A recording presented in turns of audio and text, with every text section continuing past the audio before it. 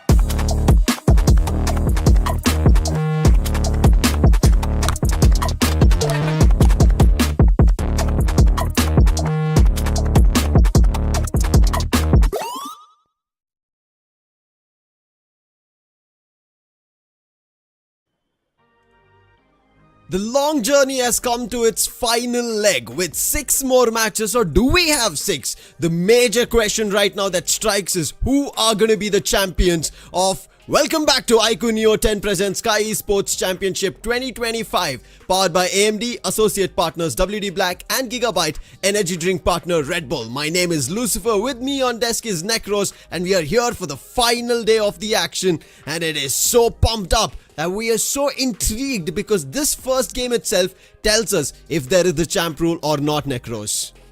Exactly, just 5 points away. VASISTA Esports, they have been the champion of the last major LAN event that was conducted by Skyesports, and now the question arises, will they be again winning this one? See, the game they have showcased us in the past 2 days, it has been amazing. 12 matches done, 120 points they have reached, which is an average of 10 points per match, which is almost next to impossible for a lot more teams to come out. But yes, they will have a lot of challenges. It's not going to be easy peasy road for VASISTA, because all the other 15 teams knows if VASISTA scores 5 points in this first game, they will activate the Sky Smash rule, and as soon as they activate it, in the next match, if they take a chicken in the map of Miramar, it's all done and dusted. A3 it is.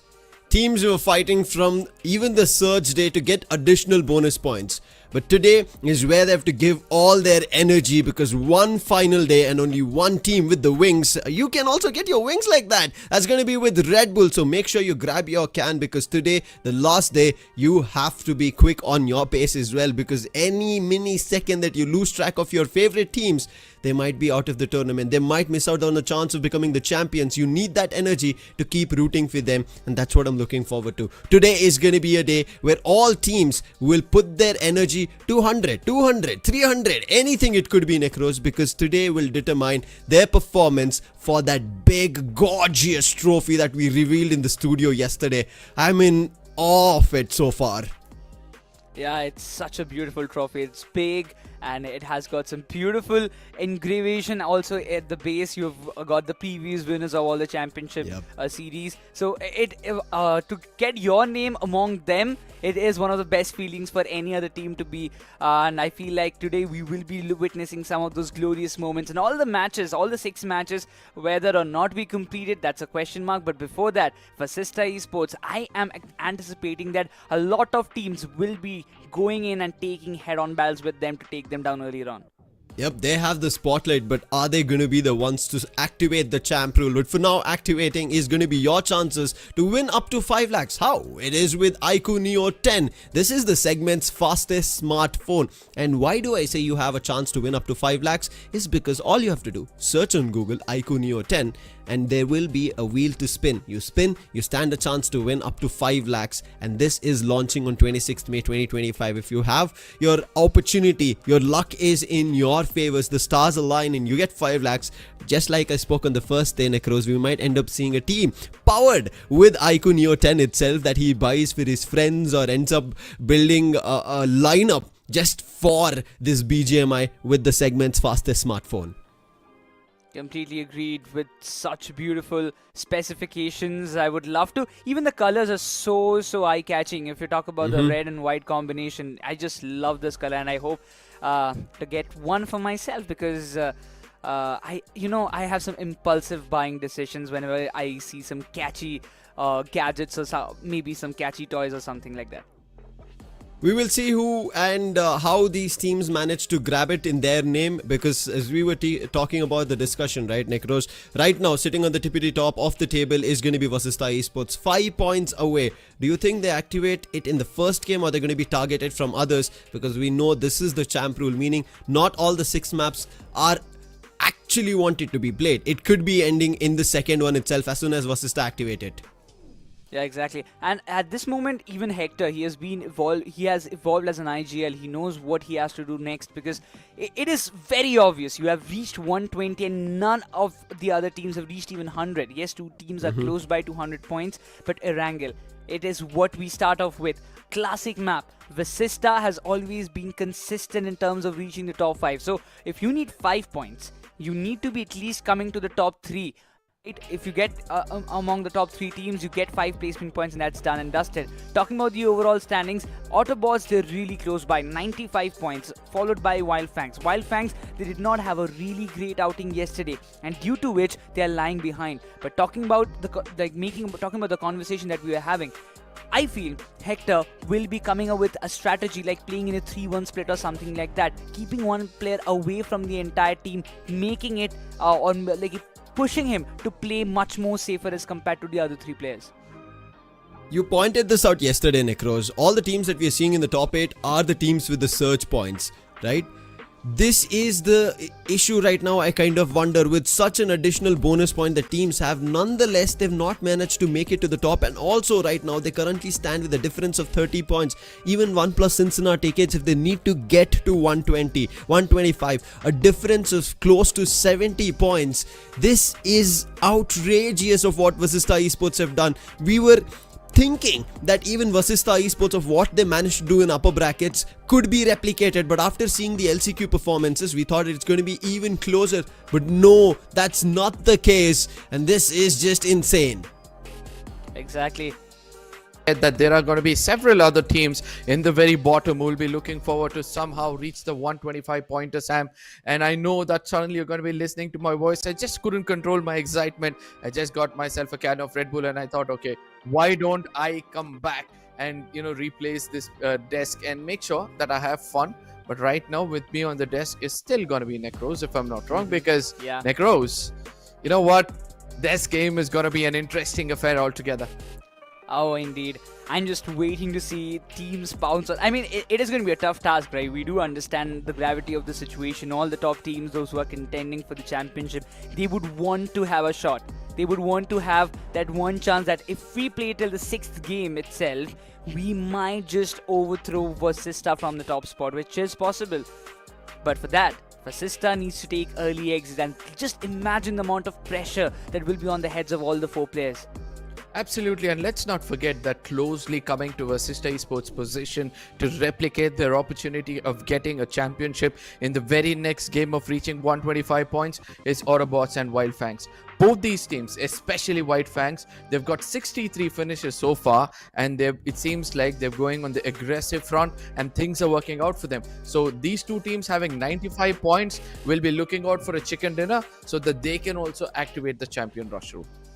Oh, exactly, and I'm just wondering. Okay, so keeping all these things aside, do you think that the strategy I was talking about, Arka, is what VASISTA might just opt to? Because like playing 3 players in the usual drop, or choosing a different drop completely, and keeping one player away from the rest of the team to kind of and pushing him to play safe, to go for the heal battle strats and more to find those placement points. That can be the thing or not. But right now, as we dive into the very first match of the final day, ladies and gentlemen, fasten your seatbelts as we dive into the map of Erangel to begin the finale day of Skyesports Championship 2025. And an interesting fight path starting all the way from the west to the east, diagonally dissecting the map to 2 equal halves, shows a very different approach. Yes, from the get-go, we're able to see that VASISTA Esports, as you correctly pointed out, are not going to regular drop locations. They've already taken an exit from the flight path, probably heading into a different position altogether.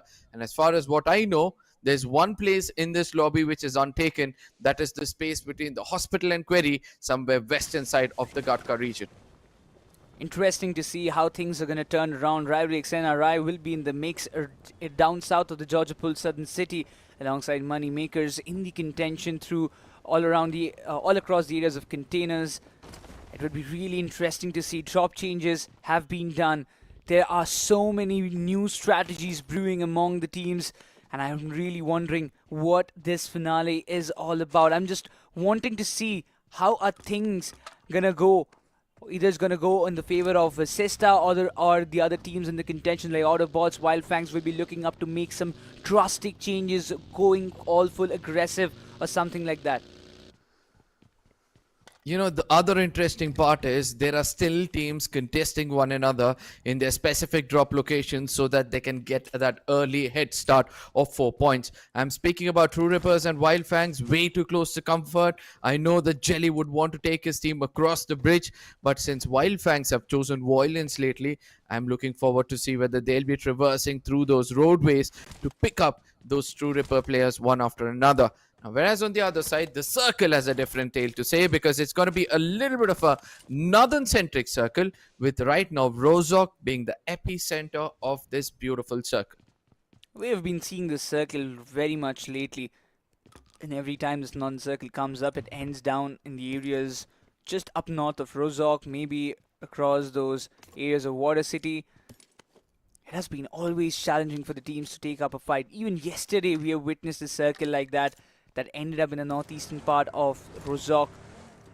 It would be really a big testament for all the teams in the lobby. LEFP, in the meanwhile, will be taking a lot of advantage as they have no neighbors around them. All the areas of the entire area of Severny will be for themselves, while teams like ONEPLUS, God's Reign, True Rippers, they have to traverse, they have to go for some quick maneuvers if they want to have a really good spot in the dead center of the circle. And look at what VXT have been doing from the time they've got out of the plane. First, we saw Somraj trying to linger around in the air right above ruins to check whether, you know, this team, VASISTA Esports, do land to their drop location. And once the farming started, we see that Gamla Boy was the first to hit the Puchinki region, got himself a little bit of a loot, and now is headed back right to the ruins region to have an eye on VASISTA Esports. So it's good for us to say they are teams. We are still looking out for VASISTA Esports to be eliminated at the beginning of the game. Whereas there are several other teams as well, like GDR and True Rippers, I believe are not bothered whatsoever. They will be completely in their own zone, completing their loot. It's all fine. But once again, as we know, all the eyes will be on the players of WYLD FANGS, on the players of AUTOBOTZ. AUTOBOTZ, they are in the mix in the areas of Yasna, Poliana, while WYLD FANGS, trying to complete their loot as much as possible. Just imagine yesterday, if at least 1 or 2 matches went in the favor of WYLD FANGS, things could have been different. This team has been functioning really good lately. You talk about Trace God, you talk about Sev, Sensei stepping up. All the 3 players are functioning very well. But the one missing part, in my opinion, has to be AUTOBOTZ. He has been one of the key players of the lineup, but in the last 2 days, he hasn't been able to perform to its and live up to the expectations. I do believe you need to have a player like that who prioritizes possession points more than finish points. From the get-go, the mindset is going to be leaning towards that. So he wouldn't want to get into unnecessary fights. So falling back from a fight to have a different strategy, I believe that is what is in the mindsets of WYLD FANGS AUTOBOTZ. Whereas on the other side, we've got the side of BLITZ as well. Another promising lineup who did show us some glimpse of hope to be the champions of this Skyesports 2025. But yesterday, we did see that they were contested in their drop locations. They were eliminated early on, and due to which we are able to see them not, able to perform consistently. But yes, today is a brand new day, and let's see what's going to happen. Autobots will have a lot of challenges. They have the Yasna compounds. They will be rotating up north, maybe holding on to these compounds for some time. There can be different calls, but in my opinion, if you want to take down a team who is there on top, you need to play aggressive. There is no other options. And even iQOOSOUL coming back in the line of VXT. On our screen, we have them right now. iQOOSOUL was missing lately. And some or the other way, I felt like iQOOSOUL not being part of the main 4 or the playing 4 has affected the aggressiveness of VXT. Absolutely agreed. Let's not forget, it's just not about iQOOSOUL. It was always about the big lion in the lobby. Previously, we saw that S-Power and iQOOSOUL synergy were recently built up, and that paved way for them to become champions. Whereas the exit of S-Power has not only built pressure, but under the pressure, we have seen another diamond in the making. He was in IGL so far, but he's turning out to be a way better assaulter than anyone else in the lobby. Yeah. Talking about assaulters as well. We've got a new player in the mix, iQOOSOUL agent. He's been trying to step up lately, fill in the shoes of Manya, was not playing in the main 4, taking a rest, taking a break. But also in the mix comes MAKERZ on our screen. Clutch God, Joker, Aditya, Pukar. Pukar's addition have balanced the lineup, we have to admit it, but some or the other way, the gun game, the aggressive playstyle of MAKERZ, it has costed them a lot of points. If you talk about them having 45 finishes in total out of 55 points that they have scored, having only 9 points of placements, MAKERZ, they need to focus some or the other way on the placement points. But for you guys, you can focus and help us reach 820k subscribers. And as soon as we reach, we will be giving away 25 Royal Passes. Now, this is one other team, Necros, I would love to speak. That's got to be RIVALRYXNRI.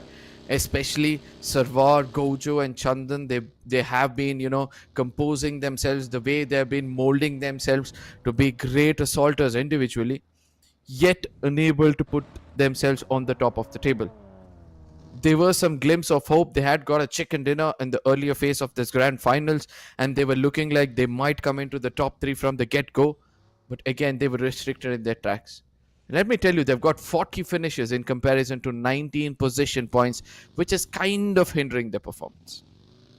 Yeah, all the teams down in the bottom almost have like 30-40 finishes in total of 12 matches that they have played. But when it comes down to the placement points, it's almost negligible to say in a comparison that, okay, this team has survived. It's got some good points to balance things out. And that has been the problem for a lot of teams. Not only RIVALRYXNRI, you talk about MAKERZ, it has been the problem from the upper brackets itself. We were concerned that MAKERZ might just not make it to the grand finals. But somehow the other way, they have made it possible. But in the grand finals, we knew that it was coming. You can't win tournaments on the basis of only finishes. You need to balance things out. And the one of the best teams to do so, it has to be VASISTA Esports, who are on our screen. Absolutely, VASISTA has been phenomenal throughout this tournament. 54 position points and 66 finish points, a total of 120 with an average of 10. And I believe that if they step away from playing their natural game, they might not end up getting the championship in their name as early as we think they can. Because 5 finish points is all they need in this game, man. And they're really good in converting those 4v4s. But from the get-go, we are able to see that they've succumbed to the pressure. They're unable to, prioritize the center of the circle. They're trying to evade from fights. And that kind of a mindset could somewhere bring problems to the side of VASISTA Esports. And they need to watch out for their backlines. Because there are several teams who are waiting to pounce upon them. Just look at the circle shift, okay? It has gone western side. Good thing for a lot of teams who want to stay on the Everest.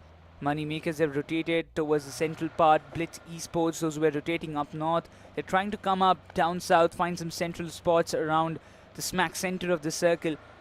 But as you mentioned earlier, that there will be a lot of teams behind VASISTA Esports. I just wonder, VASISTA needs to just wipe one squad and get a single finish to reach the 125 points. They don't even need to win or be in the top 5 if they want to activate the Sky Smash rule. So, once again, 5 points is what VASISTA needs to activate and get a chicken in the next game. This is what we were talking about from the start of the day. This is the minimal job that VASISTA need to do to become the champion of this tournament. You know what? It's not just about converting in fights, but it's also about trying to heal your way into the top 4. And that's all is what is needed, or top 3. Whereas on the other side, ALIBABA Raiders not shying away from taking a fight against iQOOSOUL. Legend on a prime position, does do a little bit of damage and realizes that he's going to be shot at. A shotgun also connects and immediately is going to fall back with a sliver of HP. I do believe that this is a very clever move coming in from his side, but makes a mistake and he's been a little bit problematic when it comes to such scenarios where you're greedy enough to go pick up a finish point, and due to which you get taken down and finished off. Confirmation arrives, there is no doubt about it. iQOOSOUL Legend will be confirmed by Sarwar. Legend and Agent, both players lost. iQOOSOUL crumbling down once again. 2 players are in the mix, but it's going to be a hard way. iQOOSOUL, they have been struggling in these fights. Players being picked off one by one has caused a lot of damage onto their overall rankings, and that's why they are struggling in the 5th spot with 83 points on the board. iQOOSOUL, they have evolved, they have got some changes. The changes were set right, but it seems like the absence of Manya, the absence of Goblin is affecting the team a lot.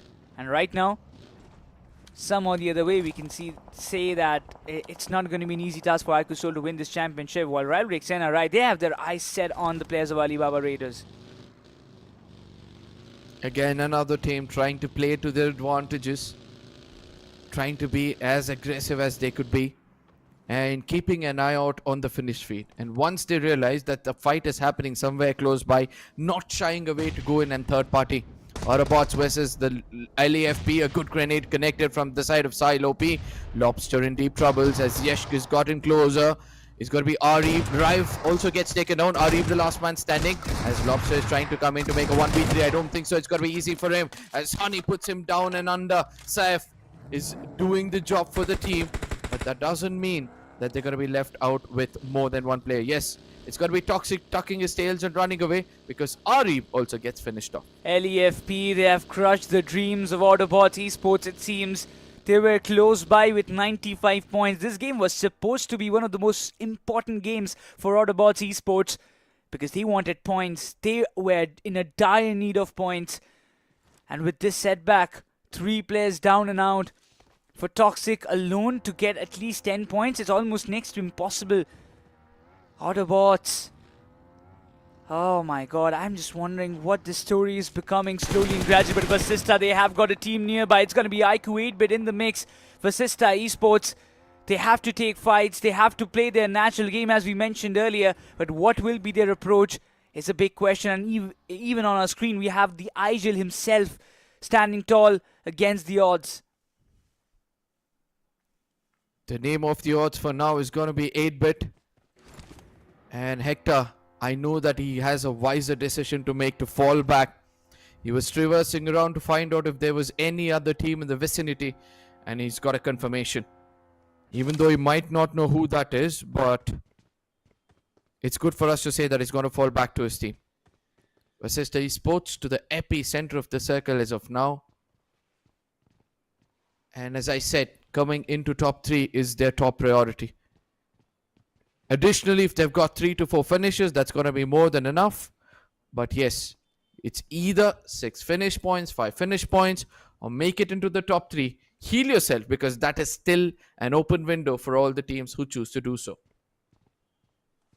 Exactly. The kind of strategy that has worked for several teams can be adapted by more of the teams in the lobby who are literally in need of points. But right as now, ONEPLUS Cincinnati kids on our screen. They're among the areas of Spider Hill, but it seems like RIVALRYXNRI, they have got some different intentions today. Just look at the finish feed. Left, right, and center, they're trying to pick finishes. And that is a good thing for RIVALRYXNRI. They might be just spoiling a lot of games for the top teams. Flock did connect few shots against the side of True Rippers, and due to which True Rippers will now look forward to get into the nearest hard cover. And slowly and steadily, we're able to see that every single team is right now inside of the circle, looking forward for the next stage to occur. As RIVALRYXNRI, as you correctly pointed out, they're still up to their shenanigans. They've got another person knocked out. But will they head in for a confirmation? Yes, the circle still favoring the side of Ruins. Still having Water City. Still having another side of Pochinki as its center spot. And every single time as the circle is going to favor the side of VASISTA Esports, every other team were waiting to see them in the finish feed. We look forward to be careful. Hector gets taken down, and that's going to be GDR. And they're going to be happy that yes, VASISTA Esports is close by, and we need to take this a step forward. Hector has been traversing around all across the areas of Ruins trying to gather information, but he was way too apart from his team. It was next to impossible for his comrades to provide any kind of cover fire, but now they have got the position to reveal of ONEPLUS God's Reign. Scary Jord, yesterday he made a statement with the final game that VASISTA Esports had in their bag. Everything just went in their way in the day number 2 of Grand Finals, but right as of now, True Rippers, they're up against WYLD. This is going to be an interesting battle. If Sam gets taken down, WYLD might just get the desired opening that they want for themselves in this fight against True Rippers. I don't think so. It's an easy job for either of these teams to take this fight, because they're very close to the center, and in case the fight is just gonna elongate even more further, I believe a third party scenario can also come into picture. But look at what's happening to Keo Lamau. He's gonna be shot at because the crossfire setup from the side of WYLD FANGS seems to be going in their favor, but Ninzi taking advantage of this situation has damaged the side of Seth and Anuj to an extent. This has to be Cold War coming into the mix, but Lamau, he has got a lot of shots on him. He barely survives, and Sam comes up with a retaliation trade on Trace God. That's a good opening. A good cover fire to stop the aggression of WYLD FANGS. But in the mix, you will have a lot of fights brewing up left, right, and center. As we see MAKERZ trying to engage with VXT as Somraj has been taken down on another end. But you talk about WYLD FANGS, 64 total finishes have been acquired by Trace God, a solo player from the team, followed by Seth with 50. And then you have got Anuj Tiopi with 48. Sensei has been doing the heavy lifting in the Grand Finals itself, not before that. All the 3 assaulters were doing the job perfectly fine. Look at the contribution that they are doing. But say a similar thing, we can talk about True Rippers. This team has been performing lately, but not enough to be on the top 3. Now, having this one inventory in your bag is so much more important. You know, the repair kit is lately becoming the best friend of all these teams who tend to play at the center of the circle. Whereas on the other side, True Rippers, Jelly gets taken down.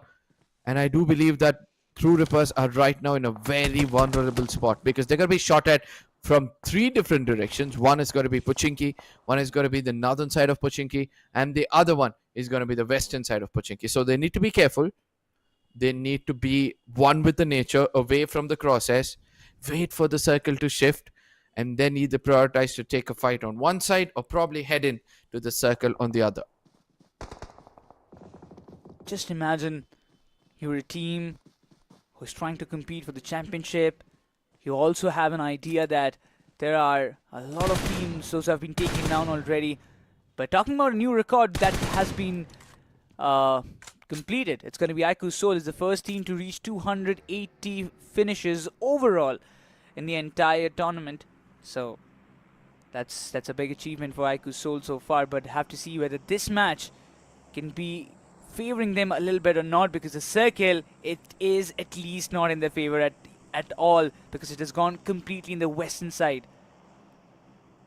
Now this is where question arises. VASISTA Esports, are they going to go in for a rotation, or are they going to stick close to the corner of the circle, making Ruins their home, trying to avoid the crosshairs of GDR especially?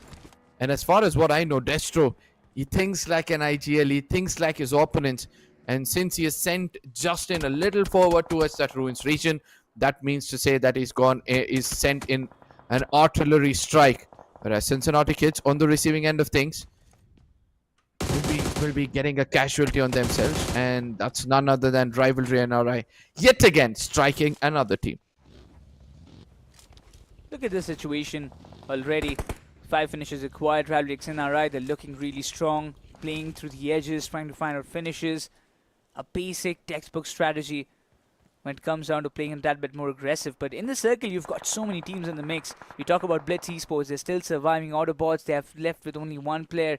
So it all comes down to WYLD, FANGS and BLITZ Esports. If they score some really good points, they can put some little bit of pressure on VASISTA. Well, VASISTA, they also have some calls. They also have to play through the edges. And Hector, I literally believe this player a lot, because every step that VASISTA has taken so far has been calculated, has been completely been taken with a cool mind. So we'll have to see how things are going to turn around. But Rising Inferno Esports, they have got some problems to deal with. Rising Inferno need to be careful, because it's none other than VXT themselves who are looking forward for fights from the get-go. Yes, they've been punished once. They made themselves a little bit of a handicap situation with just 3 men standing. And I don't think so Raiden knows that there's a unfriendly neighbor close by. Raiden gets shot at from a distance and immediately falls back to his hard covers. And I don't think so VXT can escape this deadlock coming in from the side of RIE. Look at the split. Jatin on one end, Owen on another, playing to the ridges. Raiden doesn't have an idea about the players' positionings, but PMWI Agile wants to go a little bit, tad bit more aggressive, but the shots are on him, are going to give him a hefty amount of damage, forcing him to fall back, while VXT, they want to enter the circle. And there is not just one team, even RIVALRYXNRI, they have their eyes set on VASISTA as well. So it is going to be a very tough job for VXT to enter the circle and even find a sweet spot, because they have got at least 2 teams to deal with. Jatin puts down Raiden, and that's the opening IS were looking out for.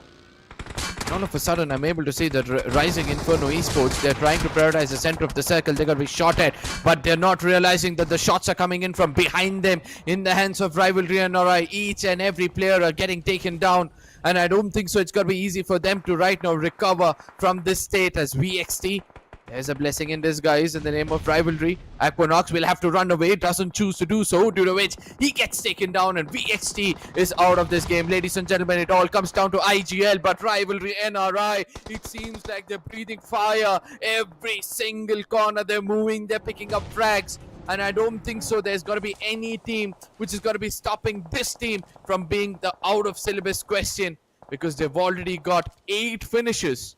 And let me remind you, the 3 teams eliminated, and 2 of which has gone in from this team alone. One thing RIVALRYXNRI, they have understood that we have nothing to lose at this moment.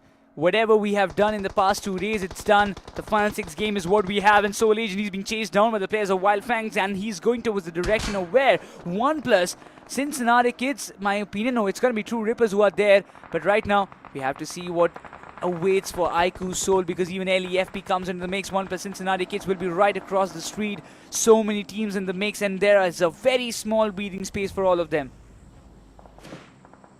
iQOOSOUL somehow trying to make it to the center. On the other side, Dazzler gets taken down.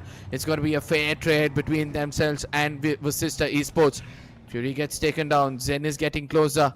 Zen is saying whether there's an opportunity for revival. Yes, he does go in for a revival. But do the opponents let them breathe? Because a man disadvantage for sure. Smokes, but still the shots connect. Now Fury and Zin, they'll have to fall back and hold the position where Scary Jord is right now.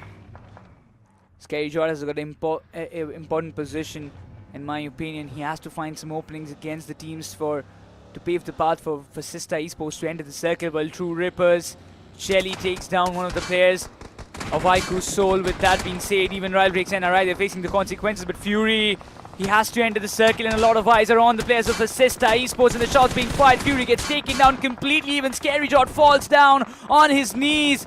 It's gonna be money makers coming into the mix to spoil the dreams of VASISTA Esports scoring these points, but they've already acquired 4 finishes. Zin needs to survive. The only job he has to do is to survive, but the position he's having, I'm really concerned about it. So many shots coming on his direction. 4 Miracle from the front, LEFP up north. It is going to be a hell of a position for Zin to survive. All Zin has to do is put 1 player down, and that's more than enough for the side of VASISTA. 4 finishes already in their pocket. They do want to seal the deal in this game. Smokes have been deployed. He's got 5 more to survive in this position. And guess what? He steps out of his cover to take those shots. Needs to be careful. He only needs to connect shots when he's 100%, ready to take them. Whereas in the backlines, I'm able to see that Pucar is trying to cook up some grenades as well, because it's got to be all landing right next to the side of ONEPLUS GDR. Look at the positioning. iQOOSOUL, Knuckle barely surviving. iQOO 8-bit in the mix. True Rippers, they have been surviving for a bit longer time, and right now they've decided to advance on the side of iQOO 8-bit. This has to be a fight. This has to be a very good and important fight for True Rippers. While iQOO 8-bit's Mr. Pineapple has been taken down, Mafia comes up with the retaliation, and the shots, the sounds have been heard by the players of WYLD FANGS. As Anush 2OP has found an opening that this is a golden opportunity for me to get into those hard covers.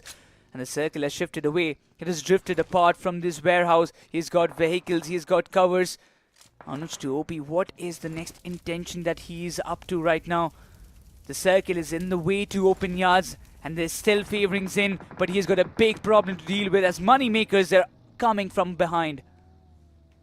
Moneymakers going in for a very clever rotation.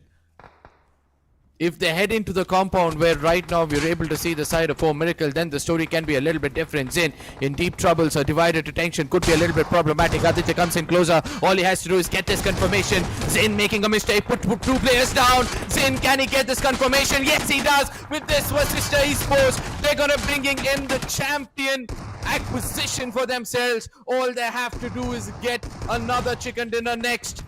What a game it has turned out to be for the side of VASISTA Esports. As 4 Miracles, they're going to reap benefits. But yes, we have come down to the final 6 teams in this lobby. Oh, server just went down from vehicle. Thunder was the one to put a final nail in the coffin. iQOOSOUL's Knuckle has got one last first aid that is popping up. iQOO 8-bit right in front of him. Can he reach the circle? It's going to be a heavy task, and Knuckle is making a run for it. He should not take a single shot. He should enter the circle, but Mafia might just spot him out. But iQOO, oh, iQOO 8-bit. They will be putting a final nail in the coffin. That's going to be it. The first match is under the way, while VASISTA in the meantime has taken away 5 points, what they wanted from this very first map of Erangel. Absolutely phenomenal gameplay coming in from their side. The circle betrayed them, yet they sent 1 man. Zin carrying the last ray of hope.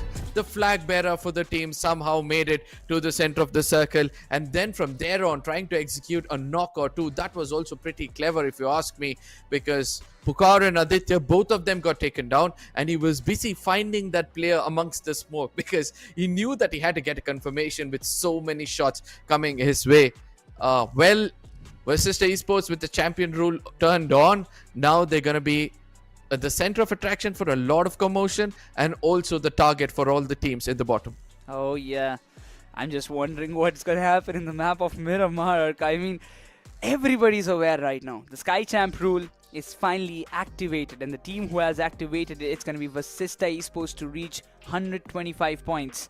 From here on, they take a chicken dinner. They walk away with the championship, with the trophy, with the bragging rights and everything that they would get to be on the first position. But if not, there are teams. There is WYLD FANGS, there is AUTOBOTZ, there is BLITZ, who can be the party spoilers, who can be those big obstacles for Vasista Esports to get a chicken dinner. But right now, jumping onto the Red Bull replay, we can get a recap of what happened in that smoke pit.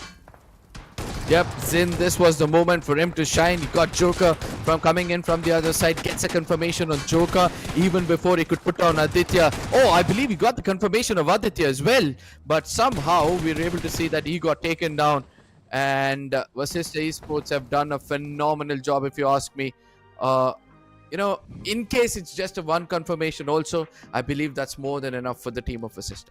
Yeah, total of 5 finishes is what Vasista Esports they have got for themselves. So yeah, they wanted 5 points, 5 finishes acquired. Even they finished in the 7th spot, so we can say that one placement point is will be added to the total. So total of 6 points is what Vasista Esports they will be walking away. So either like one way or the other, they have had acquired that 5 points as soon as Zin entered the circle and was surviving to that one stage, and he did a very good job. Zin has been that one emerging player that has came into the discussion lately, that this player has been picked by Hector. He has invested his time, and he had an belief that this player might just outshine, and feels like he's living up to the expectations as well. Absolutely, a well-molded player is going to be Zin, and I do believe that Hector's next strategy is going to be try to make it to the center of the circle from the get-go. Do not lose that opportunity of getting hard covers or high grounds, because the next map they're going to play in is going to be the map of Miramar. Ladies and gentlemen, we're going to be breaking down what happened in the map of Erangel right across the break. Do not go anywhere. Share it among your friends. Probably you guys might witness a champion in the next game itself. See you guys on the other side.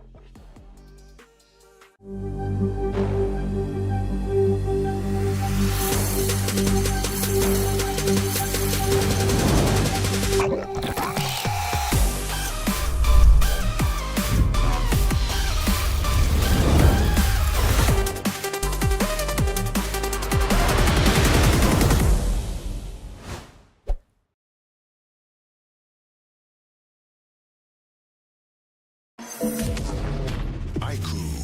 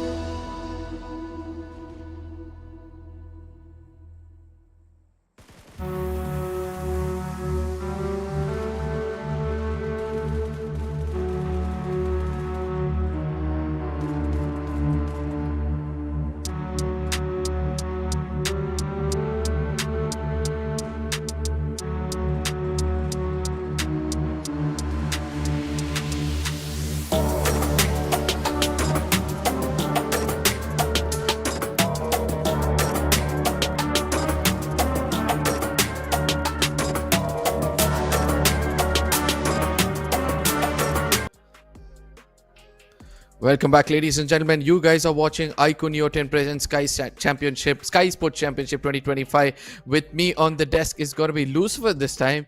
And Lucifer, by my words, I think you can make out that I'm already excited for this game, because I'm not only, shaking right now, because for the first time we're able to see a team is in a prime spot, and yet no team wants to be in this situation. This is a tough position to be in now.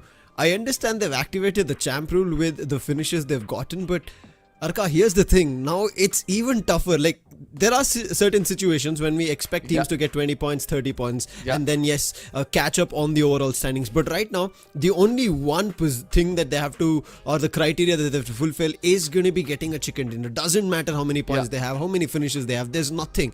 And that's even bigger of a pressure on their own. It could work out, but for that, they need energy. And where do they get it? It is Red Bull. Oh, yeah. If you guys want to feel some wings, if you guys are feeling low, if you're not able to catch up to the energy of what we are feeling right now, head on to the nearest store, grab a can of Red Bull, bring it out here, enjoy the further games, because you might need it with the adrenaline shooting up. I think writers are now with iQOO 8-bit also trying to change the tracks, right? Them getting this winner chicken dinner. We hope that it could have been AUTOBOTZ having a better game, but unfortunately very early elimination at the game itself, not having the numbers they would have wanted, not much points, but still the difference, Arka, with VASISTA eSports in position to every other team is still big. Now, from here on, it doesn't matter how much is the difference. From here on, I think teams need to understand that we also have to catch up to that 125 mark. Now, I presume if teams are now on a run to catch up to that spot, as long as they keep denying VASISTA eSports, that will be at least after Sanhok. So let's see if that happens, but before that, it is the spotlight to see if teams can grab an opportunity, just like iQOO Neo 10 has its opportunity and launch on 26th May 2025. That's where you will get your hands on the segment's fastest smartphone. Absolutely. Speaking about opportunities, you can also have a chance to win 5 lakh rupees. All you have to do is head on to Google and search iQOO Neo 10, and from there on, it's a cakewalk for you guys. But yes, speaking about this beautiful device, we have to speak about the Snapdragon 8S Gen 4 processor, one of the fastest processor in the segment, which allows you to have smooth gaming. Speaking about smoothness, you have 144 FPS level esports gaming, which is gonna favor you guys when it comes to this device as well. Hopefully, fingers crossed, just like you are favoring this iQOO Neo 10, I hope the next map, that is going to be Miramar, favors the other teams who are on the chase of this champ ruler, because I want to get it even more interesting. Now, yes, VASISTA is on the top spot, limelight, everything now in their favor. They all need to do is just get a chicken dinner. How do they get it? But before we go into that discussion of Miramar, what they can do, it is going to be the stars of Erangel, our match 1 of day 3, and it is going to server. This is a man I missed after day 2's action. I hope today is going to be a good day for RIVALRYXNRI. Yeah, RIVALRYXNRI, they're picking up the pace. They do understand that many teams will be fighting it out, and amongst them we're going to come on the top, and that mindset is kind of visible. The final elimination will go to Mafia on the other side, whereas the best companion goes to JD Gaming. Now, 3 different players, 3 different mindsets, and yet they are the stars of the match. Shows that every single team is still up for the chase. Now, 4 finishes is what RIVALRYXNRI server got, and with the finish contribution coming to 28% alone, shows that the complete team had a decent contribution to climb up the ladder. Now, when we saw yesterday, right, RIVALRYXNRI they were out of the top charts. But I hope, Yeah. fingers crossed, today they start making their mark. But hey, the weight of being so far away from 125 is what I'm worried about. Now, Server, he, along with Chandan, we were talking about this. Server in his LCQ run and the upper bracket that we ended up seeing was just wonderful. Now, here is where I want to see him completely activated. Missing a tad bit of chances, okay, but today is the last day to go all out. Imagine, fingers crossed, touch wood, this is not anything to be taken away from Vasista Arka, but if that chicken dinner never comes through, teams still stand a chance to win on the basis of the overall standings, and iQOO 8-bit are on the hunt for that. You know, somewhere I have a different storyline building up in my head where we see that 4 to 5 teams will get into the 125 marker by the end of the 5th game, right? And the latest team to reach the 125 pointer, you know, they get a chicken dinner in the 6th one, and all the teams in the top are just going to regret not getting that early chicken dinner. Might be a new champion in the making. The reason why I bring up this topic is WYLD FANGS now reaching 98 points, and they might be the second team in the overall standing. Now, as you said, it is getting tougher.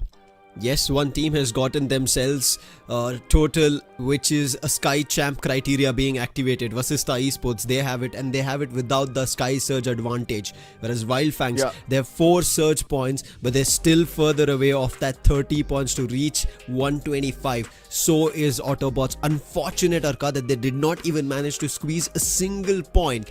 And now Miramar is going to make things even more tougher. Absolutely. Miramar, an excruciating match. But yes, look at this. We have got several teams with search point, and Vasista says that is all not necessary for you if you have a consistency of 10 points. But for the teams who have got it, they'll be, you know, having a breather, because if True Rippers did not have those valuable 10 points, they wouldn't be in the top 8 itself. Now, iQOO 8-bit on one end, we spoke about it. They just got a big victory for themselves, but along with them, RIVALRYXNRI. Where have they jumped? Because when iQOO 8-bit got total of 19 points, RIVALRYXNRI got 18 points, just a single point shy from that 19, maybe even taking away the top spot at the end of Erangel. But on top of it, 14 total finishes, Arka. That has given them to 77, but still, as you say, they are at a difference of that 60 to 70 points that they need on this given day. And it is possible. Fingers crossed. I'm pretty sure, I think RIVALRYXNRI did 50 points on a given day. They could do it here if they sort things out with the teams on the top. Absolutely. I mean, Vasista Esports need to be stopped in their tracks. And what Vasista will right now be thinking is not just getting their hands on the championship, but also getting an average of 10. Because if they lose out on that average, and if some other team catches up to 125, and in case they cross over Vasista Esports, and then with no winners whatsoever until the end of the day, the team on the top will be rewarded that championship. And I believe Vasista is under double pressure. One, maintain a 10 average, and the second thing is try to become champions as soon as possible. Okay, let me ask you this. I think after us inclining towards where Vasista or how Vasista could figure out to become champions, who do you think, if given a chance, right, blind as a bat, which team can take that away? I still feel there is no team prepared for it, to be frank. Yes, AUTOBOTZ have an opportunity. The reason being, they have got 59 finishes with a good ratio of position points. Ultimately, you need to rake up position points. It's not like you only have 10 finishes and then you try to make it into 125 points. So you need to be careful with what you do next. But as of now, all the limelight is going to shift towards iQOO 8-bit. Because on our screens, we're able to see that they've achieved a 251 finishes so far.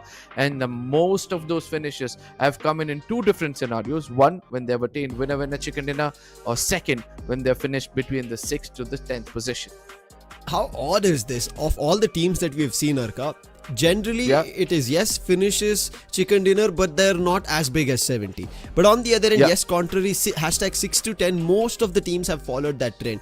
But one more interesting factor for me is their hashtag 11 to 16, where teams generally secure barely any finishes. iQOO 8-bit have total 44.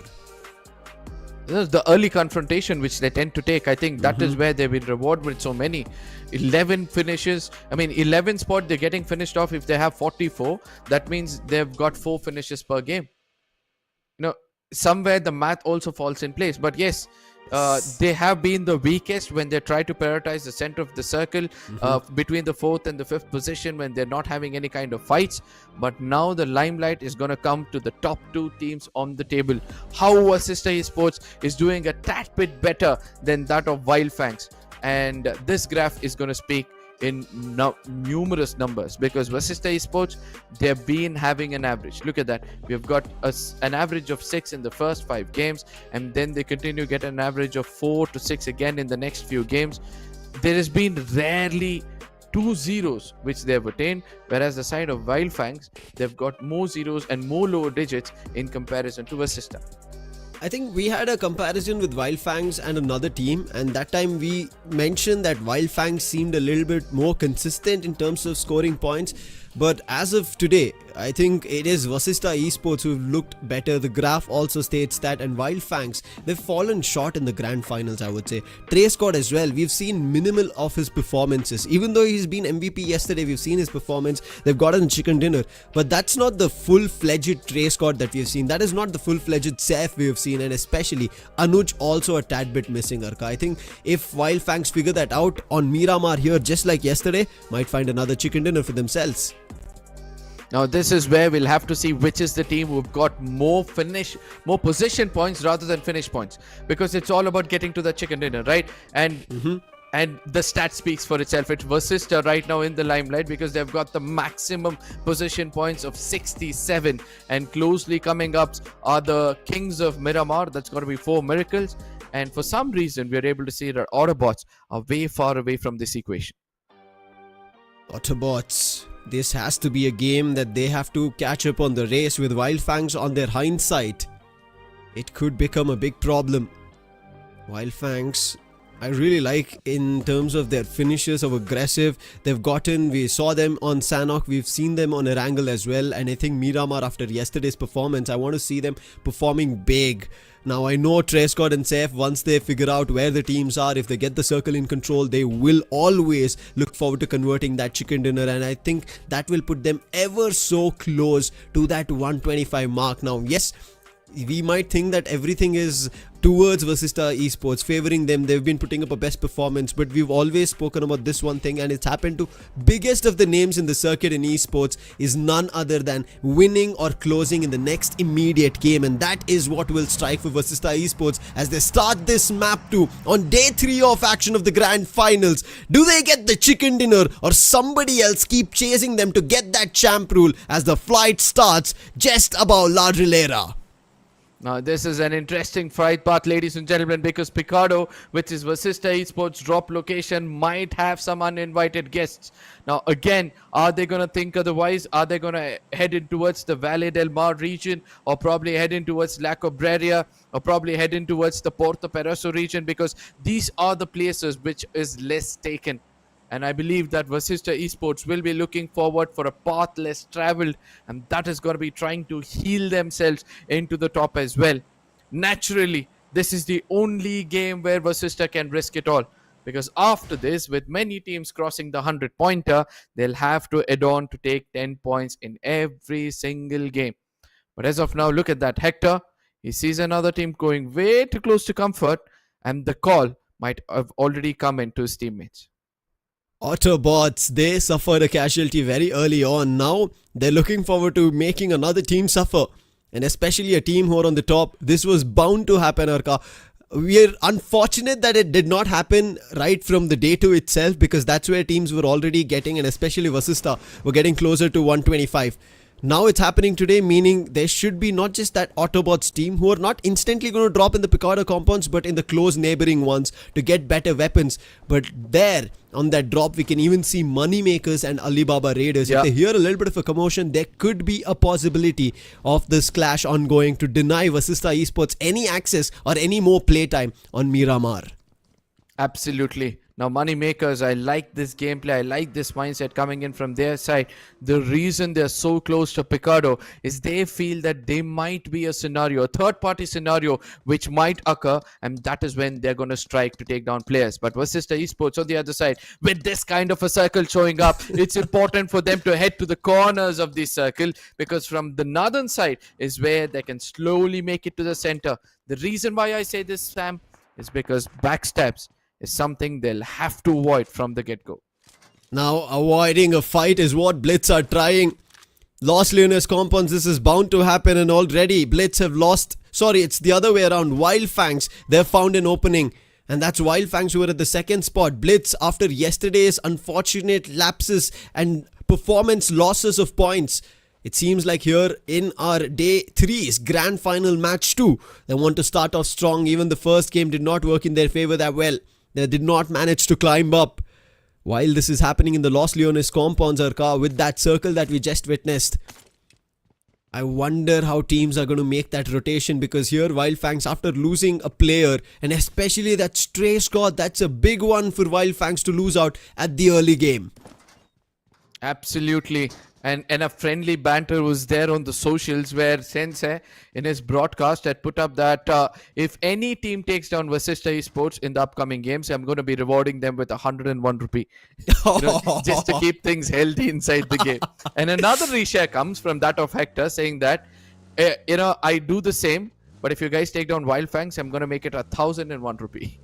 Wow, now that is big odds. I really like this banter, right? It's always healthy, fun, and that's how you have to keep. And I think this community in itself, when we always see these players, right, how much ever banter on stage, they are friends at the end of the day. Once it is done, they all play the game together. They even certain times scrim against their own team to just see how much better they can do. And it's just fun in games at all times. And that's what you guys also need to do in the chat. Make sure you're having a lot of fun.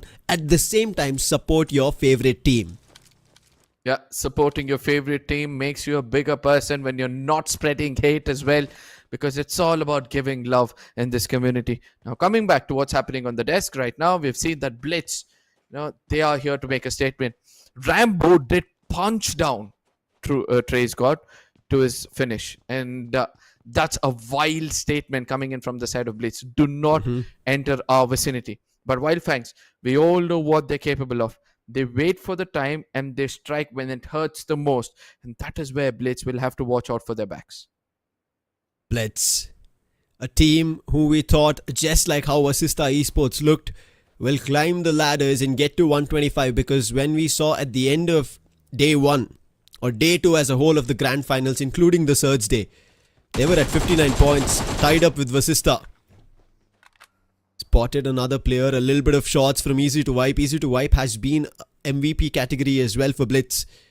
But now WYLD FANGS, they decide, I don't think this compound is going to cut for us. We have to cut our bonds with the Los Leones compounds, make a move, because the circle is nowhere close to Los Leones. They have to make a move, and especially with such an empty space at the northern end of the circle, Arka, teams have to make use of that, especially in such a circle, such a map, and with the position that they have. Absolutely. Now, the most important part for us to watch out is how teams are evading from fights as well, because they do understand that sometimes it's all important for us to, kind of wanting these teams to get an average of 10, because that is when they can push in also, right? They have to make sure that they get an average of 10, get it to 125 points, and then they can show their shenanigans. Until then, it's still a mature gameplay. Now, iQOOSOUL on the other side, this is one of those teams who are able to do something tremendous in today's game. And that late gameplay coming in from their side has always been given them that benefit of doubt. The reason why I say this, that we did see that iQOOSOUL had got 90 points in this game. If they end up getting 25, they could be the next favorites to get the championship under their wing. Look at the graphics on the right side for all the viewers. You can see a little golden hue on VASISTA Esports, indicating they have the champ rule activated. Now the lobby in its entirety know VASISTA Esports have it activated, but they don't know where VASISTA Esports are. They're just heading out of Picardo for now. We spoke about the circle. And that's a better positioning that they would want. But the main intention right as of now is that survival that you spoke about, Arka. That situation where they need to make sure they survive till the very end and score that chicken dinner. This could be a game they close it all, break all the dreams, shatter every bit of it, and become the champions of such a glorious trophy. I just love the trophy, Sam. I just wanted to put this across because we didn't have a chance to speak about it. It's humongous. Yeah. And once you keep it in your boot camp, anybody walking in, they're gonna have their eyes on that. You know, it's a statement to everybody that yes, this team is a champion team. You're walking into a champions boot camp. But again, coming back, it's time for us to see where the teams have headed right now, because VASISTA Esports is still the first team to reach it. Sky Champ rule activated for those who have tuned in now. If VASISTA Esports get a chicken dinner over here, they'll end up becoming the champions with just a second game being played. Whereas on the other side, we're seeing that not many teams are actually prioritizing the center of the circle. Yeah, I mean, when we saw the circle, right, the main team that came to my mind, I know the flight path was a little further away from their drop or the position they would have liked, is iQOOSOUL. But now with the circle, they have such a control over the northern edges of this circle that they could be the only team who have complete control of it, deny everything, and also could be a team on this catch-up race. They might be a little further away from the overall standings to reach that 125, but still a possibility that they should explore. Sitting at 90 right now, they need 35 points, and I think that should give them access. That meaning that's going to be 35 points in the next two maps. Should be enough, and that's what I even predicted, Arka. It should be after Sanhok that we see another team activating the champ rule for themselves. But for that to happen, all the top teams, we spoke about WYLD FANGS who have a casualty, AUTOBOTZ, we thought they would have a fight with VASISTA Esports. Right now, they're close by in the similar direction of where VASISTA Esports were heading, but they've gotten closer as they have moved towards the compounds on the northern edge where we said it should be empty.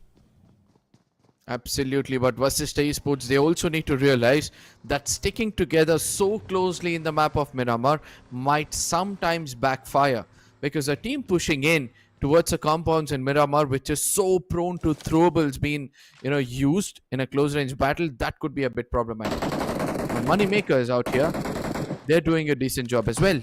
They continue to assault the lobby because in the map of Miramar, all these mid-range specialists can do much better. But Monox on the other side has a different answer to say as he's taken down Joker, but somehow the revival will come through. MAKERZ. Can they make a lot of money? Cha-ching today, but it seems like Alibaba Raiders, their intentions are clear. While the revive has been given, Pro OP along with JD have made a move. JD out of his vehicle doing big damage, and there's the knock. MAKERZ, they lose one of their players to a knock. Now Pukar, he thought he could save, but with his teammate down, he is instantly backing off, especially knowing that there is no chance of revival for Aditya. They all have to make a move back, but there is cover coming in from Clutchcord from afar and puts Pro OP down while giving Aditya a little bit of a breathing space as Joker. He gets closer to make that revive happen. Now Pukar, look at the way he's rushing in, trying to build pressure. Now this is where JD Gaming, he'll have to decide whether he's going to be committing to this fight or not. Because just in case a good grenade comes in from the side of Monox, even before I say it, I see him holding a grenade. A good cover fire, amazing cover fire coming in from the side of Pukar and Clutchcord. And this is the reason why you need to have experienced players, as Clutchcord puts down two players out here. And MAKERZ, we were speaking about the ka-ching, and I believe that it's going to be Clutchcord, counting all the money. That is big. Clutchcord, he did get that knock to stop and stall the players of Alibaba Raiders. They should have predicted his position. And Clutchcord instantly, while they had no idea of where he would head from, he moved right behind them, got those two frags, and now he's forced the players, or make it only one player, out of play. He's forced him to act on survival. JD Gaming from Alibaba Raiders, he is that MVP player that we keep talking about now. Alibaba Raiders, we thought they could be on the tippity top of the table, but in the grand final so far, after seeing the overall standings, they are nowhere close. All that they can do is ruin chances for the other teams, and as they were trying to do it, MAKERZ, they've pulled out of it and they've gotten an advantage, but they're not yet safe. The third party from afar, Versatile. Another team to watch out for, because they know the map of Miramar so well, especially Somraj. We did see him bringing a brilliant gameplay yesterday. Let's not forget he pulled off a 1v4 against the side of 4 Miracle and then a 1v2 against the side of iQOOSOUL. And that shows that bringing in the rest of the 2 best assaulters, VXT is looking forward for some really big chicken dinners because even they have a chance, right? They're not far away when it comes to the overall standing. Right now, they are holding... Oh no, I might have read the names wrong. Was this Versatile? I've got a total of... 62. How many? 52 points. 52 points. Yeah. And they'll have to do something big. A miraculous gameplay. And then and only then can they make it. But JD, sorry, is in so close towards the side of Moneymakers. And now he can take revenge for what they've done with him. JD Gaming has one finish. That is the finish he grabbed on Puka. Now Clutch God seems like there's a knock. Moneymakers should have cut their ties and moved away from a fight when they had the opportunity. Aditya getting closer, but he is spotted. Oh no! This is the third party we spoke about. Gamla Boy from Versatile. And now Moneymakers, even though they pushed the players of Alibaba Raiders away, Clutch got in one and knocked. Aditya on the other. It's only Joker who has to help his teammates survive. But this could be a better odd for JD, who can pick up these extra finishes for Alibaba Raiders and deny the entire points in the lobby for the other teams. Now iQOOSOUL, they're waiting for an opportunity to strike, and in case they see this knock player Clutch God, they might steal that finish away.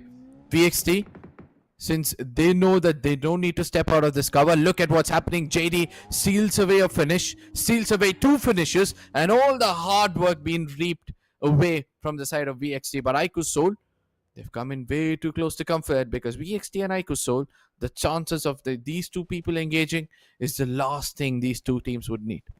Now, this is, if works out, could be better for iQOOSOUL. Whereas Versatile, not for them. Versatile are right now just like Moneymakers, Alibaba Raiders, who could create problems for everybody. Yeah.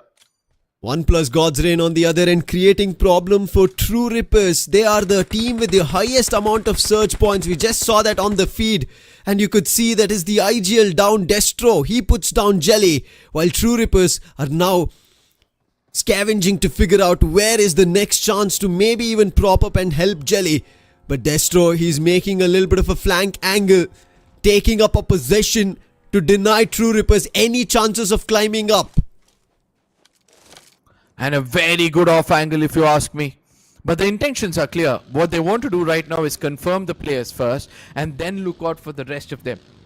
Still use that knocked out player as a bait. And the primary position for the side of God's Reign is going to be the center of the circle. Even though they're at the eastern end of things as of now, I feel that they have to head on to the center. WYLD FANGS, this is going to be the next team which are going to be the crosshairs of GDR. And I believe that Delta is going to take his own sweet time, because not being in the center of all these fights is much more important. Circle's going to shift now. All the teams, yes, majority of them are inside Blitz. They're still right behind WYLD FANGS, but what a shift, what a eastern shift this is. It is AUTOBOTZ who are in the circle, everybody else on the edge, and instantly as the circle shifts, everybody looking forward to a compound where they can make a center hold. Even ONEPLUS God's Reign, the direction that they're moving in such a hazardous manner, it feels like they're gonna again fight off with True Rippers, and they spot the players. They were the ones who got the compound. There are not much compounds here. A lot of open spaces during rotation which teams can catch and put the players down. VASISTA ESPORTS, they were going way too close to another team, whereas on the other side, VXT does end the job for the side of Alibaba Raiders. LEFP somehow survives, avoiding the fight with not only True Rippers, and before I could say that, now they're going to be heading in through the crosses of True Rippers, as Sam is being a bit persistent and he's going to be paid a very good result out of it, as Silopi gets knocked out. Tap shots coming in, a very clever move as well. And yes, the confirmation follows up nicely. Learn from past. Unfortunate Silopi yesterday. The chicken dinner that they got, it was him. And now he is out. Now these points, especially for teams like them, might not immediately matter, but if they don't pay attention to it, Arka, as we were talking about it, this is a rare case scenario as of now. Because that champ rule being activated, teams trying to top on the table. The distance is a little too much, but Learn From Past can still try and pull that off. They have to be smart on their works. They were smart in their position, but once the circle shifted, right, making this rotation without information, that's the reason they got a casualty dealt with. VASISTA Esports on the other end, they've not made that mistake. They've been smart. They've had information and rotated in right directions, got the compounds earlier before anybody else, and now Scary Jod, he spotted the likes of iQOO 8-bit.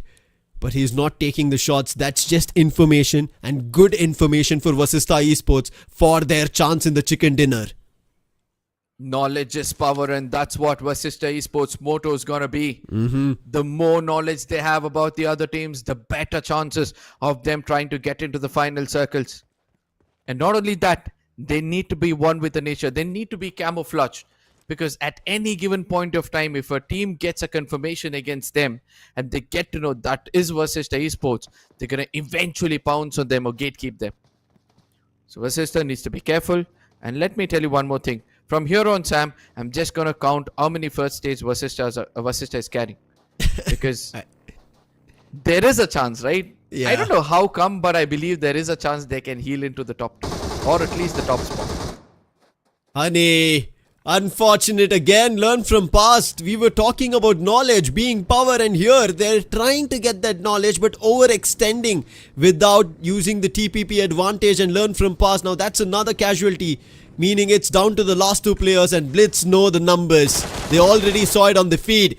Dope, he'll be put down, and that should be Yash with full pressure, but he finds the opening on BLITZ. Can he find a little more? If he does, he again gets to the top. Looking forward to finishes in his name. I thought Dope was actually knocked, but he's not. He healed, patched, and ready for the fight. Nades being propped, Yash in the close, the nade nice. being dealt with a knock, and that's Rombo down. Dronzer, and easy to wipe right now. With easy to wipe a little further away, if Dronzer gets cleared, that's a chance, but Dope spots the player on the outside as well. Absolutely, a good grenade being tossed in to keep Dope at bay, but I don't think so. Dope is going to stop here, right? He's seen the location of Easy to Wipe. He was trying to go in for the peaks. He's going to be tracing that spot, being persistent, and he's been doing well. Easy to Wipe going in with the grenade, whereas Dope comes in with a shotgun. He needs to be careful. He needs to track it out. He tracks it perfectly. Puts out one player. Easy to Wipe getting in closer, but Dope gets in closer to put the final nail in the coffin as well. And what a gameplay coming in from his side. Dope before this. If it's the Dope I know, he has his history from the side of Hyderabad Hydras, and he has done a great job for his team so far. But that's a lot of commotion being heard. Honey, unfortunate, there's no revival that could happen there. He's still trying to crawl across, but his confirmation will come through as he bleeds out. For Miracle, as they understand that there's been enough time for the side of Learn from Past who have gotten themselves to stabilize, and that they have crates there that they can loot from. But look at this, what a thought from Learn from Past. They instantly clear off. But trying to clear the close quarters is ONEPLUS Cincinnati, kids. There was only one knock, but now players are being swept off. It's all up to Flock. Yesterday, he was phenomenal, but now can he do this? ONEPLUS Cincinnati, kids, their consistency in the grand finals have been completely missing, but they can deny an opportunity here for iQOO 8-bit. With iQOO 8-bit getting the finishes in their name, it is going to be tough to deny them with numbers, and Flock nowhere close to that battle. Now, this is where the circle, the way it has teams already inside it, could be a bit of a problem for the side of VASISTA. The bigger problem which they'll be facing right now, thanks to the map feed which I've got over here, I believe that VXT is getting closer to them. Whereas on the other side, iQOOSOUL, they're on a chase. They do realize that they need finishes. And they're going closer towards the place where the shots have been taken for. Miracles might be in trouble now. If they do not watch out for their back, I believe they might have a casualty. For Miracle, a team whose performance we've been missing on Miramar, but could this be the day where they deny all those points? iQOOSOUL, they're at 90. This could be an opportunity where they decide to get a lot more in their name, but they're playing outside the edge of this circle. Looking for information. Legit a little ahead. Along with him is Ronnie, Nakul right behind the team. Now they have a ridge from where the vision can be seen, and Poco has read that. Spots the player as well, and initial damage and connection. While the play zone is closing, iQOOSOUL need to make a move now. They have a lot of space inside of the circle. Four Miracles, they made a mistake of not taking this high ground, and this is the position from where they can bring in heavy work against the side of Four Miracle. While Fangs on the other side, Anuj puts down Gojo, gets a confirmation as well. But as of now, Four Miracle, they've been cornered. They have their backs against the wall, and they need to be careful when they make it into the circle. Oh no, Versatile, you spoke about this. The feed just spoke and even showed us Fury is knocked. But is that going to continue? While another fight is brewing as the circle shifts, a big shift. Hector is also down in the fight that we spoke. Zin, he is surrounded from the entirety of Versatile. VASISTA Esports, he tries to make sure that they are yet standing, but he also gets put down. It is all up to Scary Jord. His position is known right now, but he has a little bit of a distance to fend off the players from Versatile. Gamla Boy making a quick hit. He gets closer. Fury has already been knocked, and that's the end of it. VASISTA Esports, they are denied the chicken dinner on Miramar. Their champ rule denied, at least until the next game. Now, somewhere when I said that VXT have got an opportunity, these are the vultures you need to stay away from, because when they pounce at you, and when you're the weakest. And look at where they struck the side of VASISTA when they were not looking out to the backlines.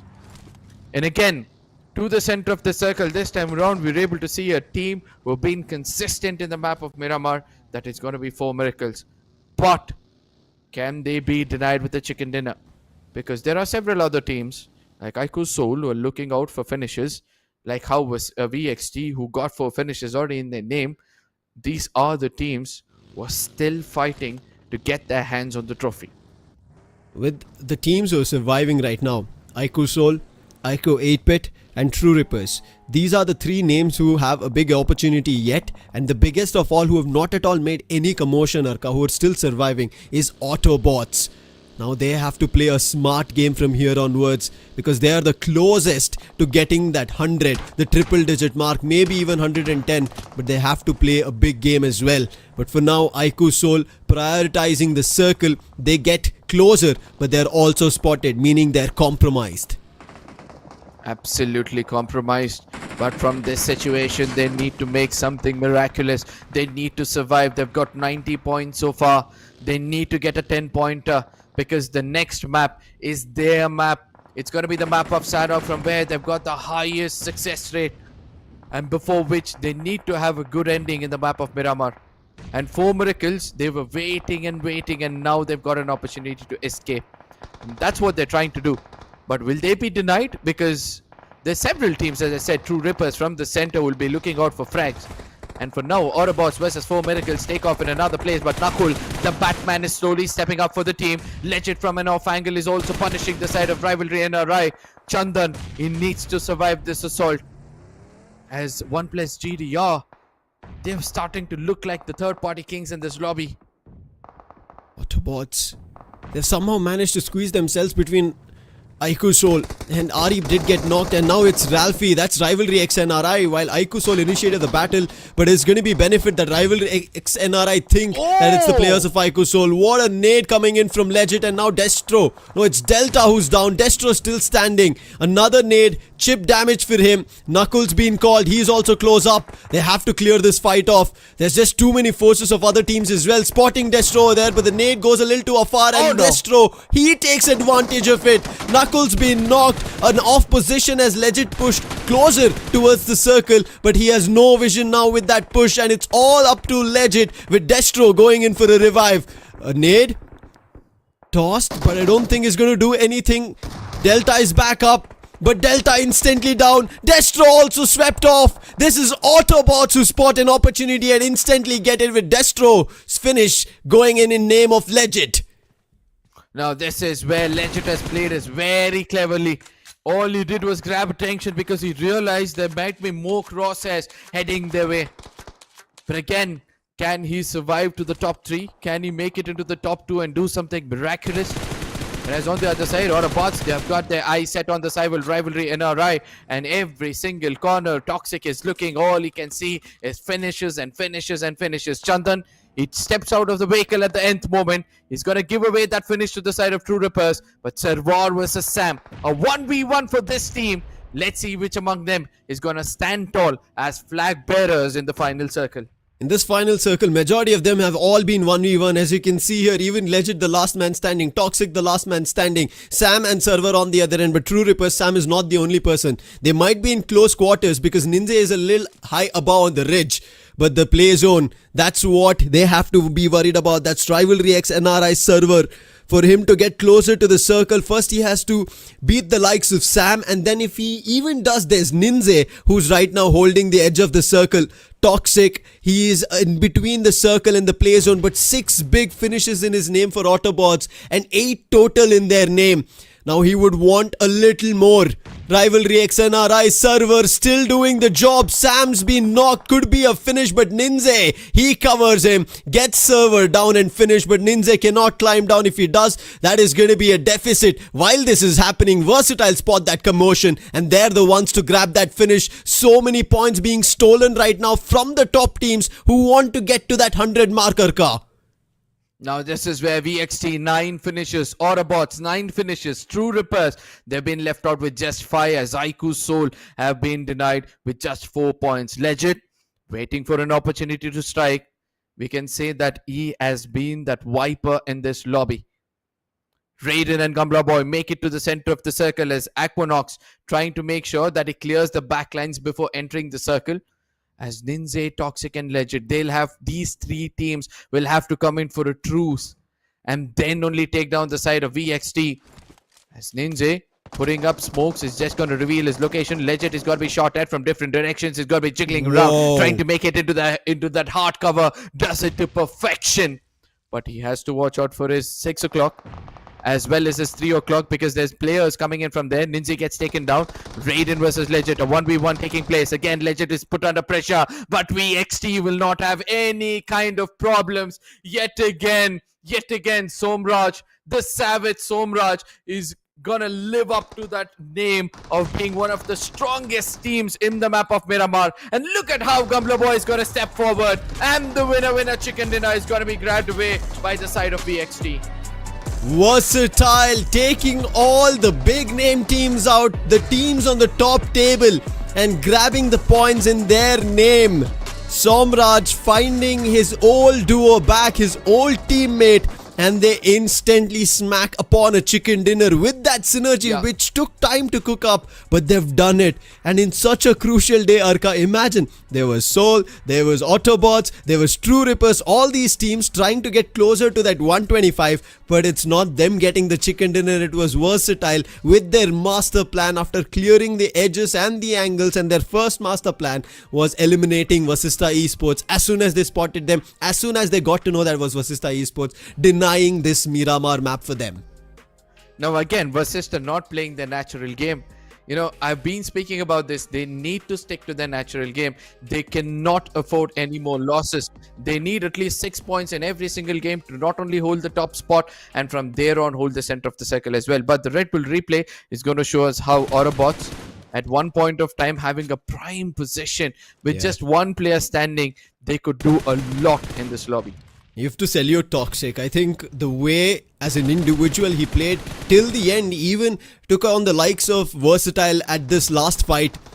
He fought the nade, he was in the play zone, does go down to the play zone itself without giving away the finish. That tells us, Arka, that AUTOBOTZ are on the hunt. They also want to get to that 120, 125. They will be closer, but is that enough? As we said, I don't think 120 is a mark that they'll be able to reach right now after Miramar, but they will for sure be closer. And Sanhok is where teams, not just them, there could be a couple who also activate the champ rule. That's what I'm wondering. And then VASISTA, they'll have a lot of teams that they'll be fighting for that champions trophy.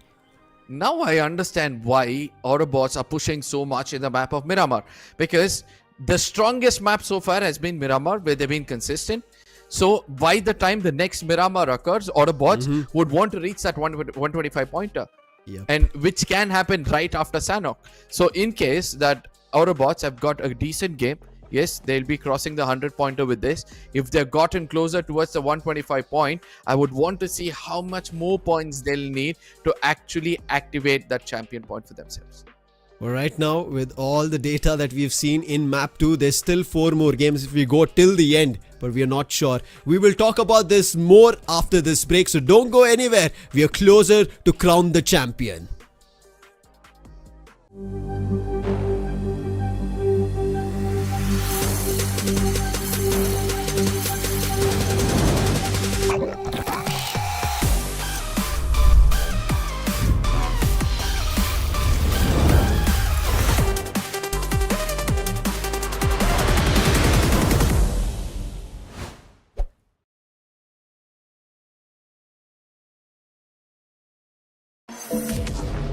iQOO.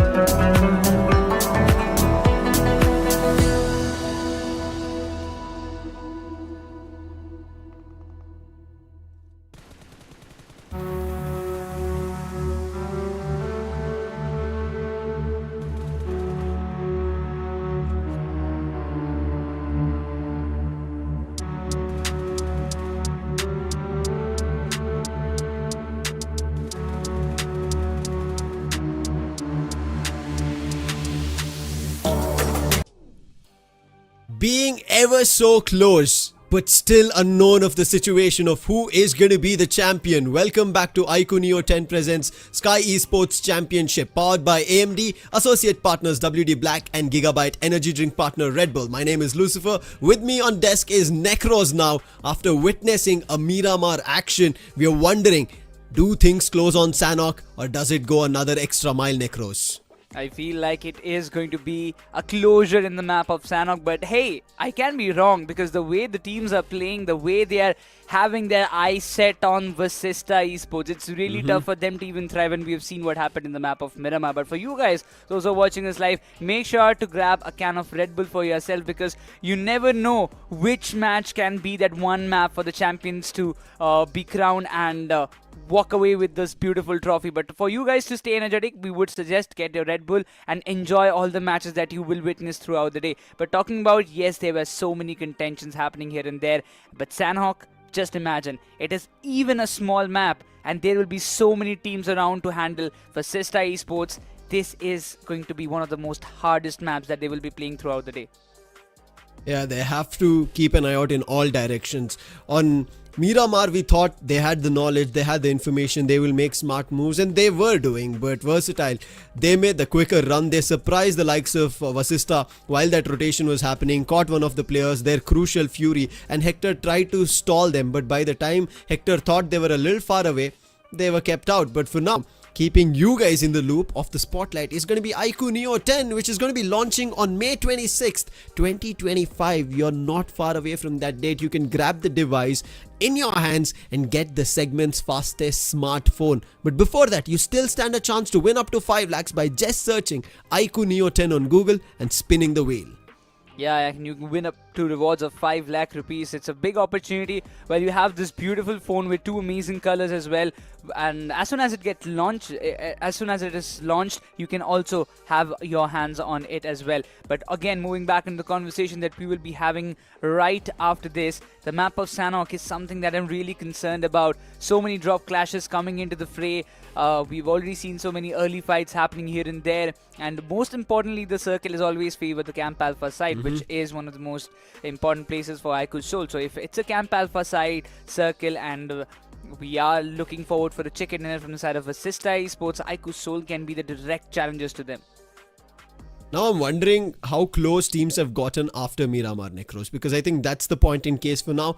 With yes, VASISTA esports almost at the brink of just becoming the champions. It could be here in Sanhok, it could now tend to move towards Erangel, could go to even Miramar. But for VASISTA esports, the danger will start striking if they let this map go. This is the biggest opportunity with teams, as we spoke, who are getting closer to that 125 mark, meaning after Sanhok, there could be not just one team along with them, there could be even 2 teams. It depends on the score difference. Right now we are waiting for that overall standing to see which team has gone all out in terms of being the MVP and also has taken majority of the points and gotten closer. And one team that the name strikes is going to be AUTOBOTZ, and kudos to Toxic for that survival. Kudos to Toxic for those finishes, 7 as a whole in his name.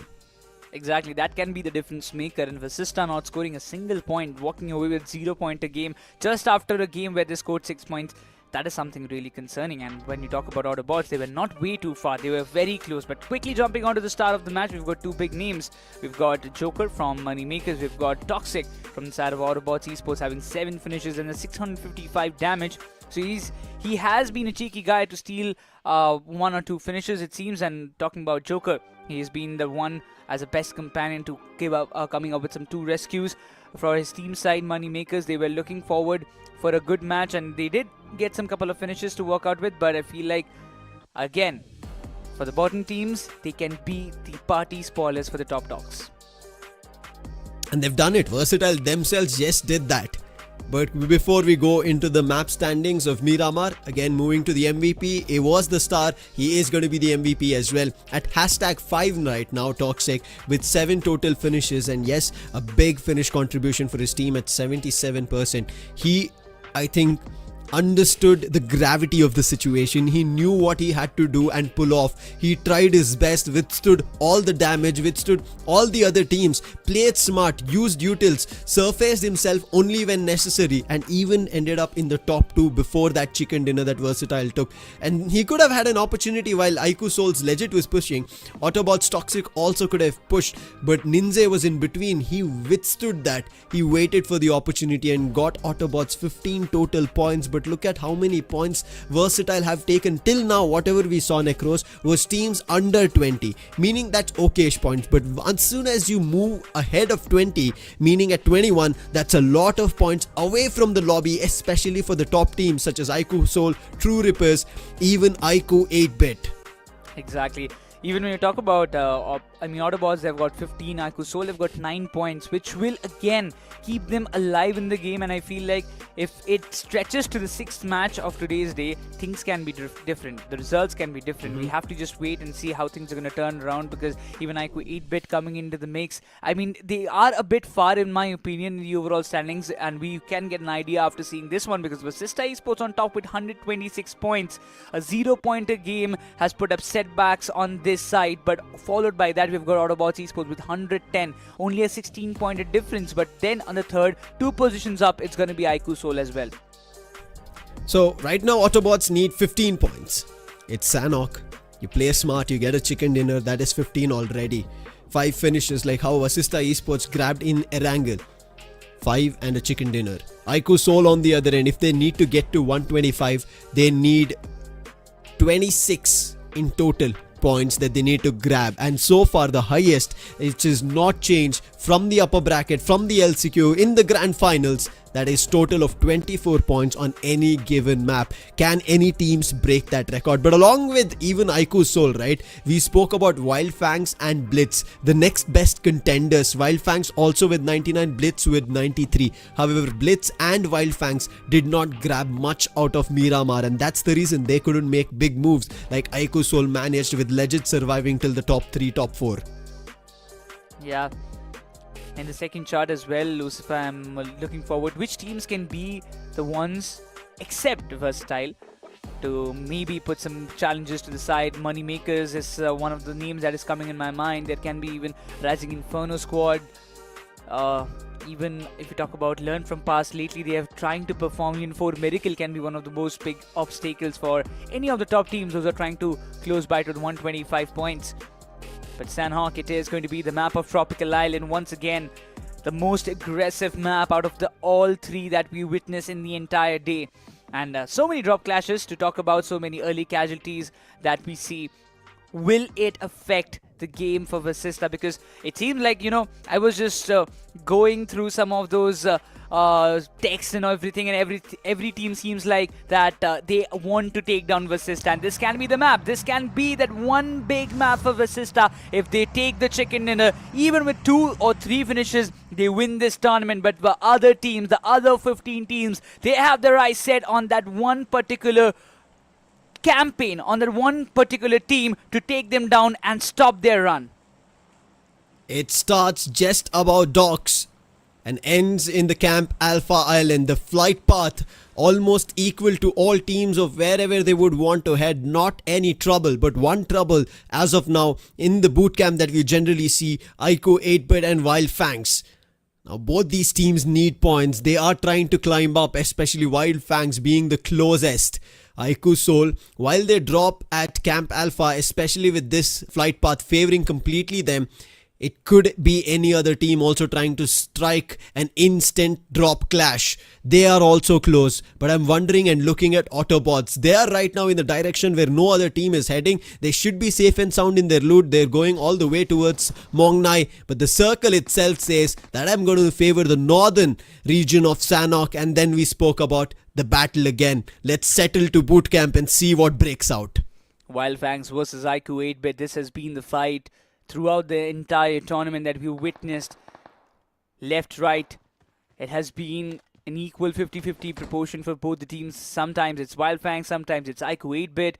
But this time, this fight matters a lot for WYLD, FANGS. They are close by They're not way too far, sitting on 99 points in total in the overall standings in the 4th position. One good match of Sanhok can bring them back in the contendership run.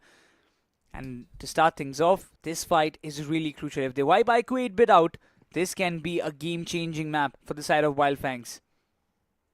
Difference right now is just 17 points here for iQOO 8-bit from reaching 100. 125, a little bit of a tough job, but they can. WYLD FANGS from reaching 125, 26 points. Ever so close. This time you can see bootcamp fight is strategic. Teams are not instantly going on dropping, looking forward to that knock, rather figuring out of how we should approach this.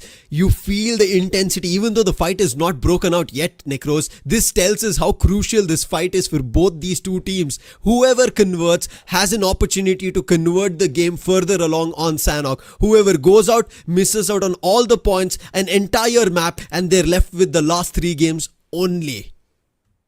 You know, fun fact about this entire drop clash is that iQOO 8-bit, they have spoiled the games for WYLD FANGS so many times.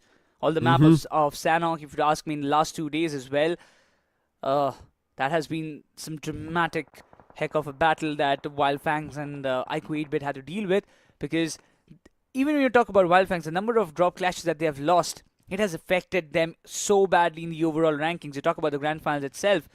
Just imagine if they had like 5 or 6 points in the last 2 Sanhoks that they have played. Maybe like that.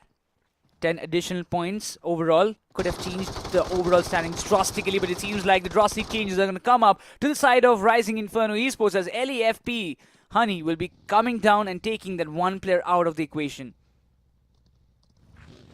Okay, Rising Inferno Esports, that's a little odd. It seems like while rotation, yes, a couple of their players were lost, but Jatin instantly, he finds on another team. That's Alibaba Raiders. Ege instantly dropped, gets the elimination, and also now on Pro. What is Jatin doing while Owen is all alone? And learn from past are going to be wondering, where is the other player while Jatin is fighting his own battle, grabbing 2 finishes in his name already, and he knows the further players who are still surviving. But Jatin, does he head back to his location of where his teammates were knocked and eliminated?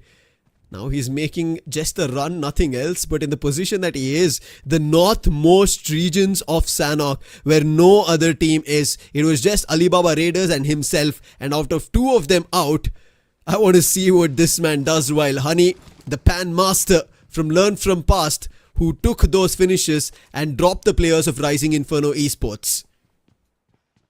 That's going to be a tough call for Rising Inferno Esports. Yep, what's done is done already. It's going to be problematic for them. Even though they're not in the contendership, they're not in the run as of now. They have had their fair shares of matches before, but they couldn't convert those points. But MAKERZ, they can be that one team to put some trouble to the top guys. MAKERZ, they have been doing it so in the past couple of matches. They have spoiled some of the games. Talking about VASISTA Esports itself, there were some contentions out of which Zin find one opening. He got one conversion that led VASISTA take those 5 finishes game in the first map of Erangel. But after that, MAKERZ, they have been going and trying to get some more finishes in their bag. Even in the previous match is a good set of example. But some or the other way, this is kind of pinching me in my head, Sam, that ONEPLUS God's Reign, after all these matches, after all the roster shuffles, they're still sitting in the bottom of the overall standings. Yeah, unfortunate. I think a lot of us expected big stuff from them after their LCQ run. Neo's announcement just came in today that he is the man, the apple of the roster. But still, ONEPLUS God's Reign so far from the overall rankings, nowhere close to that 100 mark. And that all started from their day 1. That is after the Sky Surge day. The Sky Smash, smashing their way to the top. And God's Reign, who we thought could do it from day 2 of the grand finals, have missed out. And now on this last day, the 3rd day, with just 4 more games, including Sanhok, it's not looking good. However, here on Sanhok, God's Reign have total of 15 points. Whereas look at the top 2 leaders, Necros. iQOOSOUL on the hunt to get to 125 versus Skyesports, who are already at the champ rule, both with 30 total points that they've grabbed so far in the journey in the grand finals of Sanhok. Points is everything that every team desires, and so do BLITZ Esports as well. 93 total points on the board, 57 finishes, 35 placement points, and right in front of them stands ONEPLUS Cincinnati kids who haven't had a good outing. They do have one chicken dinner, but still, they haven't acquired enough points to be in the top charts. And BLITZ eSports, it's one of the most important fights that they have to take if they want to again come back in the top 3 and fight for the championship. Every fight that the top 4 team takes will be crucial for them, because every fight will earn them the points. Either they earn the points, either they lose the points. But they have to take the fights in order to have a chance. But right now, Murnock's coming into close contention. Shake comes up with a brilliant jump shot. And that's the final nail in the coffin, as Rising Inferno Esports, they will be taking an exit with only 2 finishes in their bag. 3. Jatin took 3 of their players. I thought that was going to be a 1v4 from Jatin. Rising Inferno Esports, what did they just do over there, Jatin? We were all in that player's playstyle. But Murnox saves Alibaba Raiders for a story here on Sanhok, which could continue even further. But a story mainly inclining is going to be on iQOOSOUL, where they need points. So far in the grand finals, they are the ones with all the chicken dinners. But BLITZ, they want a chicken dinner of their own with the circle moving. They found an opening on ONEPLUS Cincinnati kids, but they're still taking their time from making a move. But Hector, closing the lines, closing the distance. VASISTA eSports, they've heard the commotion. Hector, he's driving up close. He could also act as a third party in the meantime. VASISTA eSports, they're all steady. They're all understanding the gravity of the situation. Comes up from behind. It's going to be Fury helping the likes of BLITZ eSports to pounce on the players. Flock is still in that sniper tower. He's waiting for the right moment to strike in, while the nade or some bait smokes will be used to divert the attention of Flock. But Mighty gets confirmed by Flock, and the finish has been denied completely by his own teammate, and he's to wipe. He's waiting for the right moment to strike in, while Rambo has been taken down by Zeref and will be confirmed without even a single hitch. Hector, he's closed up. He's hearing a lot of this commotion and he's driving up close every second, calling in his teammates. Easy to wipe. He's been knocked. Long shot coming in from Fury. Now Dazzler, the last man standing. Hector should grab this finish. Flock and Zeref, they're trying to fend this off, and they successfully do so with the help of VASISTA eSports. But this is still going to be trouble. Zeref's been dropped. That is Anuj Topi and another third party team here. VASISTA eSports with aggression want to start things off in their favor. They won this chicken dinner with not survival, but with aggression. They do understand that changing the playstyle won't be helpful for them to win the match. They have to be aggressive. They have to play in their natural habitat to win the game and seal the deal. And VASISTA eSports, as soon as they conclude the fight, they have got 2 finishes. They walk away, repositioning themselves to a better spot. But now, they've even understood the assignment that, yes, WYLD FANGS, they're close by. Even for WYLD FANGS, they will be pretty happy with not losing as any player on the early note. Did not have to face the drop clash iQOO 8-bit. They fled away from the bootcamp compounds after having a decent loot. Right now, VASISTA eSports, look at the rotation. They're not concluding it on the northern side. They're going down south and will be rotating from the southern part to enter the circle and find a sweet spot for themselves. Oh no, again, True Rippers. How many times? And it is Jelly always in the forefront. Aquinox, I'm not too sure if he has any idea about this, but he's making a lot of noise if this opening is found from Jelly. His teammates are not too far away. They'll instantly jump. They're just waiting for this opportunity. Aquinox, I think he has the right idea. He knows there should be somebody close by. He doesn't know the exact distance of it. He doesn't know the exact angle of it. He might be caught looking in the wrong direction right now as Jelly slowly crawling. Inch by an inch, a step by a step, he takes it, spots Aquinox, and that's the opening knock. True Rippers, now they have to swarm this place, help Jelly out. They have to start jumping in. But close by is Somraj, and with the nade, that's Jelly again, and IGL, it is Jelly to go down first instantly after Aquinox. Trade instantly came up, and True Rippers, they will be piling up. There is no doubt about it. Sam and Ninze coming up front. Somraj 1v2. It's a situation he has done the clutch before in the map of Miramar. It can be the reputation, but now it's gonna be Sam's reign, who will be reigning supreme with 3 finishes in the bag as True Rippers. They will wipe the entirety of VXT with only 0 finishes, not a single point being earned, it seems. But Jelly, I guess that 1 finish will be included in their total finishes that Versatile will be walking away, but we have to look onto that after the end of the game, as we do see that even VASISTA, they're marching and inching closer to the likes of iQOO 8-bit. They're at the southern eastern edge of the circle. The circle right now stands with the center being the bridge of Camp Alpha. Fury, the first to reach 25 finishes in the grand finals, a new record coming in from his end. Towards the end of the day, they tried to put down Fury, but VASISTA Esports as a whole always stood and got themselves upright. And right now, after fighting off with ONEPLUS Cincinnati kids, even though there's still one last player surviving at their end, now VASISTA Esports are moving very close to the likes of iQOO 8-bit. iQOO 8-bit still waiting for an opportunity and clear vision. Rather, by the time they could position themselves, VASISTA Esports have made it inside the circle. This is just a breathing space given away. The circle is really interesting to see, because on the eastern side you will see so many teams right around the corner. iQOO 8-bit, they are completely intact, and it's for the first time, if I'm not wrong, that iQOO 8-bit, they have decided to not engage in an early drop clash with WYLD FANGS, and they've decided to just rotate back. But it seems like, oh my god, True Rippers, Oh no. they will be caught off guard, not just by one team but between two. LEFP and AUTOBOTZ, they have piled up and got them completely sent off from the map of Sanhok. While AUTOBOTZ, they were in the close contention. Every point for them is a blessing, but learn from past. It seems like they found one of the players of VASISTA Esports. That's going to be Sanhok, and confirmed.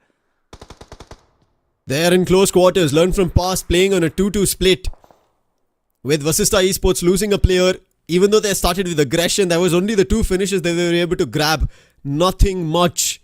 Now with Learn from past in a 2-2 split, and right in dead center is VASISTA Esports. It's like a sandwich situation, but from the same team. How does this fare?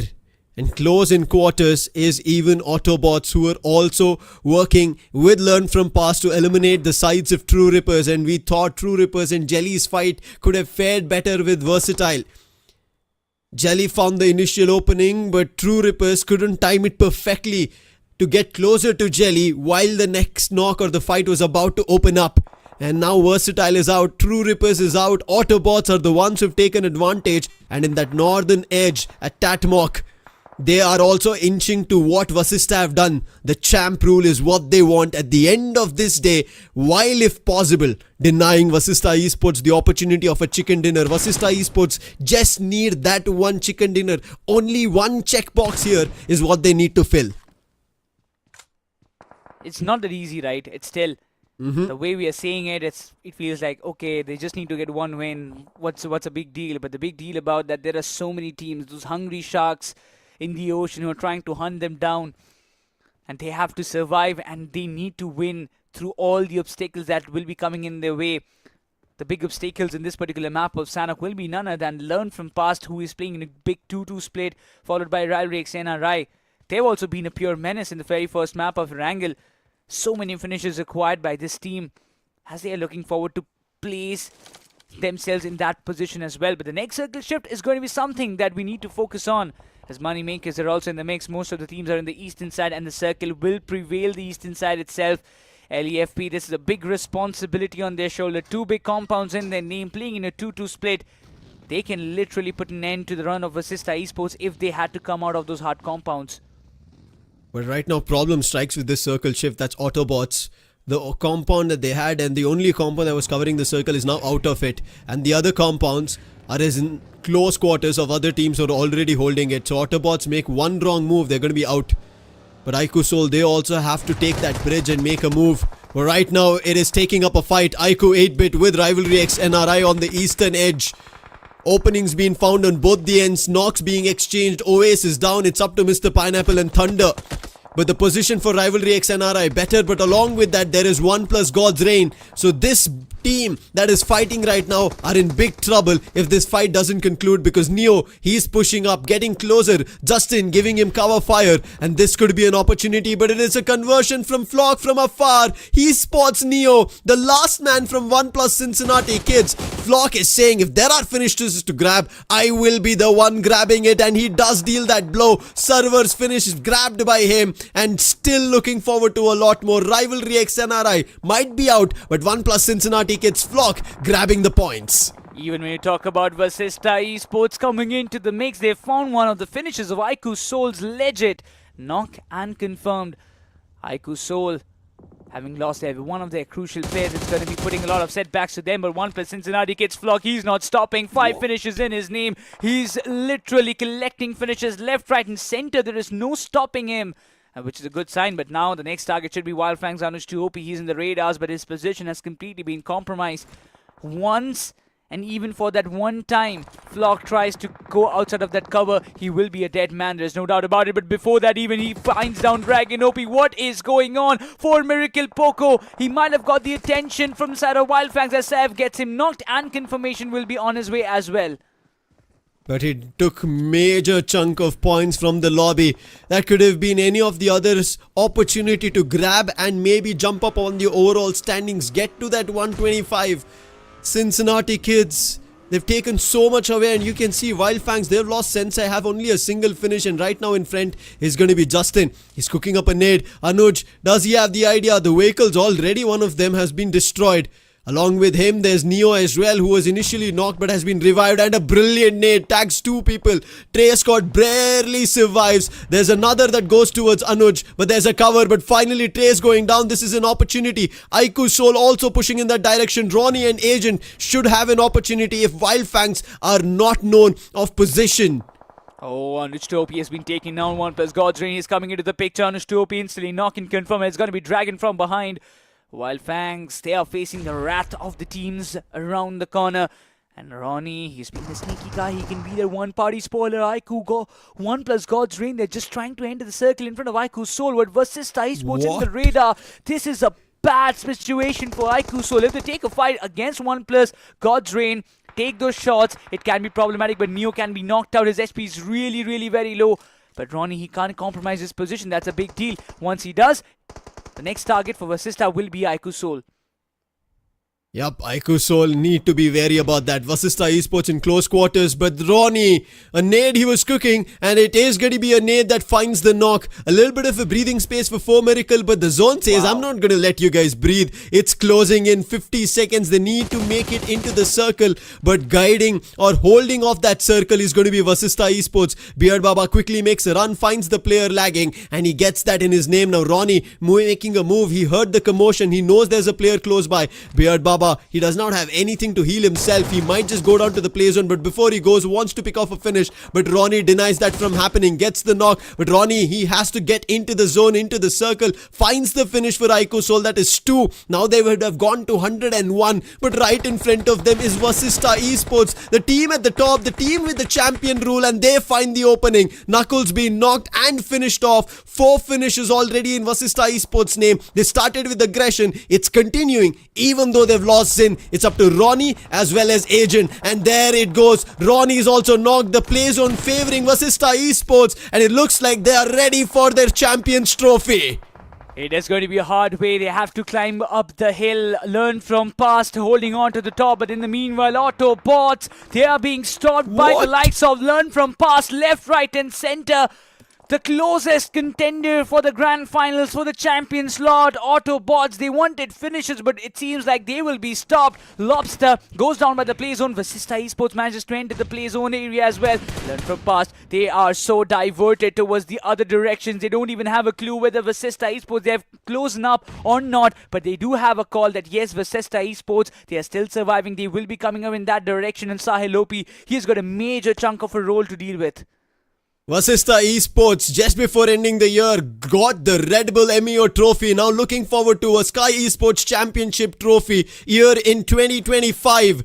They are so close. Learn from past. The team who found that opening frag on Vasista Esports, taking Zin down. Learn from past have 9 frags. They have a ridge and a compound covering them, and that is the big advantage. On the other end, Autobots, still one last player surviving. He was the man. He was the one who pushed them towards 110, but they're not at 125 as Vasista Esports is. They just need this chicken dinner. They've gotten closer to the circle, and if they win, it's done for here in iQOO Neo 10 present Skyesports Championship 2025 Necros. This is a fight for the championship. Even Money Makers, they're intact in that position. Honey's trying to spot them out. If Money Makers, they try to come up closer towards the land and they can find some finishes, they can be the surprise package for the likes of VASISTA, Esports, LEFP, intact in the compound. The next circle shift will determine the fate of VASISTA Esports, and they have to go further up in those compounds, while LEFP, this is a game literally served in front of them. A lot of points is what Learn From Past have taken away, especially from major teams who would want to get closer to the champions rule. But right now the champions are already close by. Hector, he is the one leading this charge. He's closing in at that ridge, clearing the close quarters. Heard the commotion in the knock. Honey has no idea that Hector's crawled up close, but I think he got a sort of direction. He closes with the smoke. He knows that there have been footsteps, but Honey is so intrigued in grabbing these finishes in his name, Necros. LEFP wants to gather some of the more finishes. They are still down in the bottom, but now that's going to be the end of iQOOSOUL. In the meantime, 5 teams, 11 players remaining. Learn from past. They want to be stubborn in their positionings. They do understand the gravity of the situation, but Psylopy, look at that. If Toxic Summer manages to get them down, it can be problematic. But VASISTA Esports, they go up close and personal. They do understand that this is a point. They have to go aggressive. They have to take a fight, but Psylopy welcomes them with a bang. He is the main man for Learn From Past. Found the opening frag. Yash, Honey, everybody else closing the gap. But Toxic in the mix has found Fury. It's one last player, Scary Jord. Sahil finds on the player AUTOBOTZ. Scary Jord, he's down to the last slow and his finish is also picked off. That's VASISTA Esports out. What a game coming in from Learn From Past. Denying the champions, eliminating them on Sanhok. And Learn From Past have destroyed this map's hope for all teams. Even AUTOBOTZ out. Did not manage to get 125, and now Money Makers here in the last few. What a game. All the 4 players standing.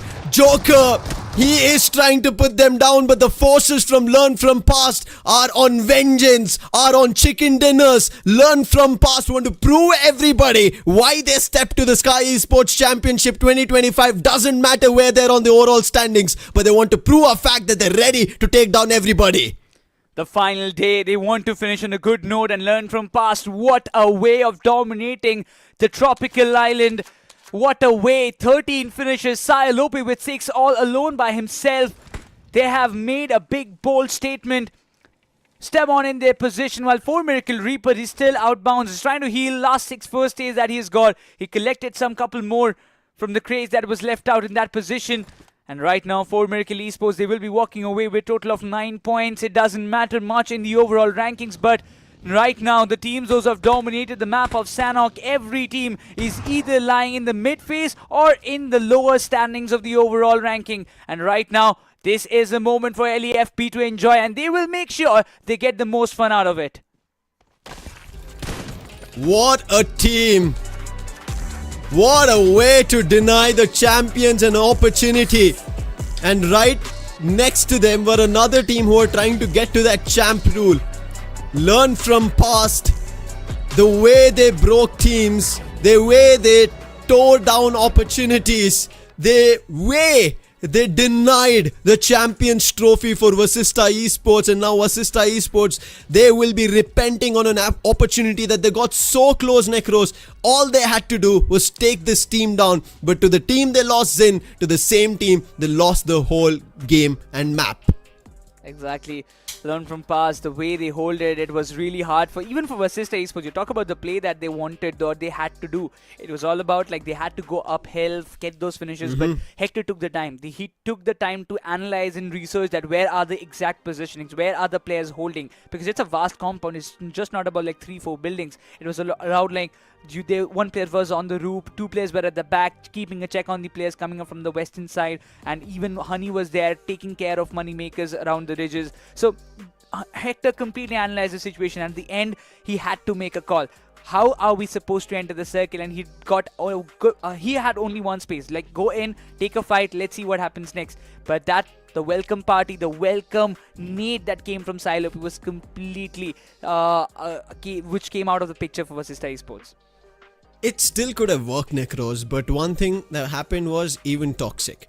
There was a Molly being dropped and then Fury also getting knocked, and from there on it was only Scary Jord. He tried his best in the Red Bull standoff, but we knew that is not going to work out with the forces of Learn from past in numbers, big ones, not even a single casualty. Even if they found the knock like how Joker did, they would have been forced, he would have been over surged with that fight, and that's what happened eventually.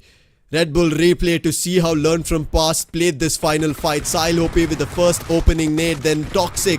He found the knock with a molly and the outer being cleared off, and then Scary Jord all alone just like Joker. One opening at least for Joker, but it is not enough to find that finish, as well as all the 4 players stood, grabbed that chicken dinner and flexed their way of denying teams even getting to champ rule. None of the teams now have gotten closer, Necros. Yeah, exactly. Yeah, the only team still standing tall with the champ ruler, even after the first 3 games of today's day. It's like only and only VASISTA Esports. You talk about AUTOBOTZ, even iQOOSOUL. They might be closer to 125 points, but yet not reach to that point where they can activate the Sky Champ rule for themselves. Now, I don't know. I thought after Sanhok we might have at least 2 teams who will have their champ rule being active. VASISTA Esports, every time that they're playing better, they're getting closer towards the top. All they need is a good game where they convert a chicken dinner. One team that I hoped Sanhok's stats and results being better was iQOOSOUL. Unfortunate that the circle kept moving away from them at all times. Even if they tried to get closer, they couldn't do much, and then VASISTA Esports struck them upon and stalled them. But for now, we will see how much points they grabbed, how close maybe AUTOBOTZ got after this break. Don't go anywhere.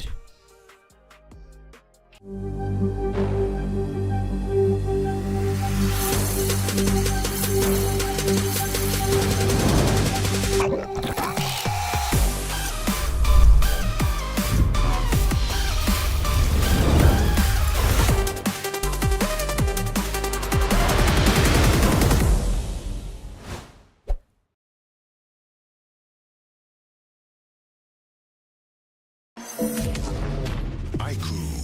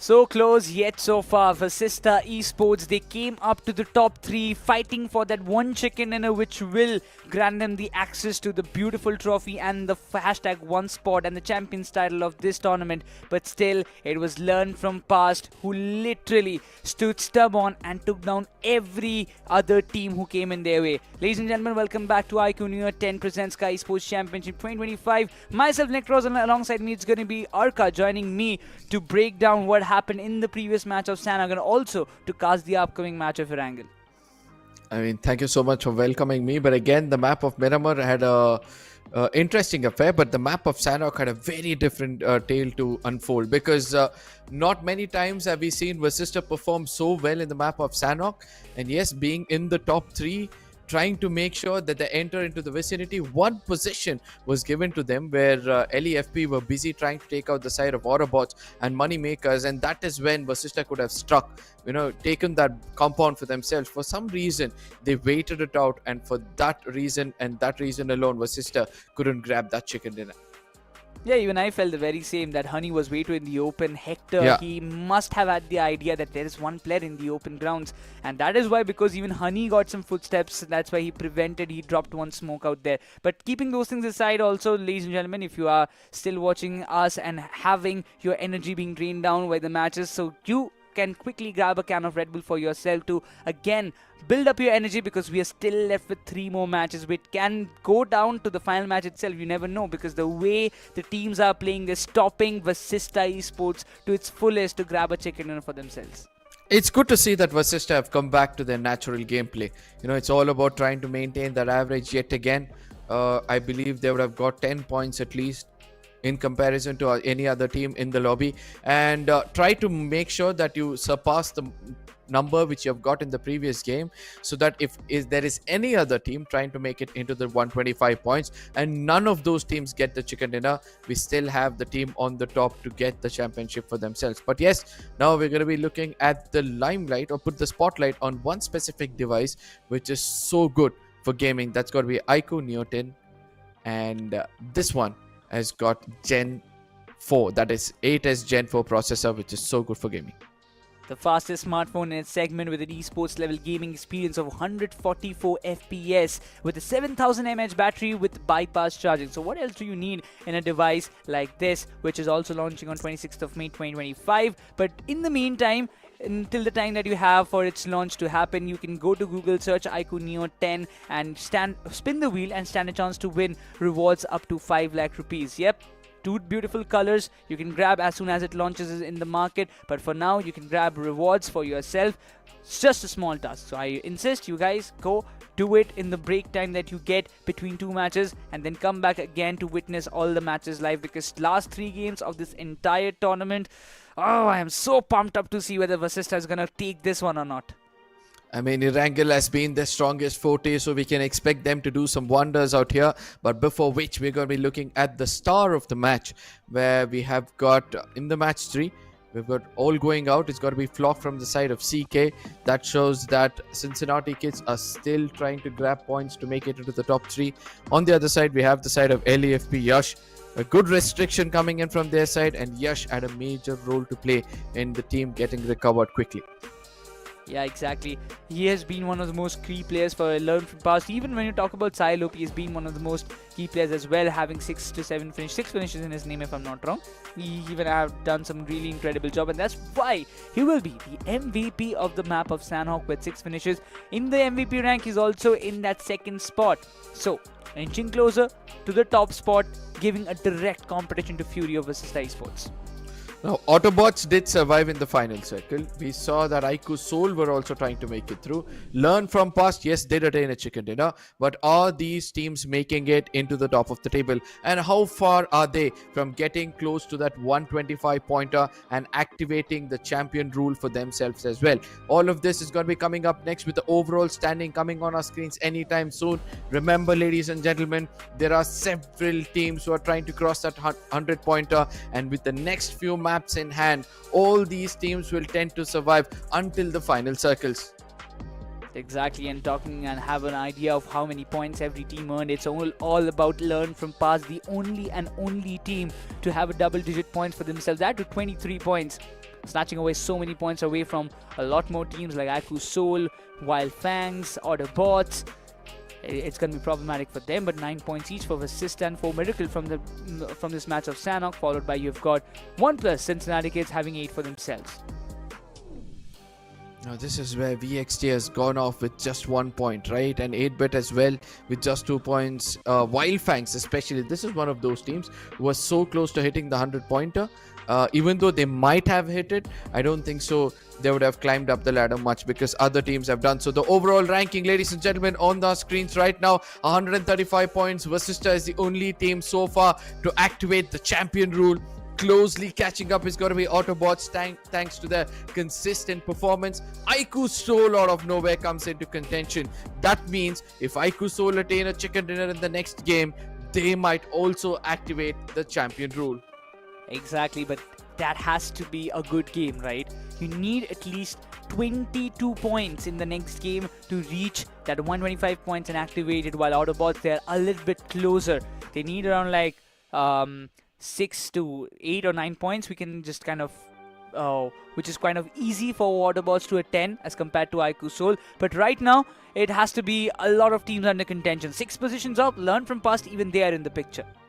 Yeah, Learn from Past 102 points. WYLD FANGS have crossed the 100 pointer. So from here on, it's not just about VASISTA trying to get themselves a chicken dinner. It's also the other teams right below them, so that they can reach the 125 pointer. But amongst all these things, we are seeing several teams like True Rippers again showing up some disappointments. Let it be 8-bit as well. Even though they've got really good chances of getting chicken dinners, small mistakes being done by them have restricted them in their path to make it into the top 3 at least. I'm just wondering, Arka, just one thing, that if anyhow, can some team, maybe Versatile, the way they are playing, the way MAKERZ are playing, can again go for a drop clash? Because I don't know, somehow or the other way, I've been waiting for a drop clash to happen against VASISTA or maybe any other top teams, but it hadn't been done in the first 3 games so far.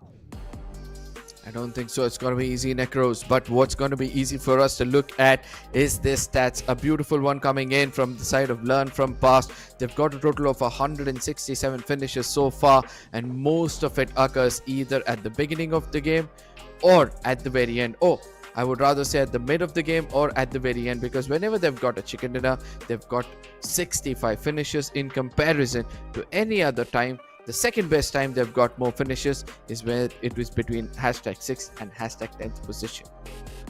So it is kind of justified at the more times that when they have tried to play a little bit more aggressive, they've finished in the 6 to 10 spot and get a lot of placement points, in my opinion, and that's why we have seen learn from past, as even if they have climbed till the 4th spot, they have like 34 total placement points, which is quite lesser as compared to the top 3 or top 4 teams, and as we talk about. But talking quickly and about the comparison between BLITZ esports and RIVALRYXNRI, both of them, they have faced so many ups and downs, but RIVALRYXNRI, their hiccups has been more volatile if you compare to BLITZ esports.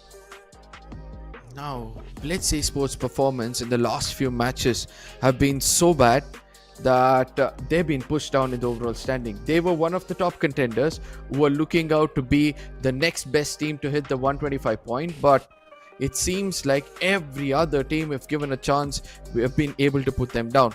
Whereas on the other side, RIVALRYXNRI slowly and steadily climbing up the ladder, trying to find that average of 6 points in every single game.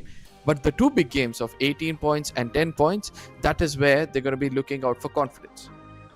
Yeah, they have to do something. And I mean, even it was quite justified by, as you mentioned, that every other team was able to take down BLITZ. It was seeming like it's not a big deal.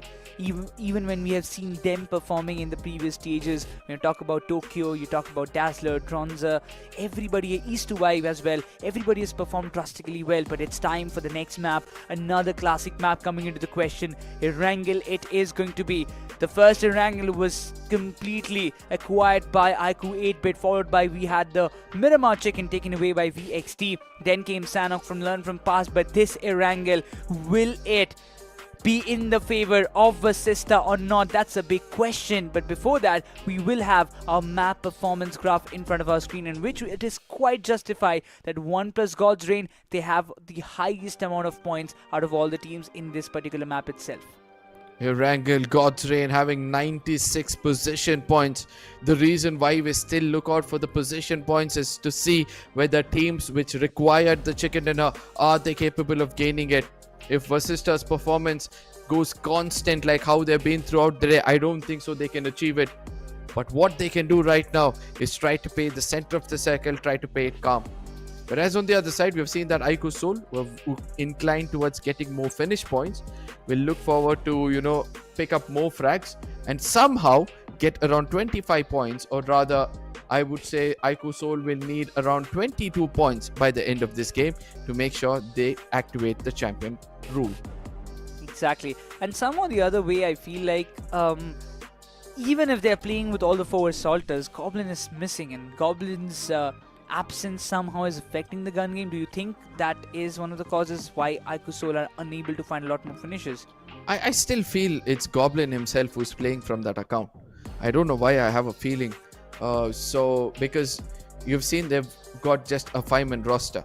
And with that being said, we'll be looking forward to see the head-on between two players. One is going to be Fury, who's doing so well, who's got 26 frags in the 15 matches being played in this grand finals.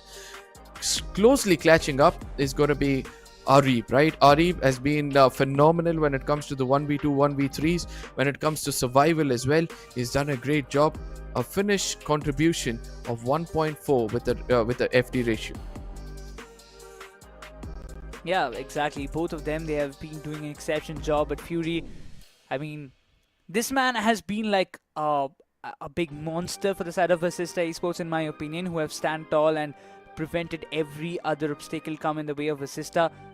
And yeah, he has been doing a good job. But quickly jumping on to the head-to-head comparison between these two teams, iQOO 8-bit and iQOOSOUL. 15 matches played, number of finishes is really close by, and almost the rating is way too close. Yep. iQOOSOUL and 8-bit, two good contenders, two good teams. They're more experienced than the other. I've seen that, sometimes when we go to a head-on with two different teams who have got experience in the lobby, I would love to see the conversion rate.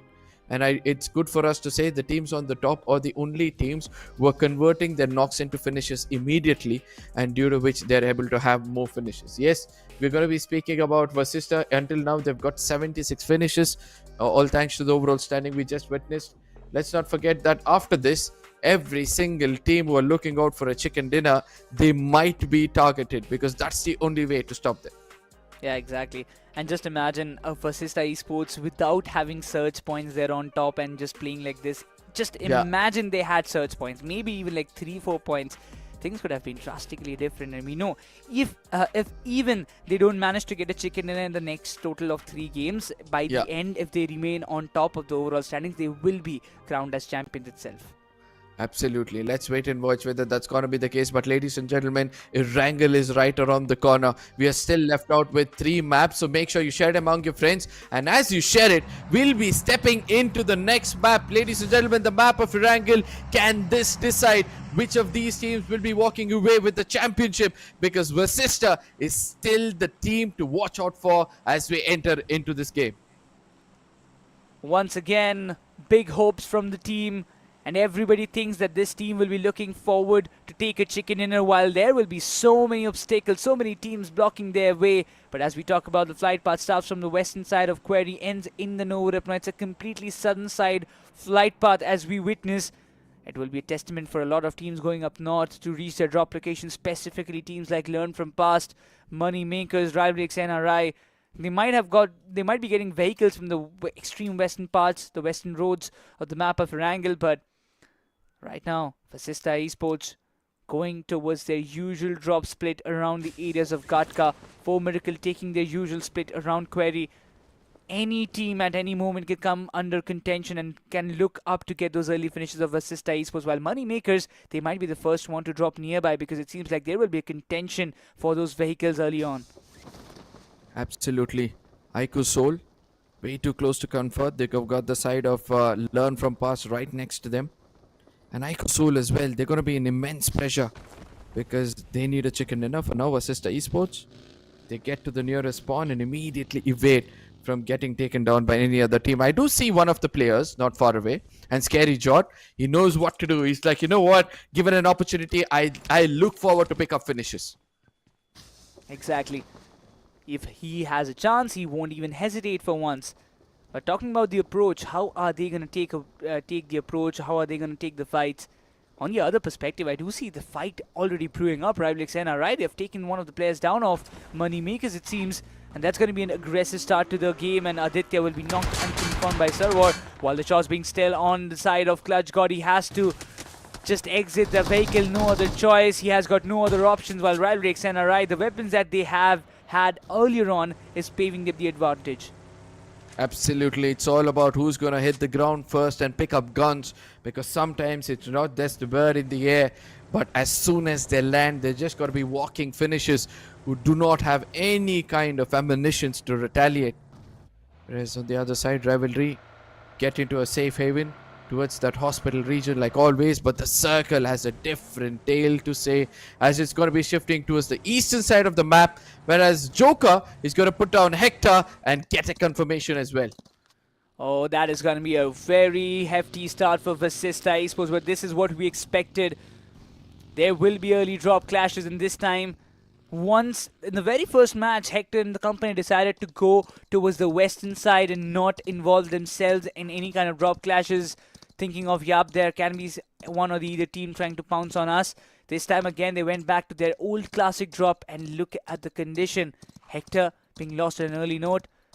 Definitely Vasista Esports, they will be looking forward to play it a little bit safer, because they do realize we need chicken dinner, nothing more. We earn points, it's good, but we need chicken and we need to focus on that. While iQOOSOUL, they've got some business dealing with Learn From Past, but it seems like the retaliation is just too good from the side of LEFP. Oh yes, LAFP, their confidence surging through their veins, all thanks to the chicken dinner they've attained. But for now, iQOOSOUL, they've lost 2 valuable players. You were speaking about Goblin coming back into the fray, and it seems like he's come back into this game. And from the get-go, we're able to see that they're having a back, under the water. And I believe that it's important for them to immediately wake up and do something special. It's all about surviving into the top 3 for them as of now. It's going to be LEFP cleverly bringing their teammates away from that fight and then going in for a revival. Even the positioning that we see from LEFP and all the other teams It's an Eastern Circle, so teams like Alibaba Raiders, Rising Inferno Esports, they will be getting more benefits out of it. But BLITZ Esports, it seems like they have got some business dealings with True Rippers in the areas of WYLD. It's really unusual to see BLITZ Esports in the Novo containers, which is definitely not the usual drop location. But for BLITZ, they also do realize that we are almost out of the contention. We're going out of even standing a chance to win this tournament. So why just not let those let's just take those early fights and try to get some biggie games, big pointer games like more than 20 bombers or something like that. And these two YPs all in for it. Sam, Jerry, both of them knocked out. True Rippers in a really big problem. True Rippers' performance in this grand finals has depleted every single time they've been challenged in their dropped location. BLITZ, the way they're targeting and putting down True Rippers shows that they do not want another team on the top of the table. Ninja, it's going to be a grenade battle between him and Tokyo. With Ninja continuing to cook, it's going to be Tokyo trying to change positions. The grenade too does connect a little bit. As Kyo finally gets his hand on some guns. Important position for them to be in, but right now the shot's being fired. Rambo does not anticipate Kyulmau's position. That's going to be not coming in, and Molotov should do the job. Kyulmau wants to get this confirmation right, and Rambo, he survives somehow, while BLITZ Esports, they do have an entire idea of where Kyulmau is now. Kyulmau, is he going to fall back to save his teammates? It seems like he's not going to do so, but rather heading towards to take those fights. Dazzler's grenade is going to be so much crucial, but somehow Kyulmau evades that. No, even if he goes ahead to go in for that revival, he could be still in trouble. And a prime position being held over here, but still Dazzler, he does the job for the team. And with that, ladies and gentlemen, True Rippers walk away from this lobby empty-handed. A drastic exit from their own drop location. BLITZ Esports, they start things off on a really good note, with an aggressive note it seems. 4 finishes in the bag, 4 of their players remaining. Rambo will be getting a quick revival, there is no doubt about it. But on the other perspective, on the other side of the map, we do see 4 Miracle Esports hovering around close by to the compounds of Gatka, going towards the side of the ferry pair, which is not the usual rotation though, because usually from the quarry they tend to go towards the side of ferry pair, the above ridges. They stay intact, gathered position, and then they start rotating. But this time they might had a thought that why just not hover around the areas of Gatka and let's just see whether we can find VASISTA Esports or not. It can be that it can be that kind of thought. Yep. For now, a lot of thoughts are going to be accumulated in the minds of VASISTA. The circle going away, they'll be deciding whether to go through the waterways or the water city to be specific, or are they going to enter into the vicinity of Rozok and then make it to the Stolber region and then traverse around to make it to the center of the circle, or are they just going to head straight? Because right now they're not shying away from taking fights. That's important, right? You need to take these fights. You need to be confident whenever and wherever the situation that you're put in. Really important. And Autobots, I mean, somehow we can kind of break it down that Autobots, they have that kind of strategy to survive till the final 3 or final 5 teams. But when it comes down to the fights, losing players one by one has costed them many matches, not just one. Yeah. And some or the other way, we can say that all those matches have accumulated and put them in this position where they are still in the second spot and trying to be on the first one, reach the 125 point mark. And I feel like if anyhow Autobots hit that 125, Arka, they can have a really good chance of securing the game in the next game itself. Indeed they can, and that's going to be their top priority. As VASISTA Esports, yet again the limelight is on them, and every single rotation they're taking, they're going to be so cautious. They're going to be all eyes. And I wonder if they're still resorting towards getting that heal battle done if required. Whereas VXT, they always find their path very close to VXT over VASISTA Esports. And this time around, we can also see that they're traversing towards that shelter region. And as they move forward, they're going to be looking to their left, and very closely to VXT might be VASISTA. Now, one thing that comes in my mind at this moment is that these crossroad circles have never been decent for the likes of VASISTA Esports, neither for Versatile, I would say, because Versatile, the amount of time they try to tend and hold that ridge around the years of crossroads, they've always faced the consequences. And even VASISTA coming into the mix, that can be even problematic. So you can see, it's not so many teams are around the center. Talk about ONEPLUS God's Reign rotating from the Ferry Pair side. ONEPLUS CINCINNATI Kids around the ears of Oh Primorsk. no. It's going to be a really big circle, but it has shifted way towards in the eastern side. It's not going to be a crossroads circle either way. And all the teams from the west, they have to travel a long distance in order to enter the circle and find their suitable compounds. Now, the team to hold the shorelines will be the team to play out for the center of the circle. For sure, because they do understand that if they have the shorelines covered right now, in the further stages of this tournament, they might end up having a greater advantage. Yes, the shelter region very much in the open, no hard compounds whatsoever apart from the underground. And the team which is trying to make it into the circle, they look forward to hard compounds like Lipovka or even Milta Power or even the Lodge region where right now I can see 8-bit heading to. 8-bit's position is going to be really valuable. They have been doing a good job. The last time we saw a circle happening in the north of Milta, it was really interesting to see how things were turning out. But right now, VASISTA Esports, even they have a lot of tensions brewing up. They have the time. They are taking the time. They're inside the circle. No need to hurry.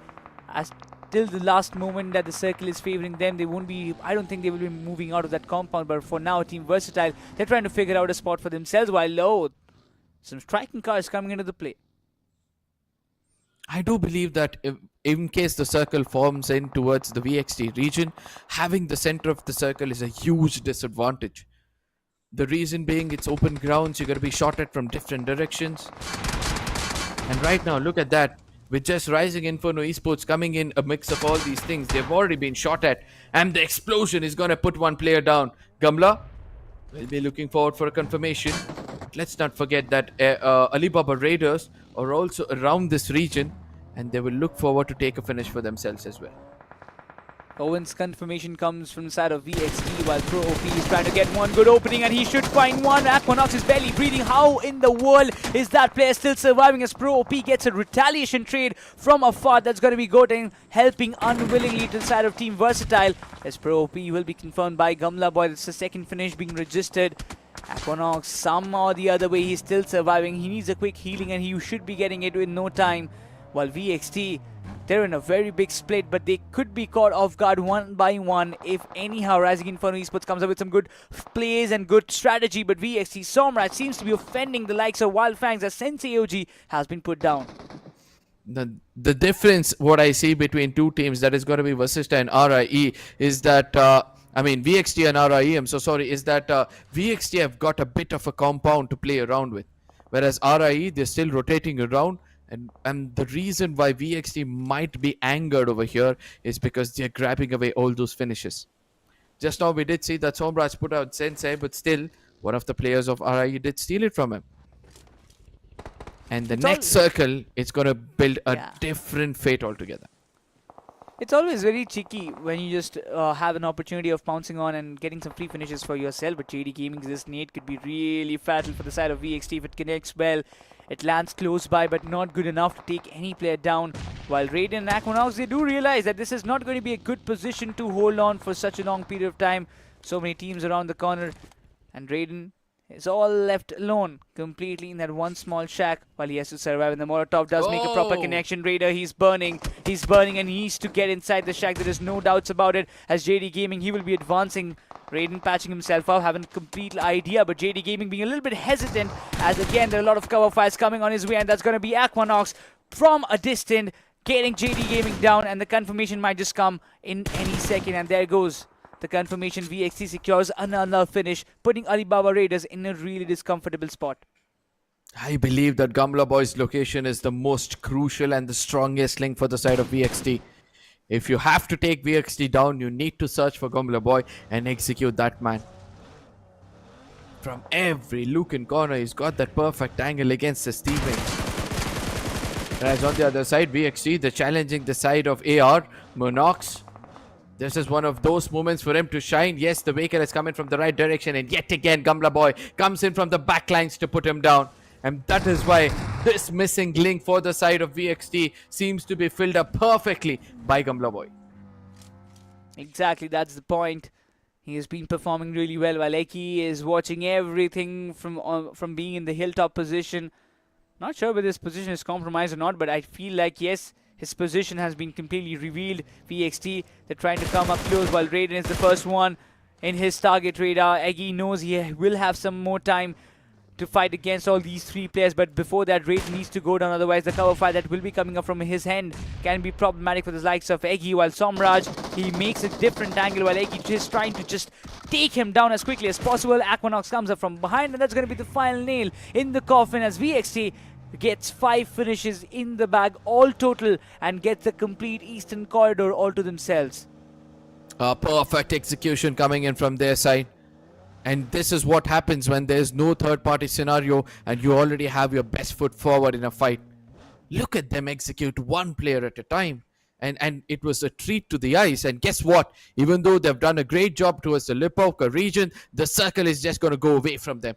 And VASISTA Esports will now look forward to get one opening on this of this shelter to into their control.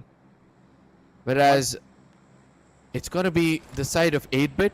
It's going to be the side of FANGS, if they had survived, would have done so much better because, yes, there is FANGS. So these are the teams who can do better because they know this topography, in and out. Completely, and this is one of those similar circles that we witnessed yesterday most likely, and the contention, the kind of play making in this northern hills of Milta has been really challenging for a lot of teams, but right now it's East to vibe. BLITZ Esports having a really good start. They will be looking forward to put a good end as well.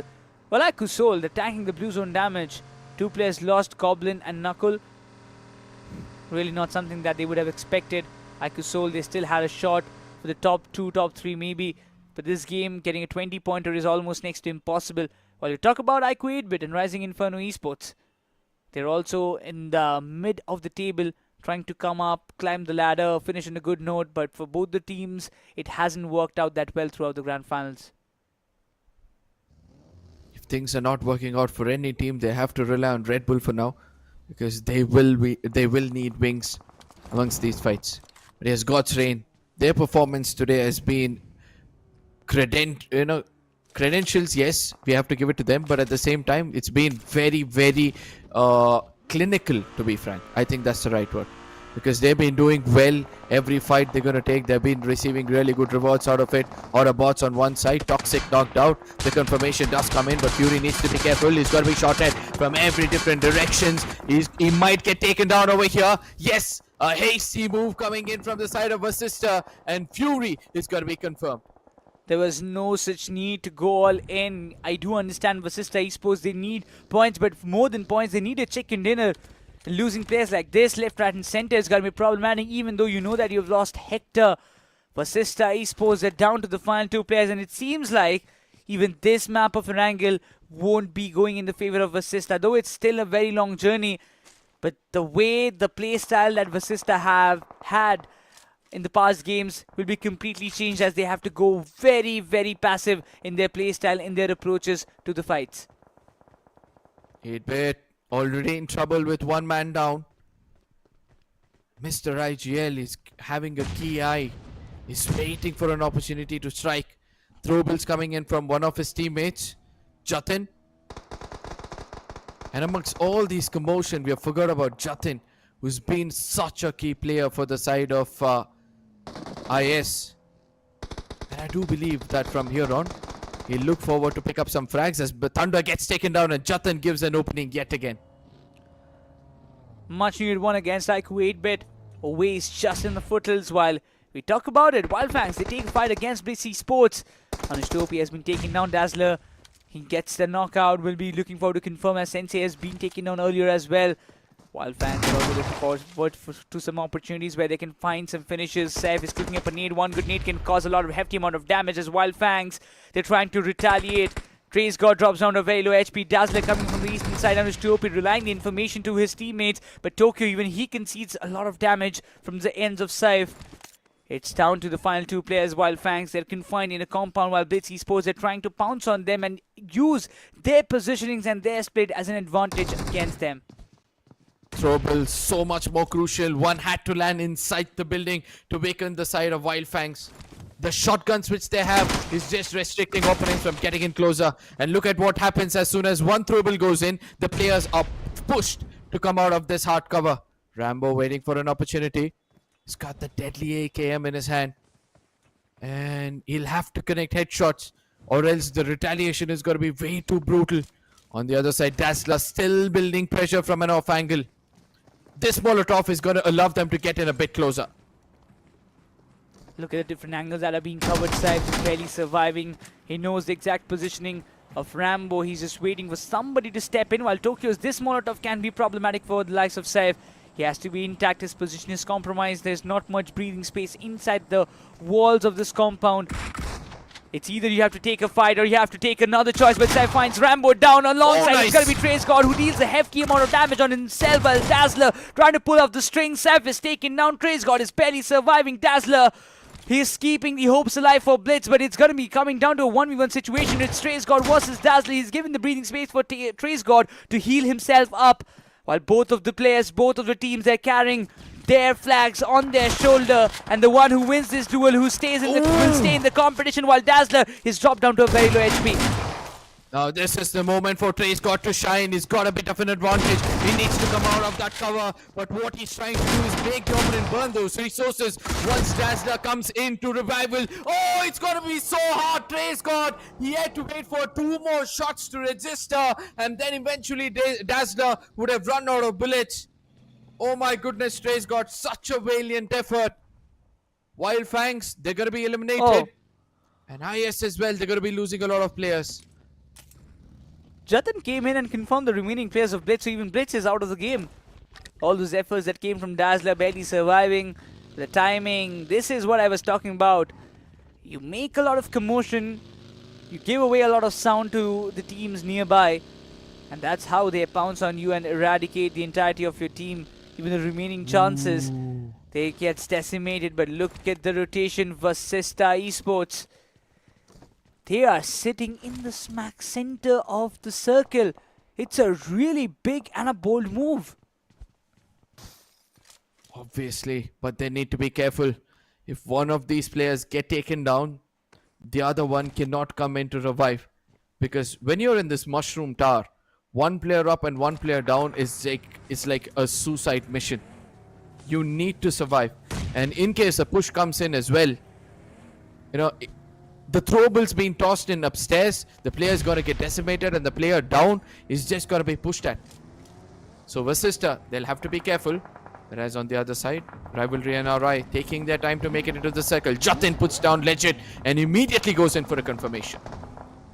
iQOOSOUL, this has been the storyline, but for 4 miracles, they are facing the consequences. RIVALRYXNRI trying to find out those finishes. The knocks were there, and the confirmations will be walking away as well. RIVALRYXNRI, they have got 2 finishes, but in the meanwhile, Sarva spots down the players of LEFP coming up from behind. The shots from a distance are already on the way. VXT from a distance trying to chime into this fight. While the circle has shifted away, the northern corridor seems extremely congested for a lot of teams.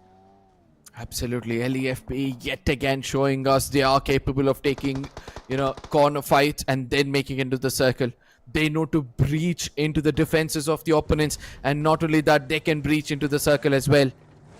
As Hitman trying to traverse around to make sure that nobody's there at the center of the circle. You know, he might get into trouble if he gets to the center of it all. It's going to be a big move, if you ask me.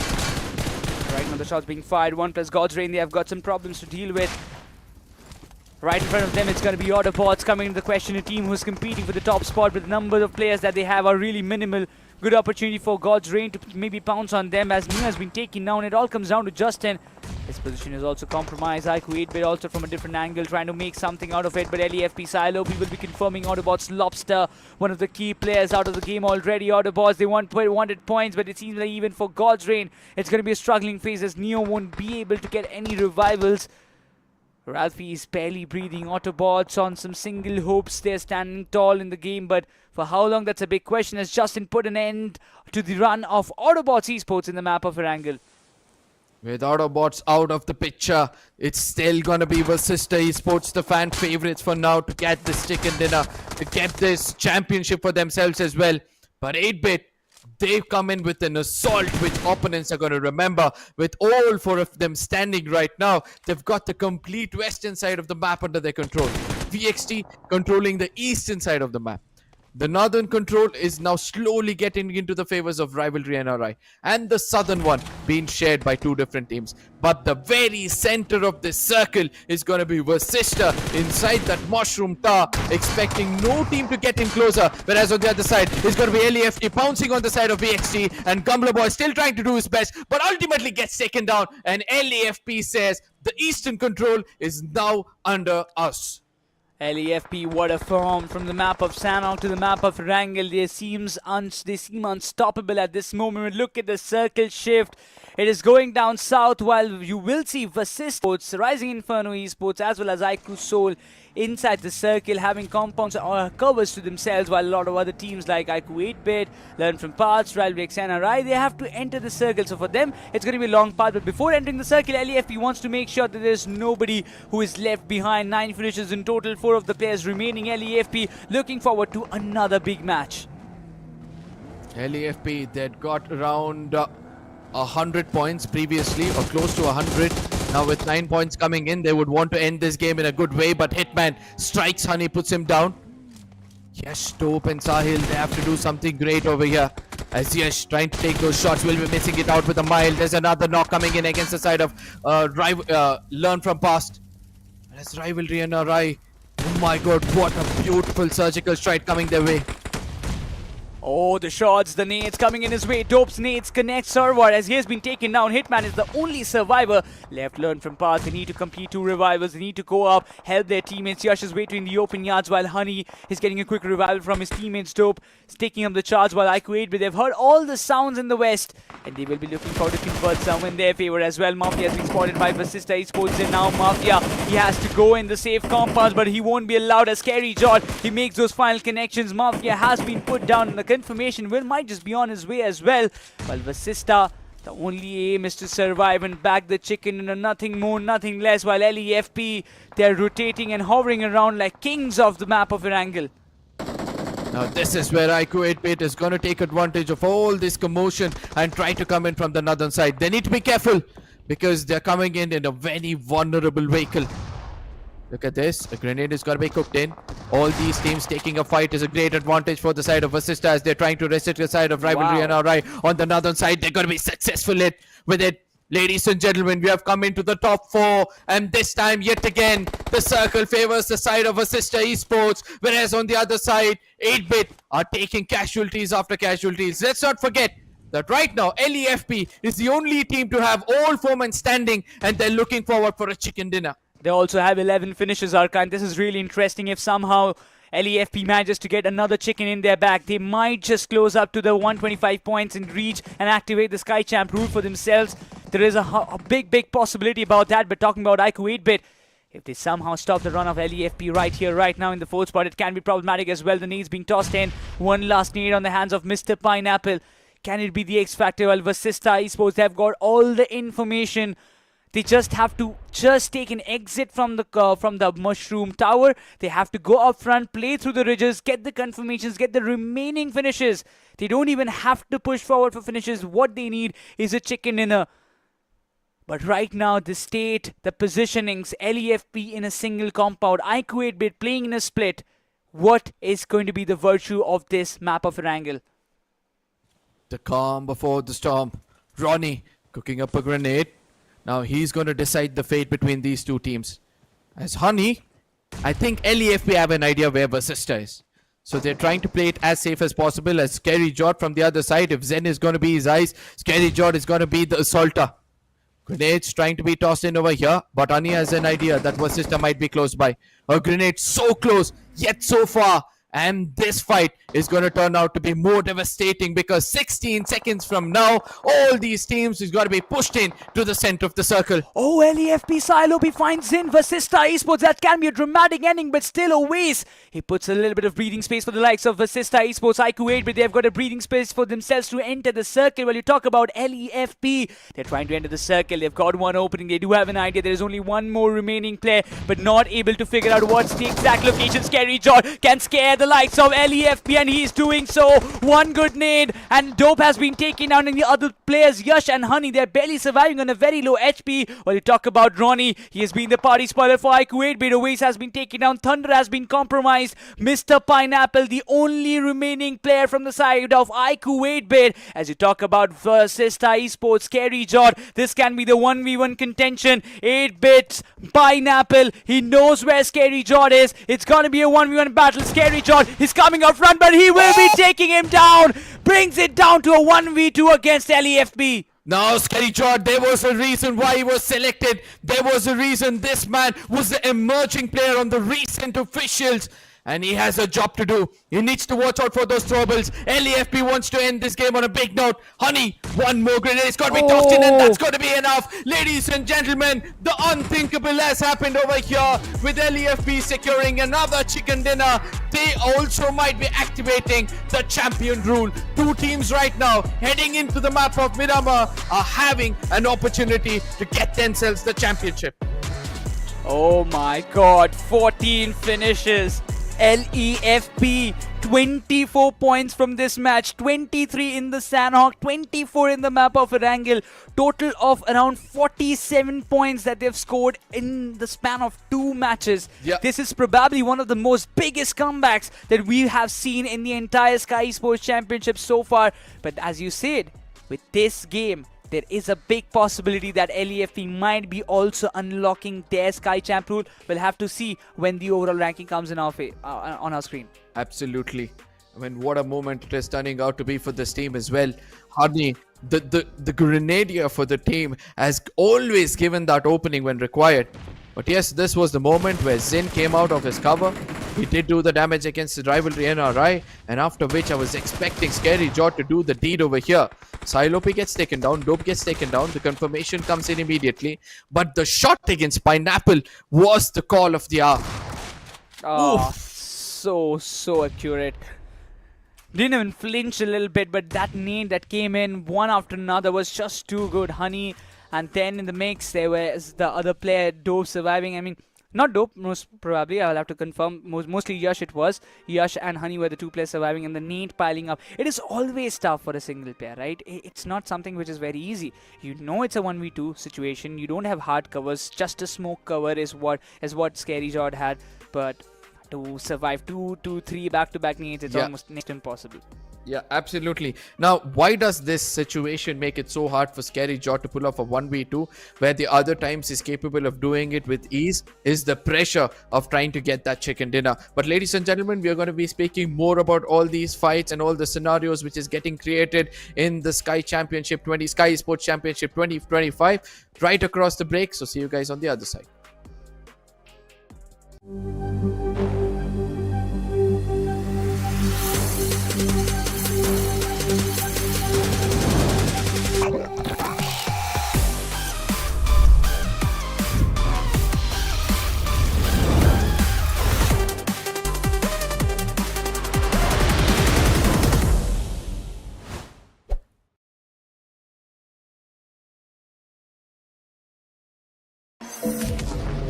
iQOO.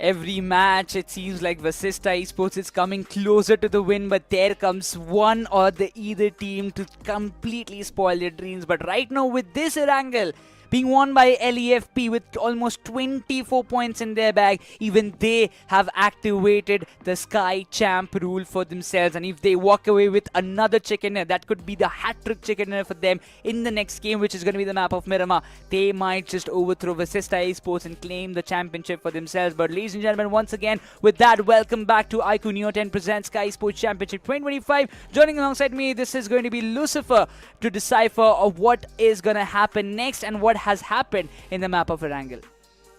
Right now what has happened is one team, they've gotten themselves the energy. How? That's through Red Bull.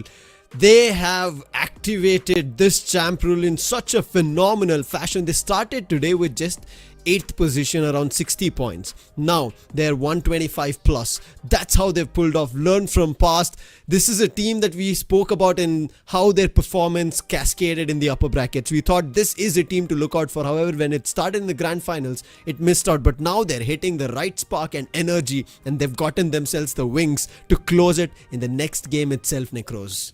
Exactly, and that is going to be really important how things are going to turn around, because for now, even we have been thinking from the very first match, as soon as Vasista Esports, they've hit the 125, like, okay, Miramar can be their match, because Vasista Esports, they have an idea how to play in the map of Miramar, how they have to approach every fight.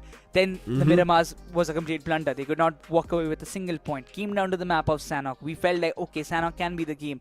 They came closer. They came in top 3. Could not complete. Then it came down to the map of Erangel. Came in the top 2. Then again could not complete.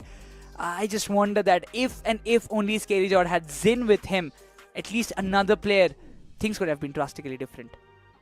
Sahil, right? Sahil always breaking things tough for Vasista Esports. He did that on Sanhok as well, and that's how Learn From Past have the spotlight on themselves, just like our iQOO Neo 10. Now that's the segment's fastest smartphone with the Snapdragon 8S Gen 4 processor, and when you talk about frames, this has the maximum amount of frames that you need in gaming, 144 FPS on a mobile gaming device. That's just unthought of, and that's what you're going to be getting with the iQOO Neo 10. Exactly.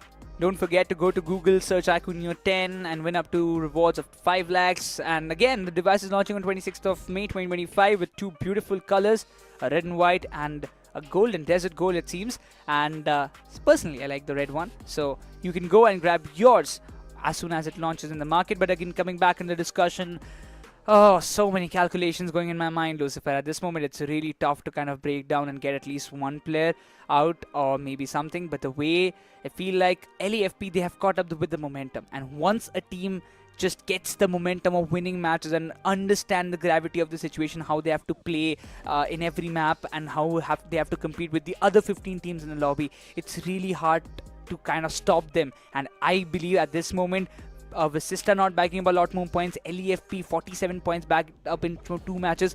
This is a direct threat to Vasista, and I will be not surprised that if LEFP and Vasista comes up with a drop clash.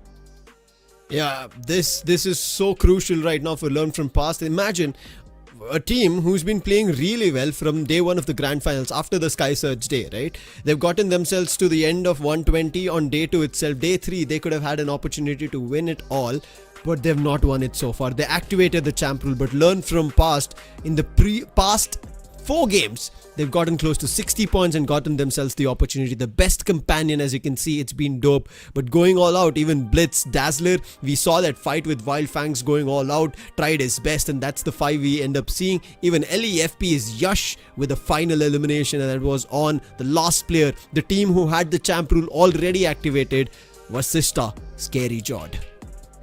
You can see all the players, best of the best players in the contention.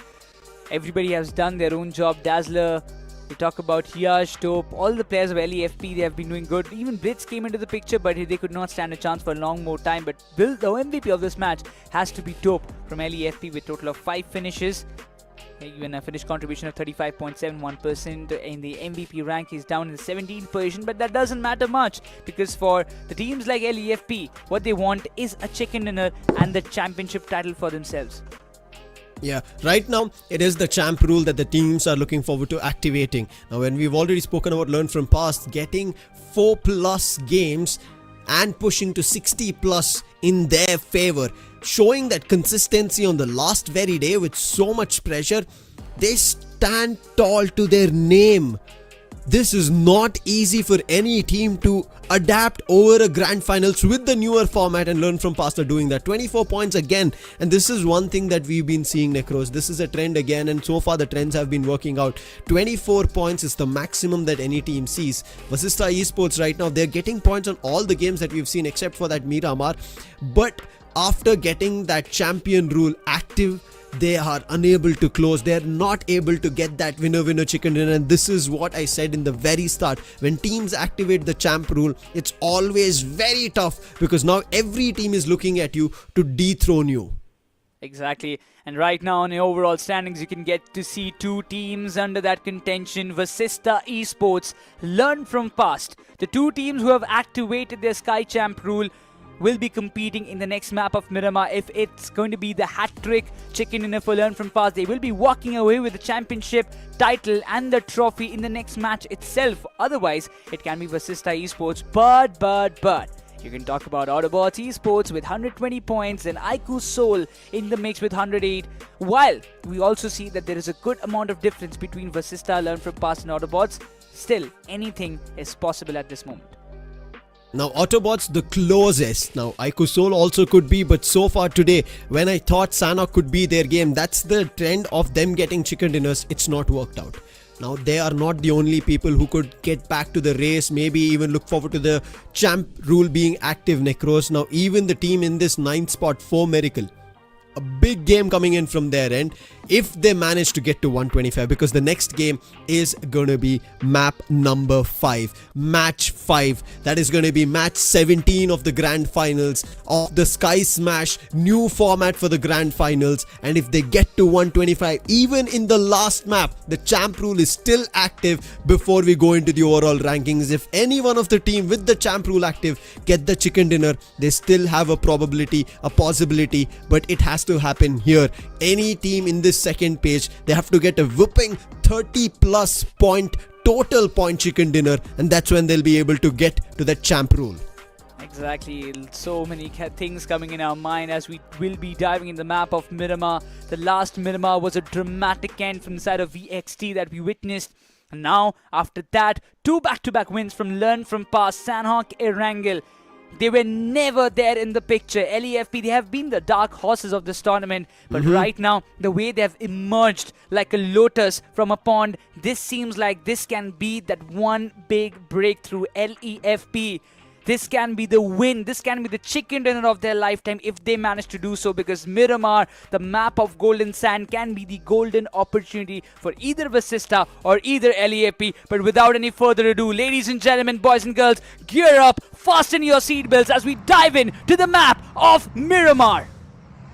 This is where a champion can be declared. This could be the trophy run. 2 teams with their champ rule active, Vasista Esports, but on the other end, on a hat trick, Learn From Past. They've learned through the upper bracket. They've watched all the games that they'd made mistakes on, and now they're at the tippity top of the success with this newer format. They don't need to be worried about the overall position on the leaderboard. They have 125. That is all the champions need to declare themselves the best of the best in the Skyesports Championship 2025 and lift that trophy as this flight path starts from Campo Militar and ends towards the island of Prison.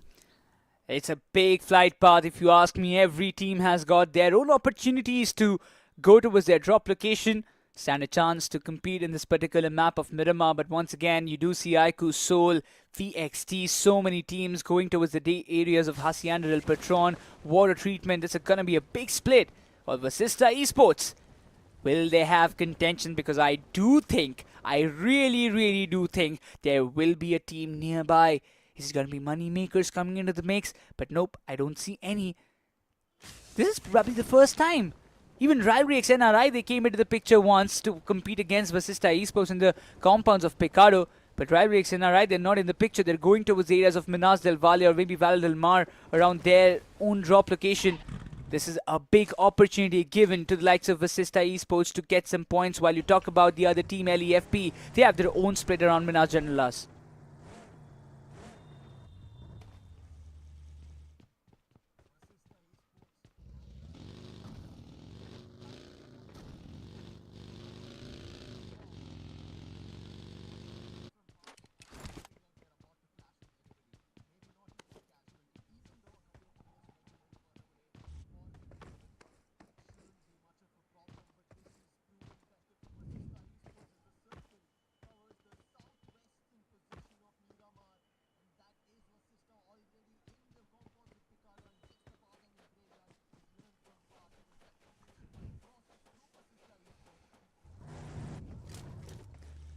What I think, LEFP and Vasista, they won't be adapting to any early rotations. They will be taking the time.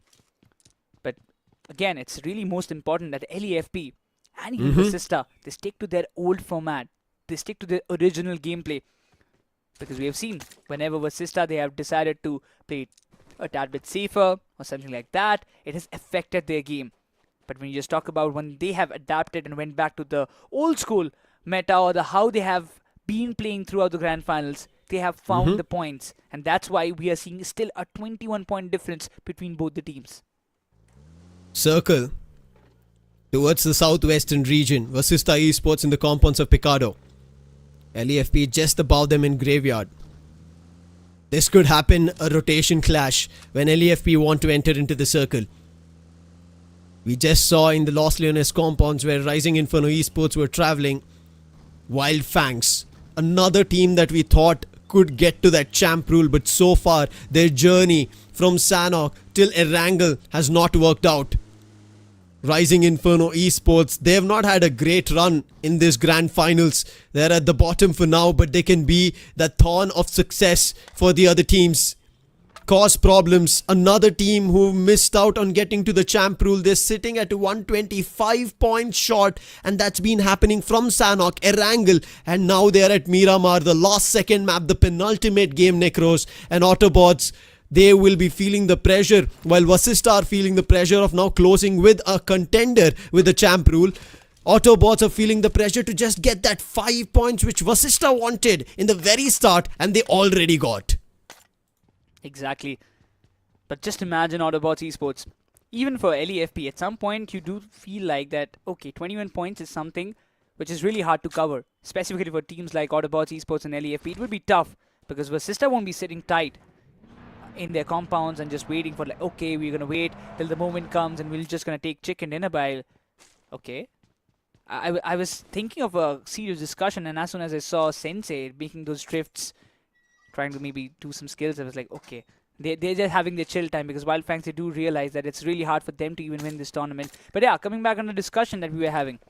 So for AUTOBOTZ and the LEFP, the only hope that I feel like they have is to get a chicken dinner, maybe even with one finish or two. Fingers crossed. Who gets the chicken dinner? VASISTA Esports or Learn from Past? A team standing in the testament of adapting to this newer format. Not just that, even to the newer teams out in the circuit, and still proving better. The young guns, the names to be known by the world now. They're putting up such a big stance while they're gearing up to become the pros of the scene in this path. VASISTA Esports, Hector led this team in full aggression, and they're still in aggression. We saw that on Sanhok, we saw that on Erangel, but the thing that they're missing is the closure of getting a chicken dinner, standing and winning till the end, surviving. So many questions, Necros. VASISTA Esports, aggression, you can blindly rely on them. They will always get those finishes, but it is always this chicken dinner. And now with this rule itself, added on pressure is this rule. So much to think about, so many calculations probably going in the head for all the players. But even there will be so many teams out there who's just chilling. It's like, okay, it's fine. It's just like we can play a game, 2 more matches left, we'll try our best, get the finishes.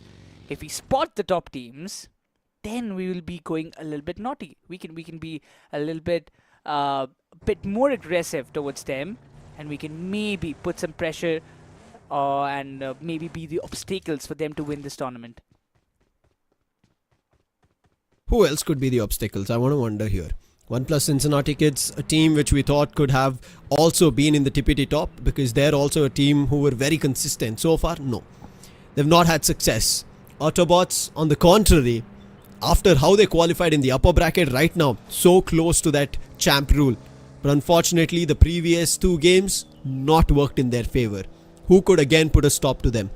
It could be iQOOSOUL themselves, even though AUTOBOTZ are trying to play a smart game. It could be even WYLD FANGS. It could be RIVALRYXNRI, which has happened on Sanhok as a fight. Even it could be Learn from Past themselves. At this point, Learn from Past, they'll be ready to empty the lobby, empty their magazines, and figure out how they clear and enter into the circle. For LEFP, this is a simple formula is what I believe, that they want to just go in, play the natural game of what they were playing, place themselves in a really good spot inside the circle, and then find finishes. As simple as that. I mean, it is not that simple as what we speak, but again, this is the main strat that they have been adapting to in the past couple of matches, but it seems like Pro P, BLITZ, Esports, they are facing some problems as for Miracle. They are taking them down one after another, and definitely this is not the ideal star war of what Alibaba Raiders actually wanted. My bad. Alibaba Raiders, unfortunate of today's day. Sanhok, we ended up seeing Jatin in the previous games as well. They were just being caught off. And unfortunate for Alibaba Raiders. Again, I hoped that this tournament would fare really well for them. And teams, when we talk about faring really well, it is even 4Miracle, because this is their playground and 4Miracle have looked missing. I don't know what happened, how other teams toppled 4Miracle, and now 4Miracle have not even gotten closer to chicken dinners after day one of the grand finals. That tells us how the complexity and competition level has increased. Alibaba Raiders and 4Miracle, two teams in similar positions, had a lot to prove but missed out. The chances doesn't come every time, right? We do understand that. You have to adapt, you have to capitalize on the chances, the minimal chances you get, but Moneymakers, they have a chance to capitalize one finish. Dragon OP's position has been maybe revealed. He was way too in the open, but right now Moneymakers in the close proximity. They will be looking forward to safeguard their vehicles and then move out. While Poco is way too in the open, he can be that one big target on which Moneymakers would love to pounce on. And yes, exactly, that's the point I was talking about. But the circle, where is it going to head on? It will be heading on to the most southwestern side. Poco, in the meantime, will be confirmed while we talk about Minas Del Valle being the smack center of the circle. For VASISTA Esports, it seems like they have to play through the edges and they have to take maximum fights. I don't know where the fights are going to strike, Necros.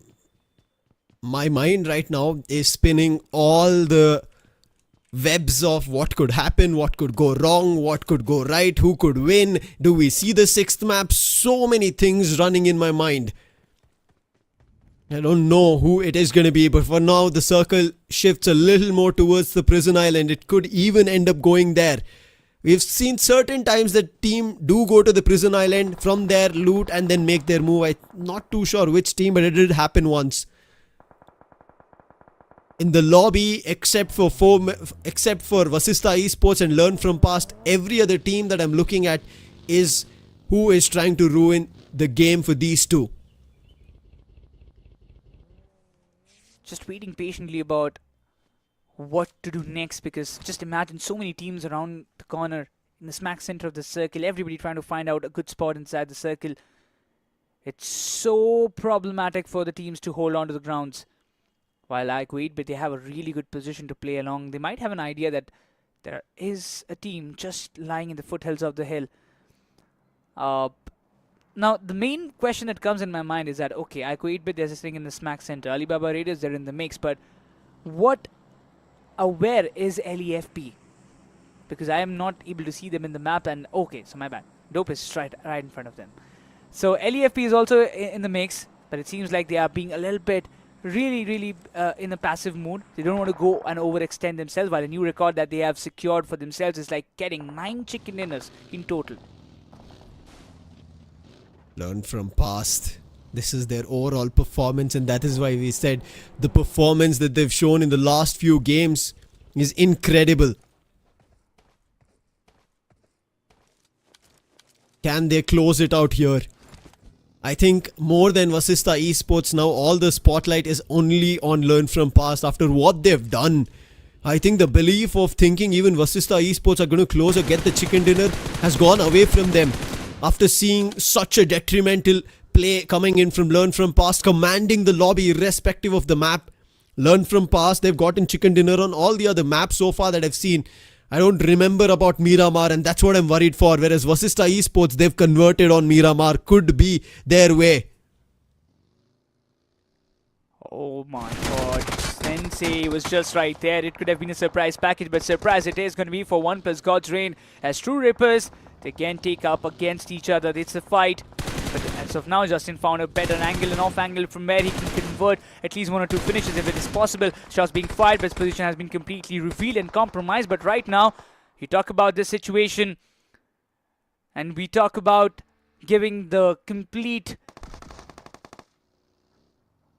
fight. We talk about the fights right now. True Rippers are literally in the mix and the shots being fired.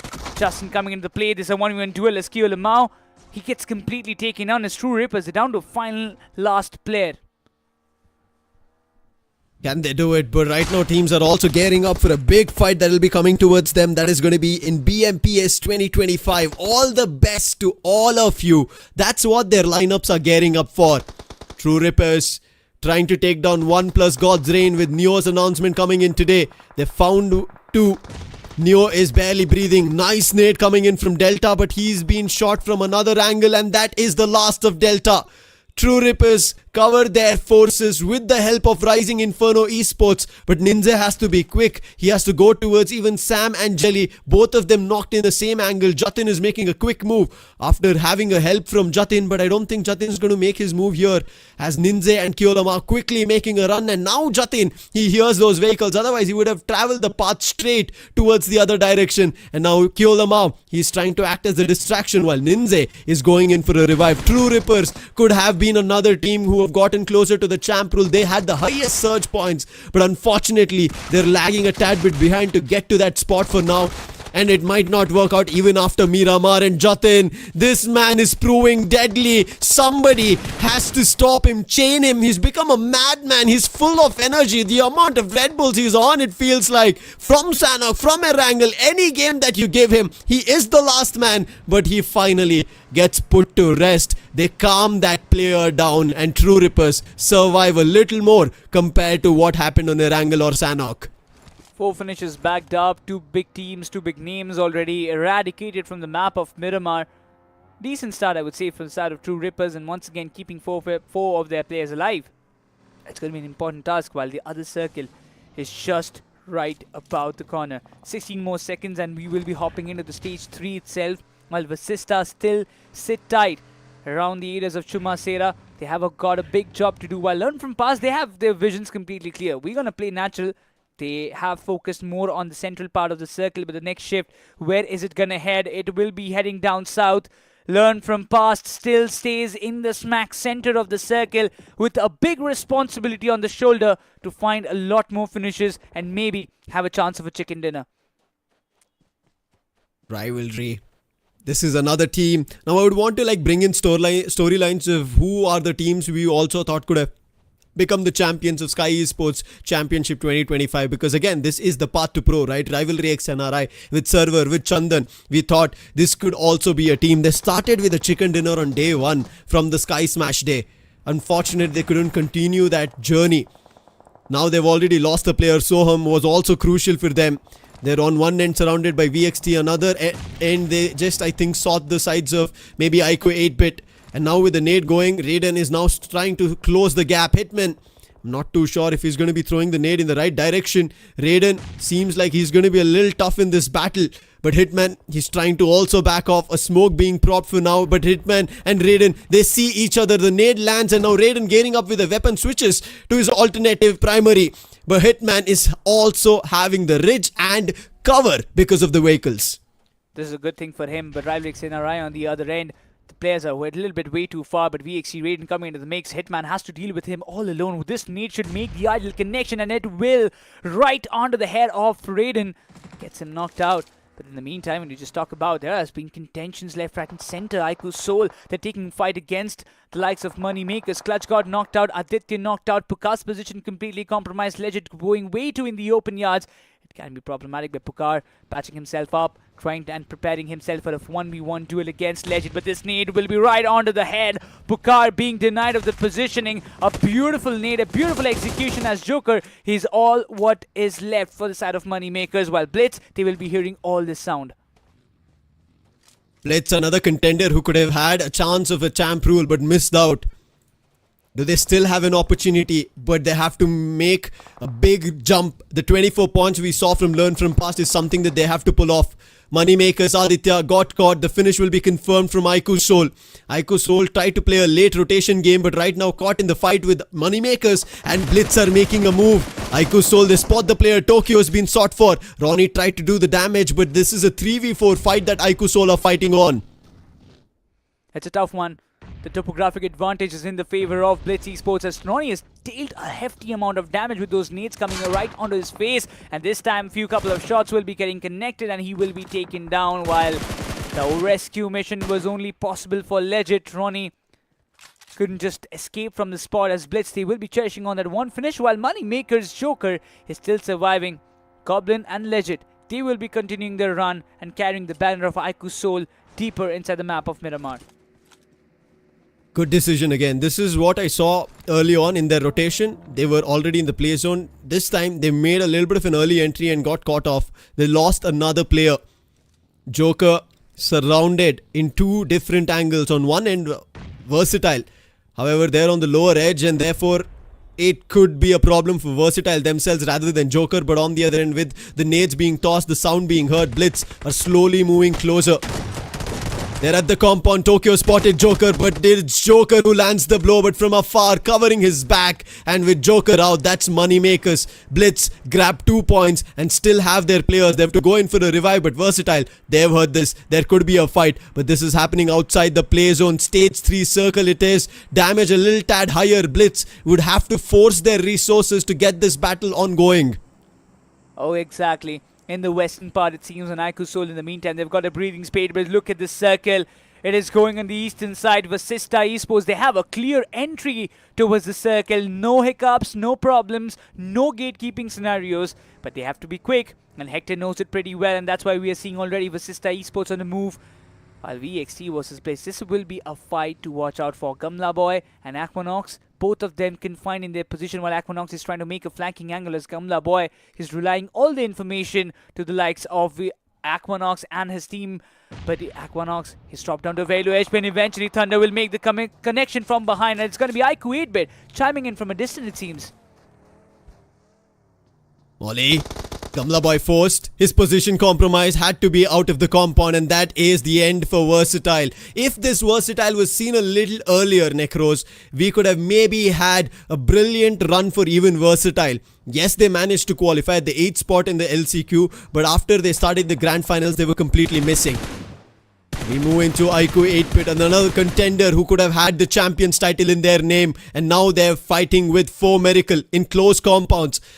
OAS cooking up a nade, Mafia cooking up a nade on the counter. Dragon is also trying, but the nades first move in from iQOO 8-bit.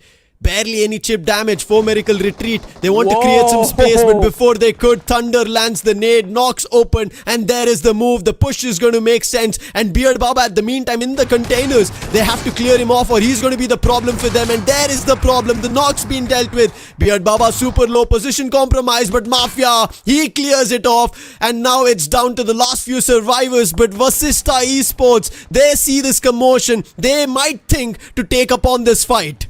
They have to think very quickly. There's a golden opportunity for VASISTA Esports to pounce in, but they are in a position where they don't need any big points. They just need basic 5 to 6 points on an average to keep the buffer between the first and second spot, and they need a chicken to secure the championship. Even learn from past, they have heard this, all the sounds coming the way as BLITZ Esports, they're closing by. This is going to be an important fight for LEFP. Nays being tossed up in the right direction. It should give a hefty amount of damage as BLITZ Esports, they're up against LEFP. Both of these teams will be contending for this particular fight, and the one who wins it will have the Western command to themselves as LEFP. The shot's being fired. Dope, he's dropped down to a very low HP. Even for East to wipe, he's barely breathing. But this is like 2v4, and LEFP, they need a backup. They need the reinforcements to come in. This is not a fight they would have wanted, but this is a fight now they're forced at, because if they lose this edge of the circle, it'll be tough for them to take anywhere else. They're at the southern edge of the circle where a lot of teams are also clustered around. And when I say the lot, it is iQOOSOUL right behind them. Sahil spots an angle, but easy to wipe with the help of Tokyo. Survives, and now the play zone is closing. Sahil, he was the opener. He was the one who started the eliminations. Knocks, and now learn from past are getting heavy artillery fire coming in from BLITZ. This is not something that they are happy about. Sahil's been lost. Rambo's knock giving them some breathing space, but this is a crucial fight for learn from past. And the circle has shifted drastically away towards the eastern side. It will be so much commotion for all the southwestern team to enter the circle. When you talk about BLITZ, they have got another problem to deal with. It's got to be iQOO 8-bit coming into the fray. Already we talk about Aways getting a lot of damage from the side of Scary John. VASISTA Esports wants to chime in. Pineapple gets taken down. Eventually he's to wipe. He's back in his form, but it seems like the breathing space will be denied as iQOO 8-bit. They try to chime in, but they are getting shots from behind. And this is really going to be a problematic scenario as Scary John is confirming all the finishes left, right and center. And BLITZ gets another lifeline to themselves. Rambo, the last man, moving as a rampage, and he will put an end to iQOO 8-bit. But with this, it is BLITZ and learn from past. But VASISTA Esports are also on this western edge. If they decide to make a move, it is going to be problem for learn from past. But look at what Hector's done. While his teammates are still figuring out of the play zone edges, he has moved inside the circle. He's calling the other forces, and right in front of him is a move from learn from past that they're trying to do. And this could be well fended off, well defended. If VASISTA Esports clear learn from past on their honor hat-trick chicken, VASISTA Esports might just become the champions. They're in the top 8. A beautiful split, a beautiful play, a beautiful strategy from Hector and the company. VASISTA Esports are looking pretty strong. Two teams under contention, both of them. They are standing tall in the top 8, while LEFP, they have lost one of their key players, Sahil, who has been a pure menace to the side of VASISTA Esports in the past 2 games. While FANGS, they've also set a new record of having 35 finishes, highest in the final so far, in the map of Miramar solely. And while FANGS, they're still surviving with all the 4 players alive, while LEFP versus VASISTA Esports, this is a fight for the championship. This is a fight for who will reign supreme. But they have got a team in the mix. It's going to be BLITZ, who can be the party spoiler. Well, Dazzler has been taken down as Dope gets a retaliation trade. Tokyo confirms Dope. LEFP loses another player as BLITZ. They are just spoiling the game for the likes of LEFP, and while VASISTA, they have a 100% chance of chiming in.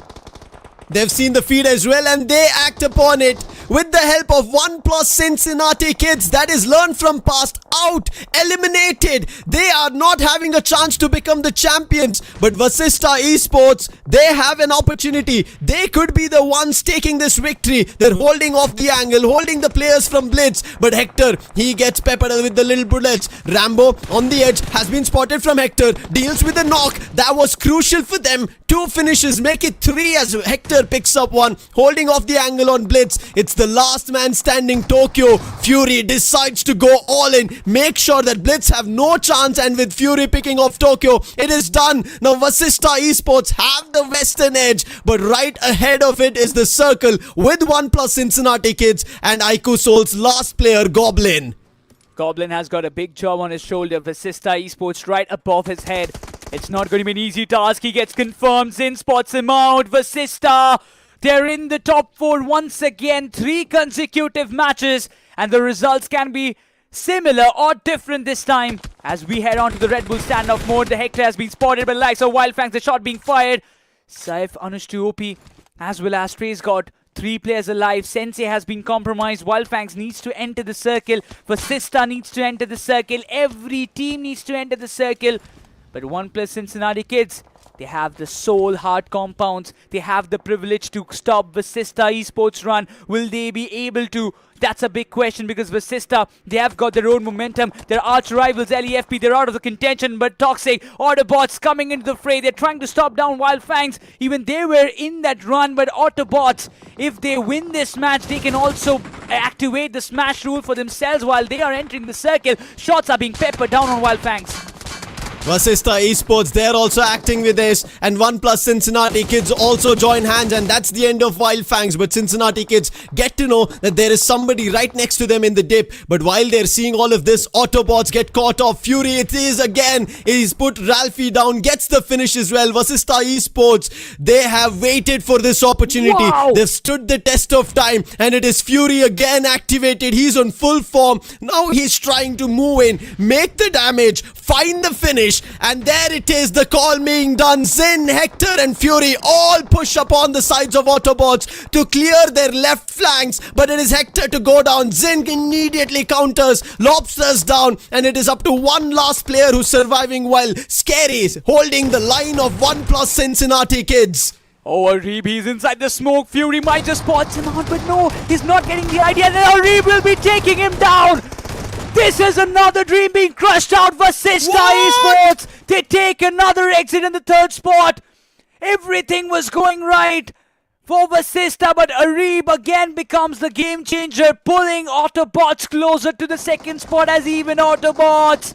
They will be activating the Sky Champ rule for themselves. Even if they go down as ONEPLUS Cincinnati kids, they will be walking away with the chicken dinner. But that doesn't matter as much because Autobots, 4 finishes, 6 placement points, a 10-pointer game to even have the third team under the contention of the Sky Champ rule. How? What happened over there? Everything was working in favor of Vasista Esports.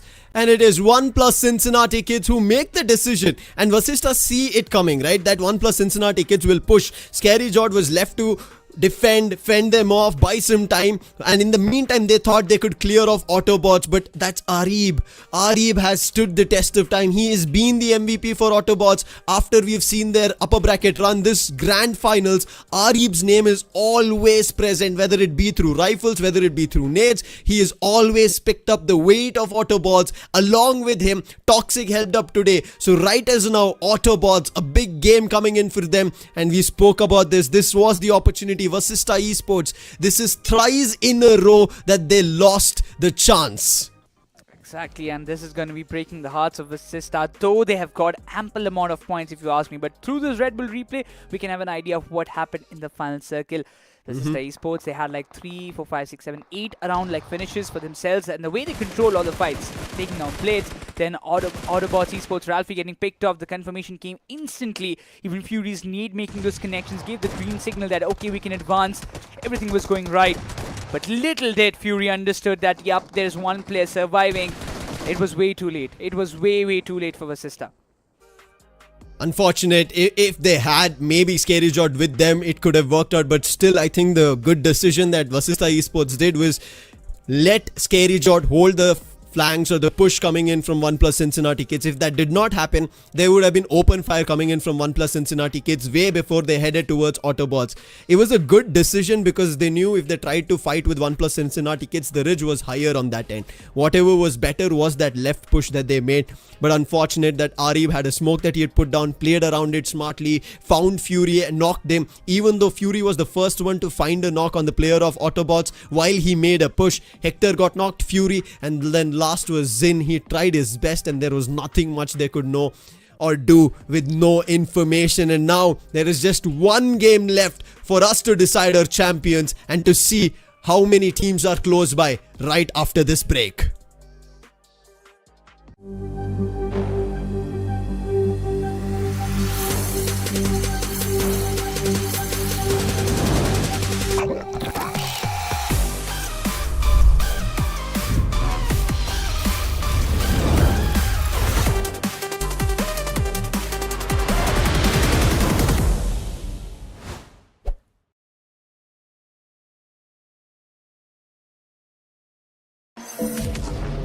iQOO.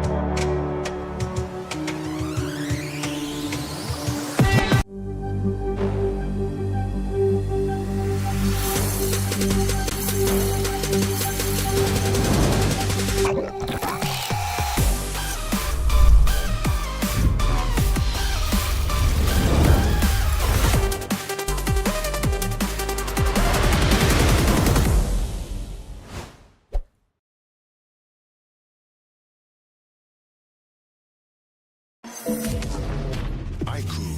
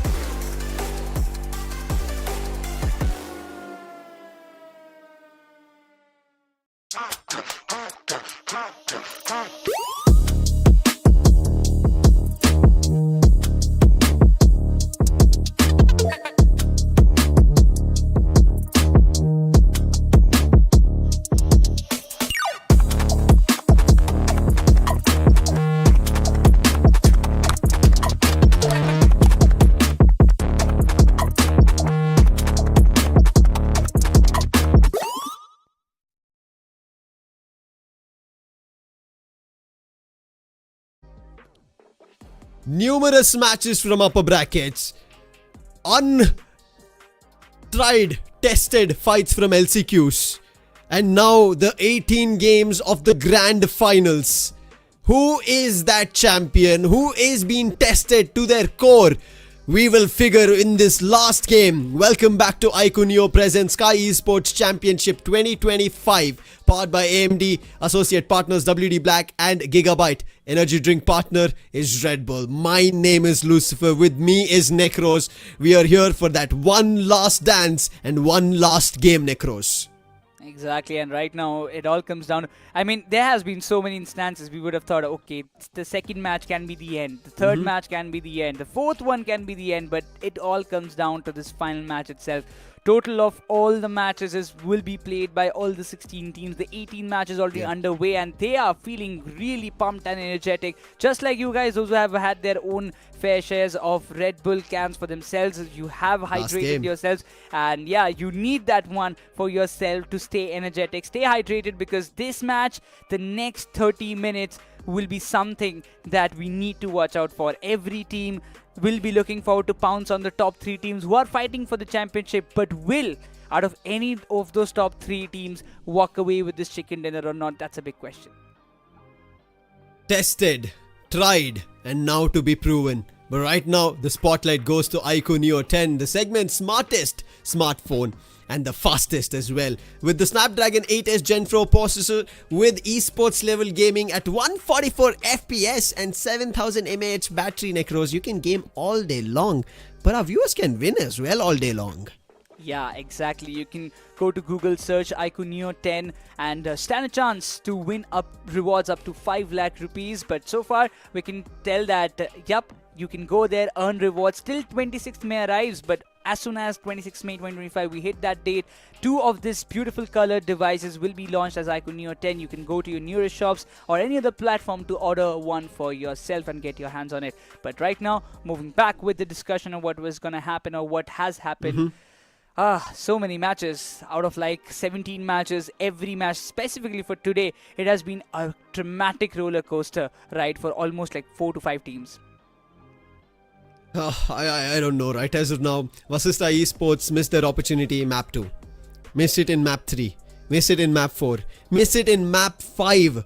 5 chances and 4 of them closest. Always made it to the top 2, Necros. Always there. Took every fight, but it was always one or the other team who had a better fight, better positioning and better decision at that last and crucial fight that they took. And now with this last game, we don't know where it goes, but before this last game happens, let's jump and see which other teams have activated the champ rule. It is AUTOBOTZ, the newest entry at 130 points, Learn from Past at 131 and VASISTA at 160. Out of VASISTA, Learn from Past and AUTOBOTZ, it's only Learn from Past AUTOBOTZ with the surge points, and it's only 1 surge point, Necros. But right now, because this is match 18, meaning VASISTA, they don't get a chicken dinner, and these two also don't, they are still the champions. Exactly, that is what matters the most. For LEFP and AUTOBOTZ, the aim is clear. They walk away with the chicken dinner, they walk away with the championship, and right now, it has to be a really, really important match for all these 3 teams. While VASISTA will be looking forward to defend their territory, and we will be looking forward to at least finish in the top 3 spot, so that even they stand a chance to maybe take down the teams like LEFP and AUTOBOTZ. Yesterday, how the game ended. It was VASISTA Esports on Erangel itself, and they closed it. They started with a winner chicken dinner on Erangel itself. Can they do it today to end the grand finals? The match 18, their stats look good irrespective that they are at 160. They still have the champ rule and still at the position of losing it all. However, the other teams, unfortunate, Team iQOOSOUL, WYLD, FANGS, BLITZ, who were also closer in the overall standings, they couldn't make it. RIVALRYXNRI, iQOO 8-bit, 4 Miracle, True Rippers, ONEPLUS Cincinnati Kids, Team Versatile, Money Makers, Rising Inferno Esports, ONEPLUS God's Reign, last but not the least, Alibaba Raiders. All these phenomenal 16 teams in their run through upper bracket, LCQ, Surge Day, and now the grand finals, Smash Day. They've put up a brilliant performance, Necros. Thanks to them that this tournament is so damn exciting. But it will come to a conclusion, and it'll come to a conclusion whether with all fireworks of somebody using the champ rule, the newer format of the grand finals, or is it going to be the table topper? That's what we are waiting for. Just waiting and waiting, because the next map is all set almost. The final Erangel, the last Erangel of the entire tournament. It's just a miraculous journey that we have witnessed so far. Like, it's so magical. Every other stage has its own story, had its own storyline to tell us. Every other stage had some big upsets in the name of big names, from the upper brackets to the lower brackets to the LCQ playoffs. We have seen so many teams being a part of the journey and then get taken down. But right now, everything comes down to this very final match of Erangel. What awaits us? It's a big question, but so far the finale day has been nothing less than a very big cinema, an absolute cinema. LEFP coming into the mix, securing back-to-back chicken dinners, spoiling the games for VASISTA not once but twice, starting off with iQOO 8-bit, then VXT coming in the mix in the previous match. It is all about taking the winner chicken dinner. Cincinnati Kids, they pounced on the right moment where they could have hurt VASISTA Esports the most. Last question, Necros, because it's the last map. Not much, not games. It's not going to be just thought. I want to get to know your idea. It's not about which team is winning. Do you think champ rule works in this last game or no?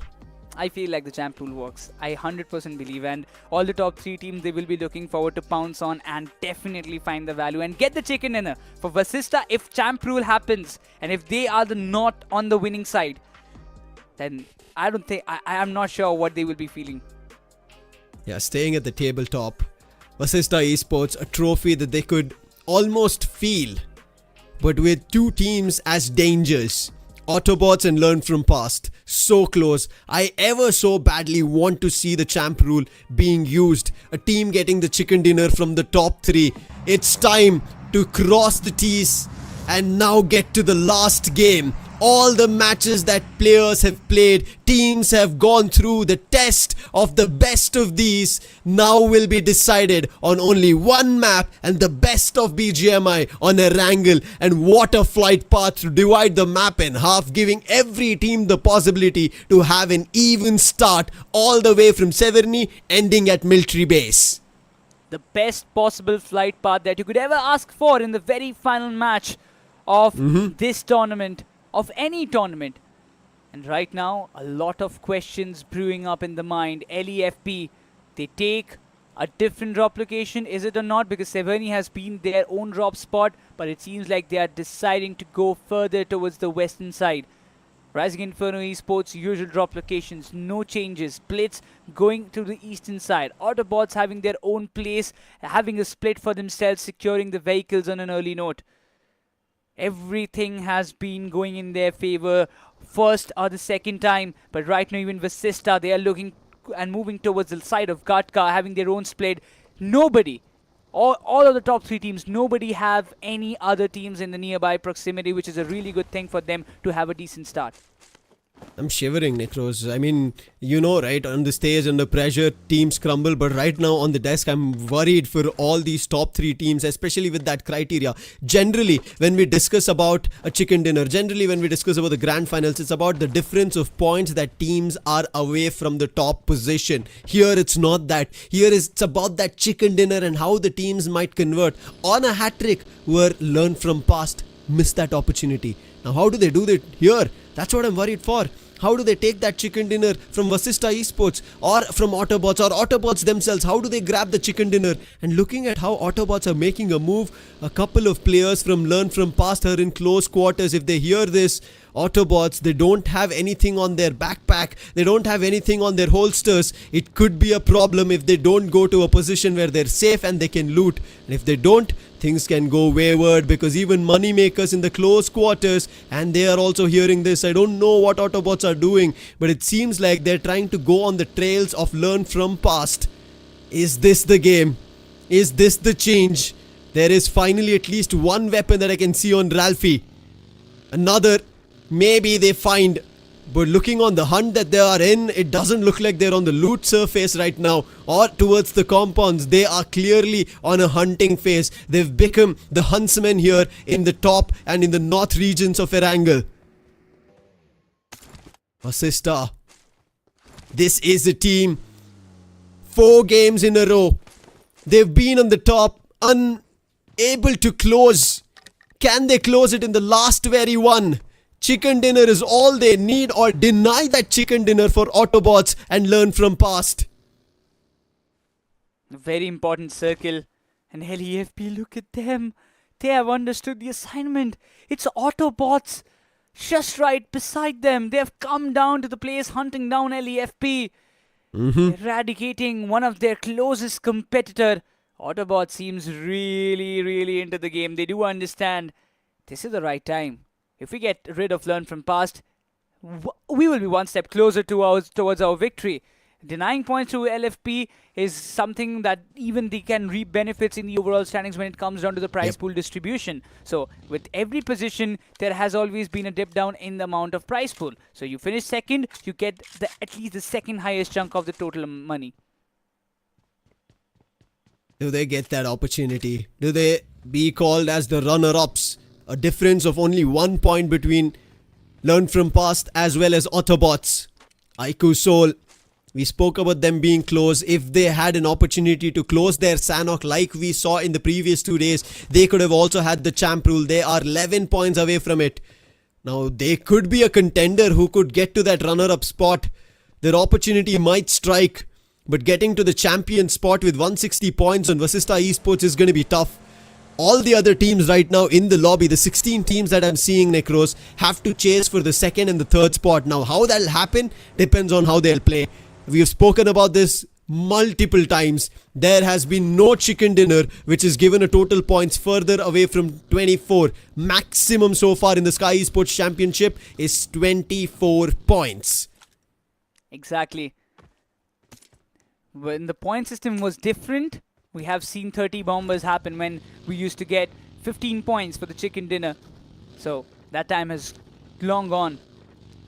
And right now this is a new meta, this is a new strategy that you need to come up with, playing aggressive.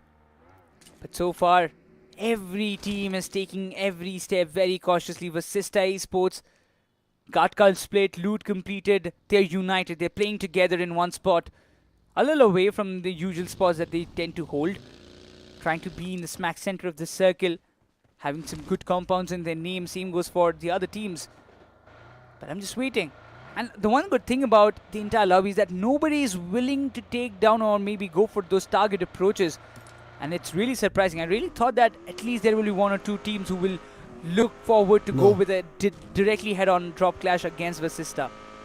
No, Necros, this is pressure for every team. Because if they make a mistake, then that's chicken dinner for VASISTA Esports.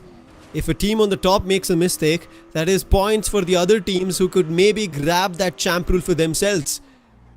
Right now, I feel like the whole lobby is under pressure, irrespective that they might not be on the top, irrespective that they're in the top 8, wherever the position is. This new format has put them in a position where they're still wondering if there is a chance. Do we need points? How much points do we need? How far are we from? But one thing I'm pretty sure all these 16 teams are going to be happy of is playing all the 18 games. It could have ended in our match 13. It could have ended in our match 14, 15, 16, 17. No, it came all the down till the end of time, till the end of all the games of our grand finals. And we are still fighting to see who could be the champion. If it is a champ rule, the champion can be different. If it is not, if it is on the overall standing for our viewers, it will be VASISTA. It is almost 50% predetermined here for VASISTA Esports, depending on their performance of how they put up in the entire grand finals. But now, with two teams with the champ rule, learn from past being the major factor for the denial, for the defiance of not having that chicken dinner because of how they played on Sanhok and Erangel. Now, True Rippers, they spotted them. This is around the water city. Learn from past, instantly punch brakes and they're turning their vehicle, but the bullets they target, they hit Yash, but they're in the compound. They can patch themselves and decide what the next foot forward is. Even keeping the vehicle safe for LEFP, they decide this is the right time. We can engage in a fight, but they have to keep things in a check. Blitz, they are around the corner. If they try to and tend to rotate towards the side of Rozok, which is not quite usual, but if even they do, it can be problematic. But look at Jelly's position. He can be that one sneaky player to put some problems on LEFP. I'm 100% sure that Yash and the company, they don't even have a single idea about Jelly's position. And Jelly, if he finds one good opening on maybe Yash, take it as an example, True Rippers, they will directly try to slam on to these compounds if they want to take a head-on fight against LEFP. And if they have an idea that, yes, this is a team who is sitting in the top 3, activating the Sky Champ rule. True Rippers, it is always Jelly activating a fight, starting things off, but this time it looks like his teammates are also surrounded. There's likes of Learn From Past and Learn From Past. They caught Yash, spotted from Ninja with the TPP. Sahil in another compound, and I'm pretty sure he's not been seen, but Yash's journey from one compound to another has been relayed in information. And Jelly tried to hit a couple of bullets, no connection as of now. Learn from past, under pressure now, and this is unwanted pressure during their rotation that they've been caught by. Initially, Autobots were in their search party. Learn from past. They have to adapt. They've been the best team who have adapted so far in the entire performance compared to any other team. They are the team with the highest chicken dinners as well. And they now need one chicken dinner, which they've done so far throughout the tournament. But they're surrounded by True Rippers, a team who want to deny any opportunity for the top teams. It's tough. LEFP in a single compound, and they have to take it. True Rippers, it doesn't matter if they win this fight or not, but oh my god, look at the circle gone down south towards the area of Ferry Pair, and Oh, this is going to be interesting. I'm sure that's not going to go towards the southern side, no, not on the southern island. But this circle, again, eradicates a lot of breathing space for a lot of teams as it keeps the water base around inside the circle. So you have got a little bit of small and calculative breathing space inside the circle, out of which all the teams need to thrive, and not a single team in total, not even a single player has been taken down so far. And we're waiting for that first strike, the 64. first pick to come in. As you rightfully said, 64 players in the lobby, in the grand finals, not a casualty. And when we speak about it, finally, there it is, the first player to fall. It is going to be from iQOO 8-Bit Mafia, and it is found from ONEPLUS God's Reign. Stage 2 of the circle, and it still doesn't feel like that fight is going to be pushed forward or being targeted or being chased for. That was just something that happened during rotation, and maybe they'll let it be because ONEPLUS God's Reign, they have a better positioning, a compound, and Alibaba Raiders Pro pushes up. He gets the knock, but instant counter on Eggy as well. JD, he will try to hold the compound for now because his teammate Ralph is on another direction. Justin hits the shot and instantly trying to answer back, but it does not work out. Robin is also here in the mix with Justin and Neo, but ONEPLUS God's Reign a little afar in their split and nowhere closer that they could do anything for Delta. He was pretty helpless at that moment. Yeah, definitely not a proper angle positioning for ONEPLUS Gods. We never expected that Alibaba Raiders would be going all ham in. While Eggy's revival is almost next to impossible, it seems, as Alibaba Raiders, they're trying to get this height advantage for themselves. They're also sitting in the smack center of the circle, so yeah, that kind of justifies their position. But it seems like LEFP, they have found one of the players of true rippers in the areas of Water City, and even that fight has started. This could go in any direction. This is the most crucial fight, and with the circle that's shifted on stage 2 with also a half of military base island is interesting. I don't know where this will tend to, but tending for a revive is what Learn From Past should do. Honey on the roof has been knocked. Yash got hit with the bullets through the window. Ninze is covering to see if anybody climbs upon the roof. It's going to be tough to get closer to Honey, but they're trying to make it work, along with Dope helping his teammate Sahil, propping up a nade. Does that connect? That's what they're looking forward to. Sam in the meantime has made a push. Learn From Past need to survive this battle at the Water City. If they make a mistake, a small one, their chances of becoming the champions will be put into the waters itself, will be drained off, and Sam is trying to do that. He knocks another player. That's 2 of the players from Learn From Past down, and the other 2 nowhere close. Look at this. Even True Rippers, they're crumbling down. Jelly lost. Kulamau knocked out. The confirmations have not arrived. Not a single finish has been registered so far. So yes, they are going for the revivals. Silope in the close proximity. He's cooking up a need. The position has been revealed. The shots will be there, but Sam, he misses, and Sam doesn't.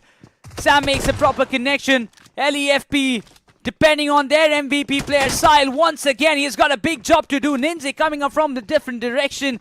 Silope is cooking up something. If Ninze, he gets taken down, it can be problematic. But the nade, it was way too much cooked out there. It would be problematic. But Silope again bring back the game. Gets one confirmation before going down. Some of the pre-nades being there just for prevention, as he wants to get another confirmation. Kyo's Namau's revival has not been completed. Silope buying time for his team, while Ninze, he has to go up. He has to take a charge, while his teammates might just give him the intel. There's nothing in terms of intel because Kyo Lamau knocked, he did not move, and therefore I think the information was missed. Dope has been revived. Ninja now is trying to climb the roof, while Dope is trying to patch himself with the first aid that he has, and the last and only one. 2 players, Sahil making a jump. That should be an opportunity. Ninja trying to hold him off, and now Ninja opening a door himself. There's a gas can, and that is the play. Sahil spots the opportunity and he bursts it open, and now Learn From Past, they still are in this fight. Water City, they look like they would have been flooded by True Rippers, but somehow this man Sahil saves them. What an IQ play. 100 IQ play coming up from the side of Sahilopi. The way he literally thought, okay, if I can't get him down like that, I'm just gonna burst the gas can, and that worked out brilliantly. They have vehicles to rotate, but having lost Honey and Yash, LEFP's journey is a little bit of in a dwindling position. Not sure about what is going to be, how the end is going to be for LEFP in this match. You can see the pressure on the players. They understand that having lost 2 players, it's really difficult to win a game. But for now, ONEPLUS God's Reign, they are still not stopping, finding finishes left, right and center as they have got a knockout against VXT. ONEPLUS God's Reign, their intention was clear that the circle has moved towards the sides of even military base. Any team could make their way out. They go towards the bridge itself being the best spot, center of the circle. And now they've been surrounded. They've been swarmed by teams in all directions. It depends on the next circle, which is lesser than 5 seconds as the play zone is completely closed. But look at AUTOBOTZ. Learn from past, they were forced to be in the play zone with the fight that they just had, but AUTOBOTZ, they play a smarter role. They wait in the late rotation, but with this circle moving to the major chunk of military base could prove wrong for AUTOBOTZ strategy. Now the only thing that they could do, maybe a rotation could work and go to the military base island, because any team trying to make their way across, God's Reign is the first who already had the control of that bridge and now are the first to enter back to their drop spot. This is really challenging. Nobody would have expected a circle like this, and now ONEPLUS God's Reign, they will be going back. But FANGS from the eastern side, they also try to chime in. Just imagine the amount of pressure that's going to be there. Big pressure, and all the 3 champ rule teams are moving from the northern edge. VASISTA is not in the circle, AUTOBOTZ is not in the circle, Learn from Past is not in the circle. All of them are moving towards that bridge for now, where ALIBABA Raiders, who also took the closer compound control with ONEPLUS God's Reign, but ONEPLUS God's Reign, Robin, he tried to make a move with his teammates and he got open fired and his finish was confirmed. ONEPLUS Cincinnati kids in the mix. This fight is happening all the way at Query. That's the finish feed that you're seeing. And that is against the likes of 4 Miracle. And it seems like on the split they find Hitman and put him down. Look at this. They've got a hoverboard in the mix. If they want to just take it and then rotate towards down south, it is possible. But before that, they want to eradicate every other team in the close proximity. That's the kind of play. But iQOO 8-bit comes into the question. VX here on the mix. The northern corridor seems to be really troubling. Just imagine so many teams. Only one way to cross right now. If you want to rotate from the eastern side, even FANGS, they have things in check. Even you talk about iQOOSOUL, they have things in check. 2 teams, 2 big names holding the Novoripnoi bridge and 2 to 3 teams holding this ferry pair bridge, and the only way to cross is either have to be a rotation or you get a hoverboard for yourself. This looks very tough, Necros. This is scary, especially with the teams with the champ rule. iQOO 8-bit and ALIBABA Raiders, the team who took up the compound, seems to have been in a clash, another clash on the Novo bridge that you mentioned. FANGS and iQOOSOUL. iQOOSOUL thought they're going to be safe there, tried to make a run, but they get caught off, just like how money makers are not allowing the likes of ONEPLUS Cincinnati kids to get out from the water bodies that they're stuck in, with Zeref already going down a knock by drowning. And now Juicy is somehow trying to swim across to see if there's a possibility. But look at this move from AUTOBOTZ. A smart game for now is what they will be thinking. But once they understand, just like them, the other teams with the champ rule have also not made it into the circle, things could break, things could be destroyed, and the intentions maybe even put to a wreck. This is a different set of game that we are seeing, right? Nobody would have expected a circle like this. Nobody would have expected things to go down in this manner. Especially after seeing such an even flight path, even circle to start things off. Exactly. The final game of Skyesports Championship coming with such a banger climax. This is a pure entertainment for all the BGMI fans out there. Everybody is now glued to their screens. And what is this, Neo? He has climbed upon the bridge as steel beams and has a position that nobody would even wonder. But information, he's still not gotten much except for the iQOO 8-bit, and finally with the TPP he spotted Ralph. But he can't overpeak. If he does, he will also take a fall. Ralph bandaging him up, but he doesn't know there is a god upon him who will look forward to that finish. Learn from past, they spot a vehicle, they spot a hoverboard. That should give them access to the main circle. Oh my god, look at this circle. FANGS, they have the good advantage. Rising Inferno ESPORTS, they have also managed to cross LEFP from Milta to this part. It's a way too long journey. I really hope they have the meds ready, because for now, You see Dope and the company, they are literally... I don't think LEFP will be making it inside the circle. It's a really tough job. And if they think that they want to get it through the land, that is even the worst possible call that I would see from the side of LEFP. Because the waterways should be a quicker route, but it's a little risky, but you have to take it. There is no other choice. There is no other choice, as you rightfully said. So learn from past. AUTOBOTZ, both their chances are right now dwindling. In the mix, VASISTA Esports, their name is something that we have not yet seen. While the circle has shifted on the map, they were closer to the bridge entrance, rather not yet crossed. Meaning all the teams with the champ rule are still not closer to looking like they could have a chicken dinner, especially with this circle. Learn from past. AUTOBOTZ, both on rotation. AUTOBOTZ, the position that they check, they don't find a vehicle that they could use to cross the waters and make it to the military base island, whereas learn from past, they have it. They're making use of all the bandages, they're making use of all the first aids, how much ever they can survive this zone damage and enter the circle, but the distance that they're in is so far away, 2000 meters, Necros. And what a game this is turning out to be.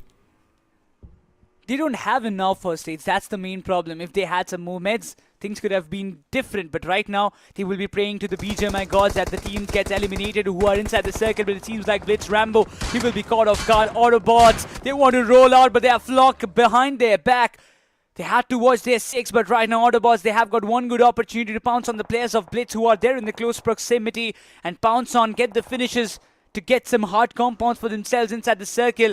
As we talk about Team Versatile, they have got VASISTA in front of them. The nade's being tossed up. Hector drops down to 50 off his HP. But the nade from Hector was just too precise, taking down Raiden. This is the team who denied them the chicken dinner, Necros, in Miramar, map 2 of a grand finals. That's where they could have already won this game today. And it is again Versatile.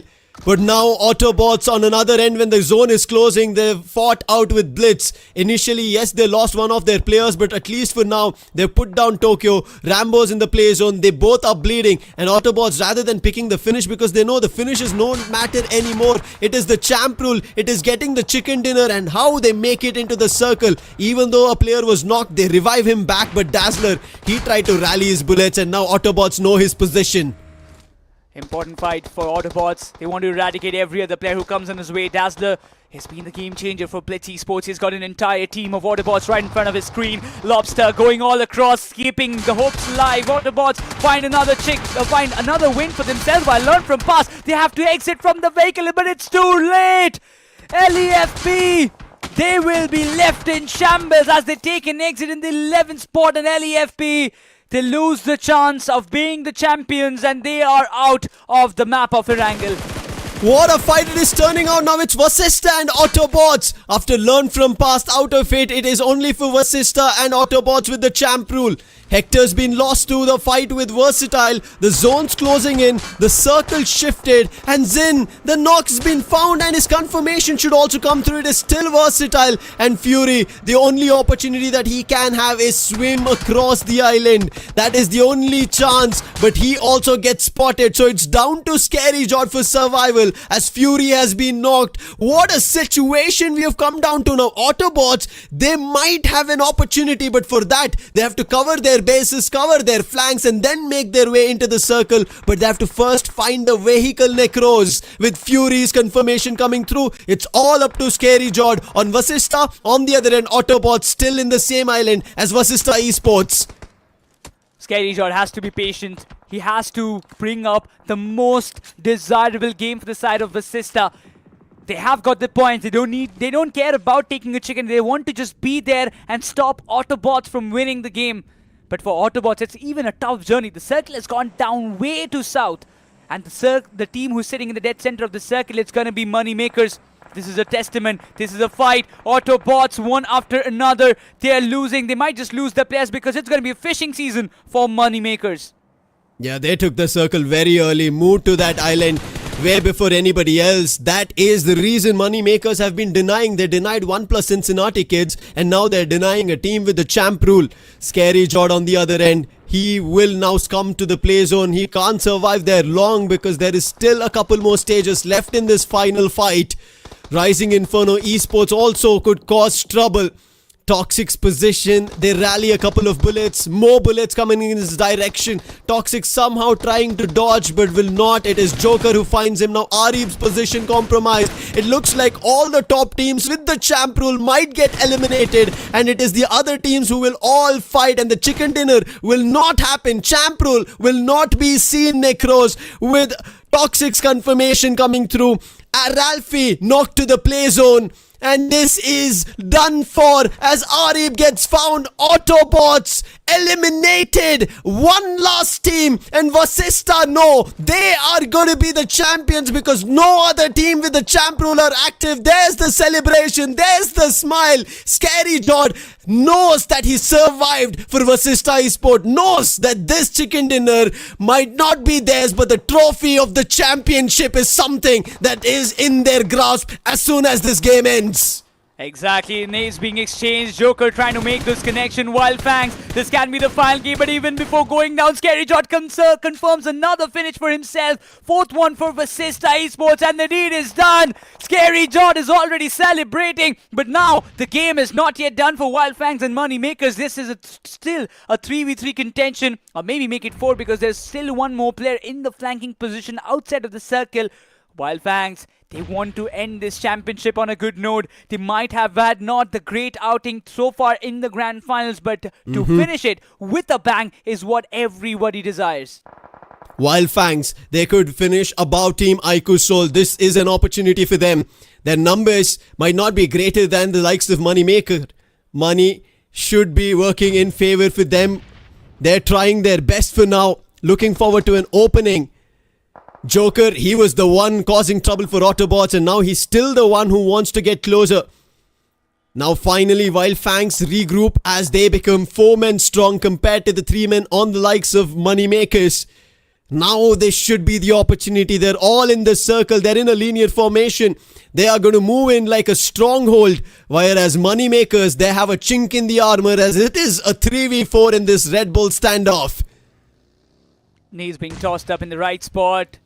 Given a little bit of splash damage to the side of Moneymakers.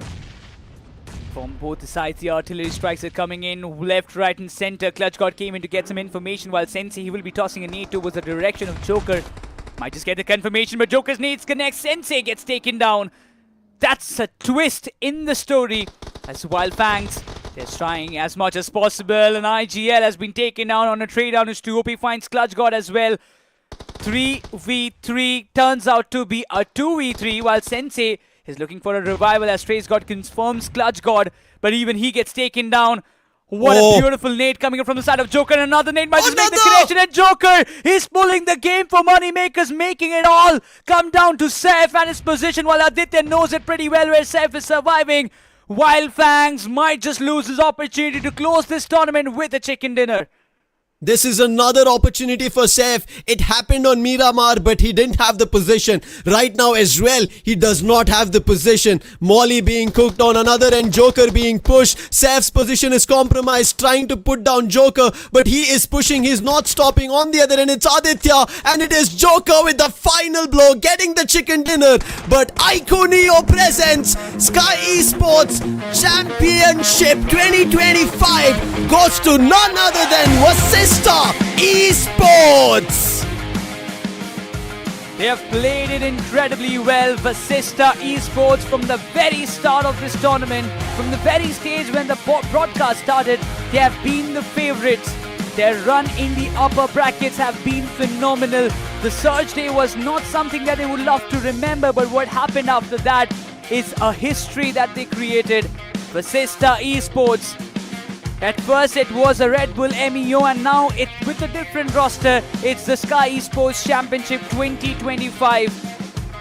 One after another, this franchise is winning tournaments, and right out of this, the big golden trophy will be just as the showpiece, will be one of the most biggest jewels in the trophy cabinet in their boot camp. Yeah, I think VASISTA Esports, the trophies that they've won have been phenomenal. The Red Bull MEO one that they got in Chennai, that was so gorgeous. And now the next trophy, the second in their cabinet that they win, is the Skyesports Championship 2025.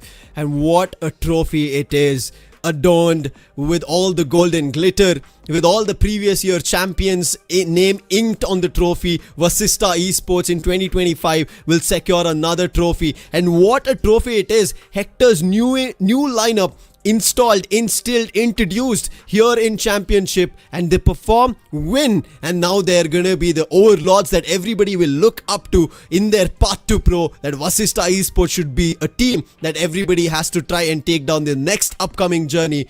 What a lineup has been built. These youngsters, so good, reliable. Scary Jod in the last 3 games, always staying strong till the last breath, surviving, making sure VASISTA Esports do not face a deficit, do not get eliminated by another team with a champ rule. Even it stood strong in this last game, Necros. He has been the anchor for the team. There's no doubt about it. He has to be that one juggernaut for the team that we have to mention, that Oh yes. in any occasion, in any kind of fight, this is a player on whom you can rely on completely. Even in the Miramar match, you just remember Hector as well as Zin went on to finish AUTOBOTZ Esports. Fury was there in a mix, providing some long-range cover fires. But Scary Jod was the only player who had his eyes set on the players of ONEPLUS Cincinnati kids, and only he moved from that position just because all the 3 players went down. Otherwise, Scary Jod was keeping a check on ONEPLUS Cincinnati kids, completely stopping their movement, pinning them down to that compound so that VASISTA Esports, the other players, doesn't face any kind of retaliations or trade fires from their end. What a tournament, Necros. A breather finally for all of us, because this bound out to be a champ rule, surge points, a new format. But it is VASISTA Esports who pulled it till the end. But that's not all. Now we move into the best fragger that we've seen. The MVP. It goes to Toxic in the iQOO Neo 10 present Skyesports Championship 2025. Oh, it is also the runner-up who move in, and they are gonna be the second position team in the Championship 2025 run. Exactly, they have come up as the first runner-up in the entire Skyesports Championship 2025. They have been doing an exceptional job, followed by the roster of Lobster, Arib.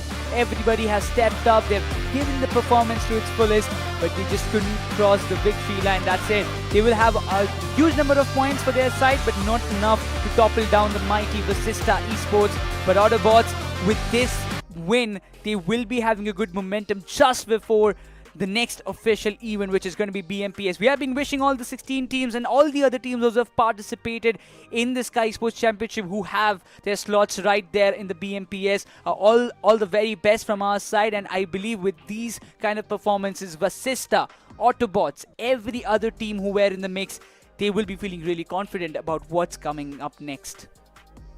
And congratulations to AUTOBOTZ, right? We spoke about this. The point difference between them and Learn From Past was a single digit. Learn From Past secured a couple of finishes, but survived was AUTOBOTZ. And because of that, they make it to being the runner-up, the second place team in the Skyesports Championship 2025. What a testament from them as well. I think these lads, you have to give it to them. Another new roster that they've pulled up, with Lobster showing us brilliant performance in the upper bracket. Then later stepping in is Arib, who became the anchor we were talking about on VASISTA Esports, and here Arib for AUTOBOTZ. But when it came down to them securing an opportunity, getting closer to the champ rule, it was Toxic. One man standing, 7 finishes in his name. That Miramar game stole the show for AUTOBOTZ, and that's where AUTOBOTZ decided, now we are closer ever than ever before. This is our opportunity, and they make it happen. Yes, they would feel a tad bit sad that they couldn't get the chicken dinner, maybe get that champ rule in their favor, but nonetheless, coming up in the second spot out of all the other big name teams, fan favorite teams, is not an easy job, Necros. Yeah, even this time, the final game was very challenging. It was way too challenging, and nobody, out of all the 16 teams, nobody would have expected a circle like this. Just imagine the circle still stayed in the areas of Quarry or maybe in the Ferry Pair region. Things could have been different. Completely different. LEFP would have survived till a tad bit longer with the 2 players that they were remaining. Sahelopi, he did not even had a chance to fight back as soon as he entered the circle. So I feel like, yeah, things could have been different if the circle was there on the north. Even AUTOBOTZ, the fights that they were taking, the way, the confidence that was there in the lineup, it was seeming very nice. But again, fighting against the odds, reaching the circle in that kind of keeping those conditions was way too tough, and it happens. Sometimes it happens. It's just luck that we can say that doesn't stay in your favor all the time. For now, I think this was one of the best movie climaxes that we've seen. Champ rule active, anybody could win, learn from past facer True Ripper's onslaught, they survive. Autobots have a fight with Blitz in front of them, they survive. Both of them try to make it to the circle which moved to the military base island, and I'm pretty sure nobody would have thought that it would be a military base circle. Especially because it was such an even flight path. The circle itself was so even that any teams could have made their way in, but the circle just kept shifting south, south, south. There was no other direction that the circle shifted in, because of which eventually it was nothing much the teams could have done to get their victory or even look forward to this champ rule being used to its fullest. I think the search points, all of it that we ended up seeing, teams missed out on such a big opportunity, but VASISTA Esports, they knew if they kept going forward, they will make their mark, win, and they do win, not by the champ rule, not by the search points, they win by clear domination, win by clear power, win by proving them that they can do it all. Doesn't matter whether they require the chicken dinner or not, because they are consistent. 94 finishes with 75 placement points, Necros. That is highest. That is 20 away from any team being close in terms of placement as well. Exactly. The way they have played every match, they've been consistent. Top 5, top 4, top 3. These have been the ideal positionings for VASISTA Esports, and that has helped them reap benefits from that spot on. From the very first game itself, the first game itself was not good for VASISTA Esports, but from the second game, match number 2 to match number 18, incredible journey for VASISTA Esports. A true example of how you should play a grand finals, or true example of how you should use the strategies properly and execute it in such a way that nobody can stand out against you. But in the second chart, there will be a lot of disappointments. Moneymakers came into the picture, but way too late for them to be in the top 8.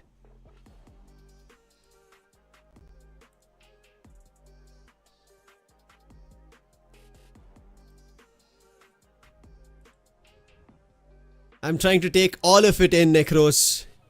What a show it's been. 3 days of the grand finals with the Sky Smash on. Sky Surge on day 1 of the grand finals. True Rippers, as you can see, with 10 surge points. And they're on the second page. Versatile with the next second highest at 6. God's Reign with 5. Only one team with 7 was Soul, but we spoke about the fragger, and the MVP goes to this furious lad, the Fury Man, coming in from VASISTA Esports at 30 finishes. But it's not only him, it's Scary as well with close second at even 30. And then comes in his LAFP's Sahil OP, who learned from past to an opportunity of champ rule. And Jatin, Hashtag 4 Necros. We saw him in every map. Maybe not the last one, but at least until Miramar, match number 5 of the day, he was picking finishes from everywhere. He didn't care whether his teammates were supporting him. He was the one doing it. Exactly. And at this point, I believe we have seen so many individual plays. Let it be Sahil OP, let it be Jatin, let it be Trace God. Every other team has that one star player in their roster who have stepped up, who have got the things right, corrected. But still, it all comes down to a team's performance. BGMI, it's not even a single solo player game. It's a team game that you need to put up when it comes down to win tournaments. And only a single player can just maybe win you matches, but not the tournament. It has been a quote for long years from the past, that every time we have seen one player dominating, we have praised the gameplay, we have witnessed the domination, but the wins, it's not possible. And similar thing happened for LEFP, similar thing happened for Rising Inferno Esports. Somehow the other way, I felt like the other players haven't stepped up the way Jatin did. You can talk about PMWI, IGL, the kind of rotations was not seeming that right for his side. The placement for Rising Inferno Esports hasn't been right. The decision making in good fights and bad fights have been questioned, and that is one of the reasons they're lying lay in bottom. But while LEFP, they have had their different storyline. Man, what a day. I'm still trying to make sense of all of this, Necros. Upper bracket matches, LCQ matches, Teams giving it all, but only one champion. They're here with the interview for us. Let's hear them. So much. आवाज आ रही? Can you hear me? या we can hear you. क्या हमारी आवाज आ रही है आपको? Yes, yes, yes. तो क्या हाल चाल है, बताइए जरा, आज के प्लान्स क्या हो रहे हैं फिर? Plans तो नहीं पता, but 10-11 महीना जो स्ट्रगल रहा है जी। वो जीत की तलाश में, मतलब कि कैसे बताओ यार, बहुत हार्ड है expression. I'm pretty sure you're looking high on emotions for sure, Hector, और वो चीज़ होनी भी चाहिए। पर लेकिन आप ये बताइए कि एक नई टीम आपने फॉर्म करी, अलग अलग जो पीसेस ऑफ पजल्स थे वो आपने एक साथ लेकर के आए। ये स्काई स्पोर्ट्स चैंपियनशिप 2025 की ट्रॉफी जीतना कितना इंपॉर्टेंट था आपके लिए? मतलब बहुत लोगों ने मेरे पे डाउट किए थे, बहुत चीजें हुई थी, बहुत, मतलब मेरे लाइफ में पिछले 10 महीने में, बट फाइनली वो मौका मिला है, मैंने प्रूव किया।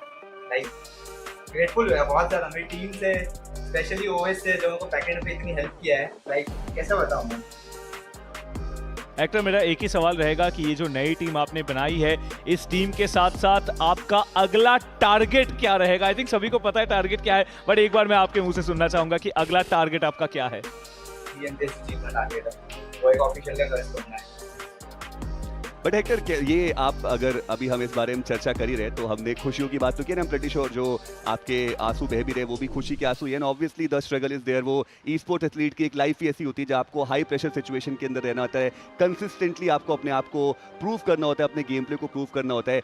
बट देन अब जब हम बात कर रहे थे इस टीम के फॉर्मेशन की, आप ये बताइए ये चैंप रूल आपको कैसा लगा? ये पूरा जो सर्च पॉइंट्स था वो आपको कैसा लगा? बिकॉज पहले ही मैच में आप बहुत करीब पहुंच गए थे, एक चिकन डिनर निकालना था, 5 मैचेस का वेट हुआ, कई बार बहुत क्लोज पहुंचे, बट वो चिकन डिनर नहीं आ पा रहा था। हमारे सर्च डे पे जब पॉइंट्स आए थे, हमारे 0 पॉइंट्स गेन हुए थे, तो मैंने अपनी टीम को पहले ही बोल दिया था कि गाइस सिर्फ फोकस करना है चैंपियंस पे, हम एंड तक टिके हुए रह गए ना तो कोई टीम हमें हरा नहीं पाई।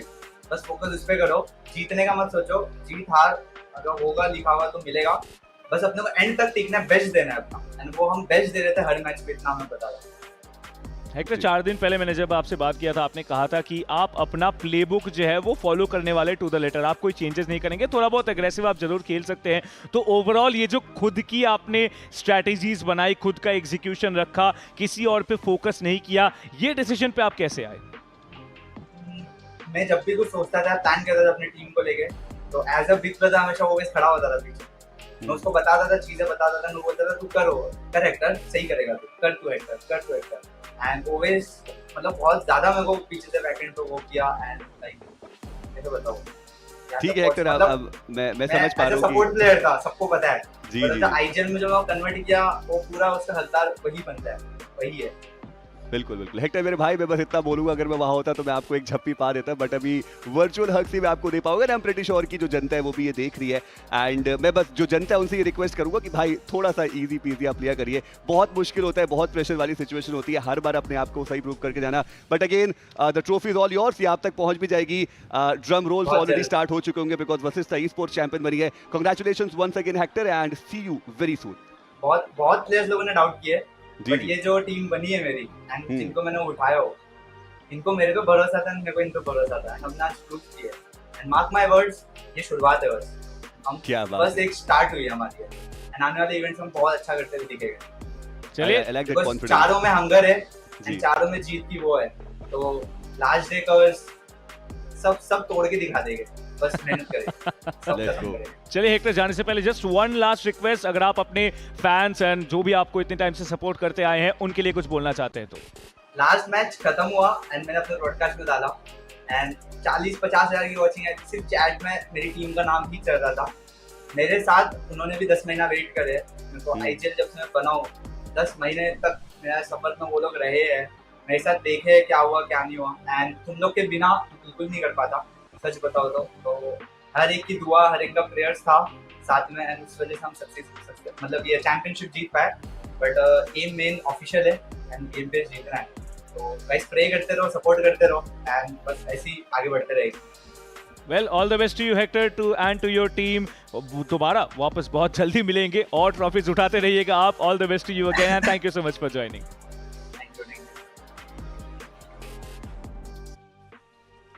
Emotions high, Necros. I mean, I thought this would be the case because imagine he picked up a roster who people would have not thought of. Hector was playing with Neo, Goblin, S-Power. That was his lineup.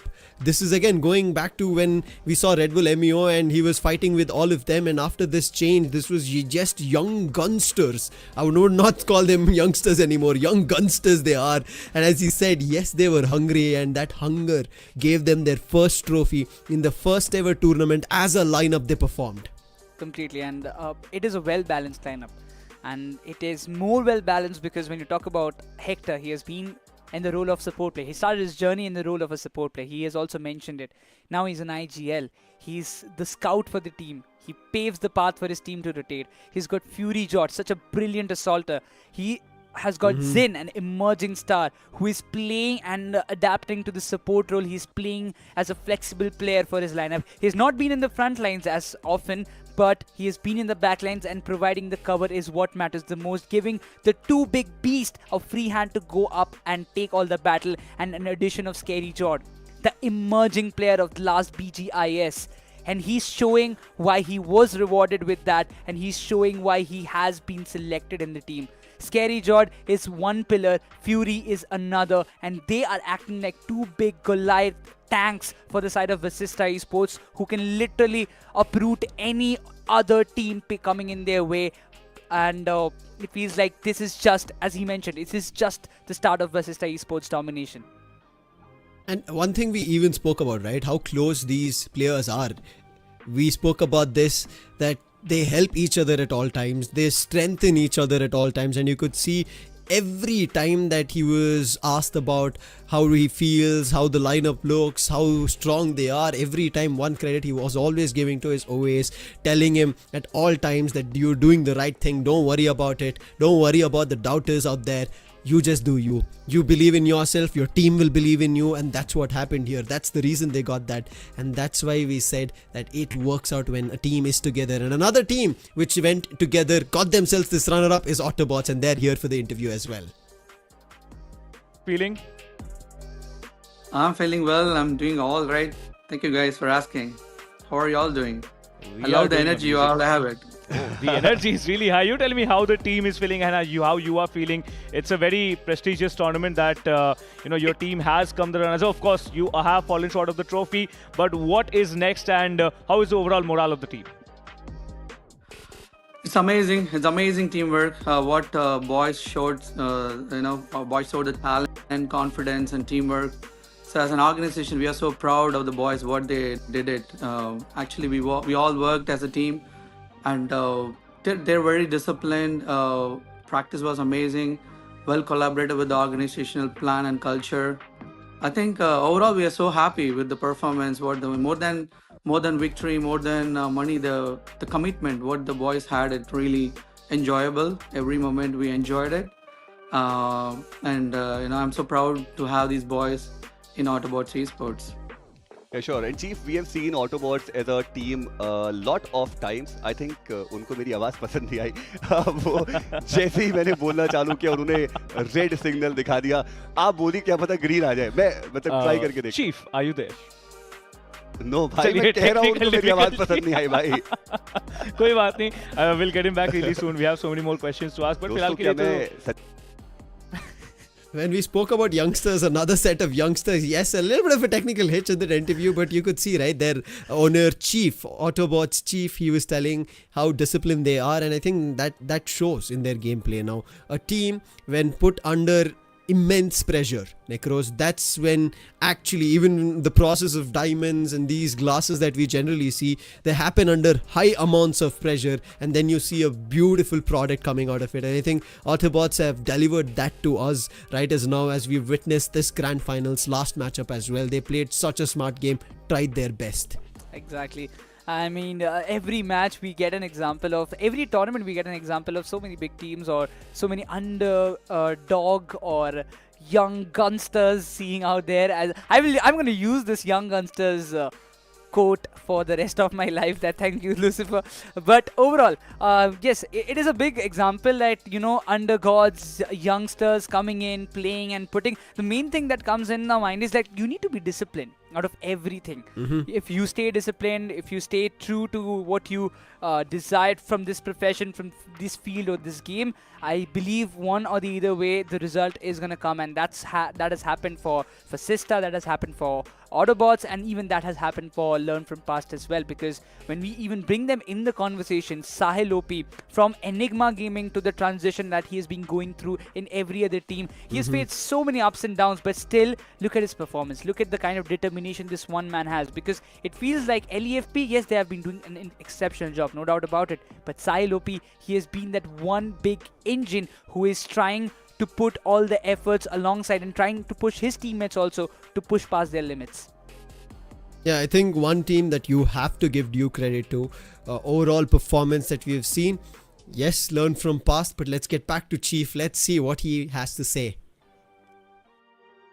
Yeah, I hear you well. Sorry for Yeah. the disconnection. I don't know. No, it's totally fine. But like I've been following Autobots esports very closely, and there have been a lot of roster shuffles in the past few years. Do you finally think that you've got the perfect roster? All the pieces of the puzzle are now intact. It's true. I think how we are recruiting, we have a motto: culture drives everything. We are encouraging that, empowering that to all the players, and we are trusting Erangel, who's the captain of the ship, and trying to make the team aligned. And it's not that what we wanted, how boys are enjoying the culture, how the boys are aligned with the goals, the mission and vision, what we are having it. And we are trying our best to help lads and getting aligned, because it's an adrenaline game, and you have to be peaceful, and you have to enjoy yourself to achieve something bigger. And I think, and honestly, yes, we are really loving these lads, what we are having currently. Well aligned with the goals, the vision and mission. They're culturally very fit. I think we are going to go crazy, and yeah, even our upcoming plans are really huge. All right. So, Chief, you did mention the mission and vision. I would want to know, and I believe the audience would also want to know, what is that exact mission and vision that you're talking about? So I think the mission is first educate what is esports, honestly, and especially getting the support from the parents.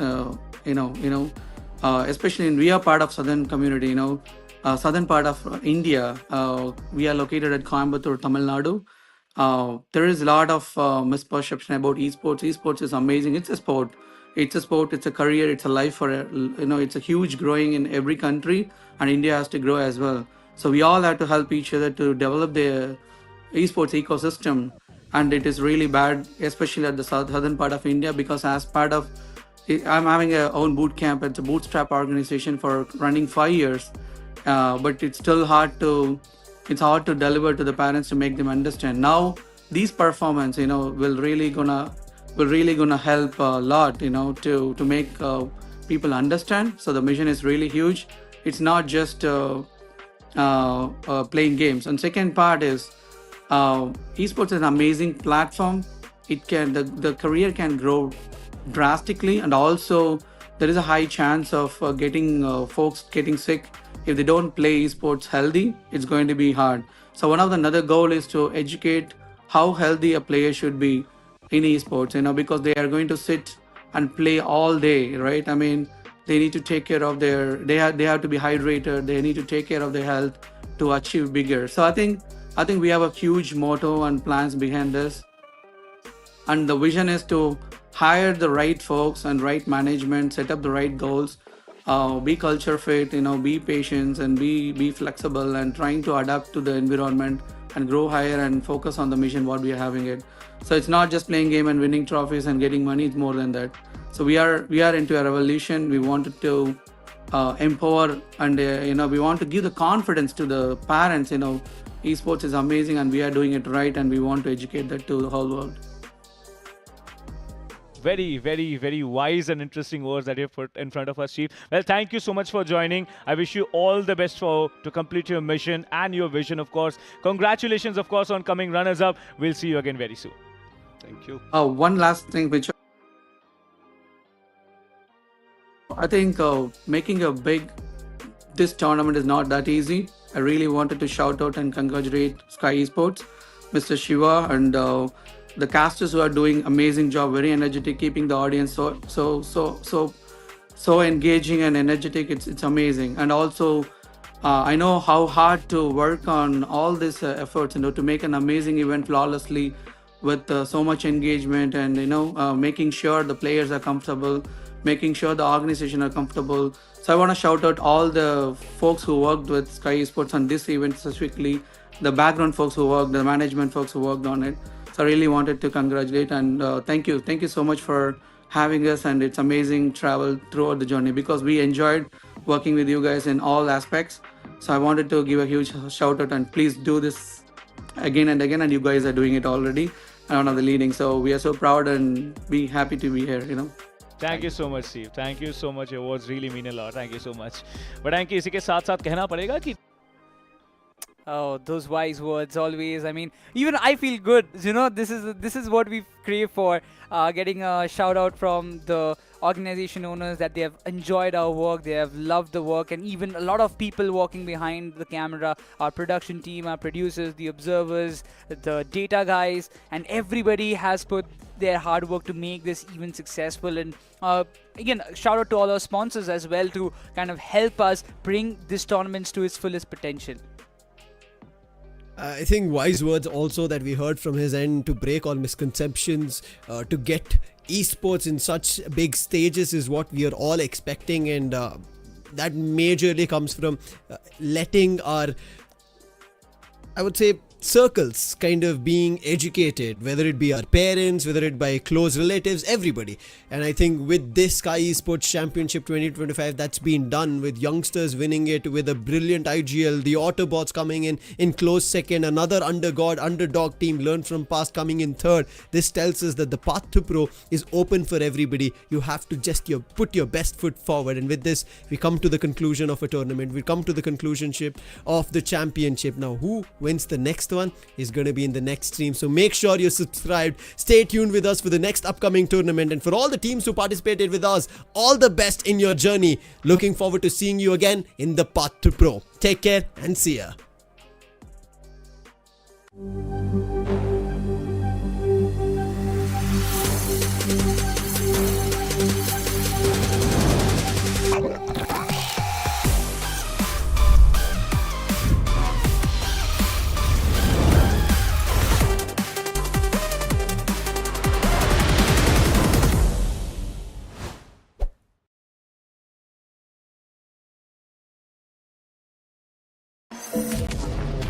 iQOO.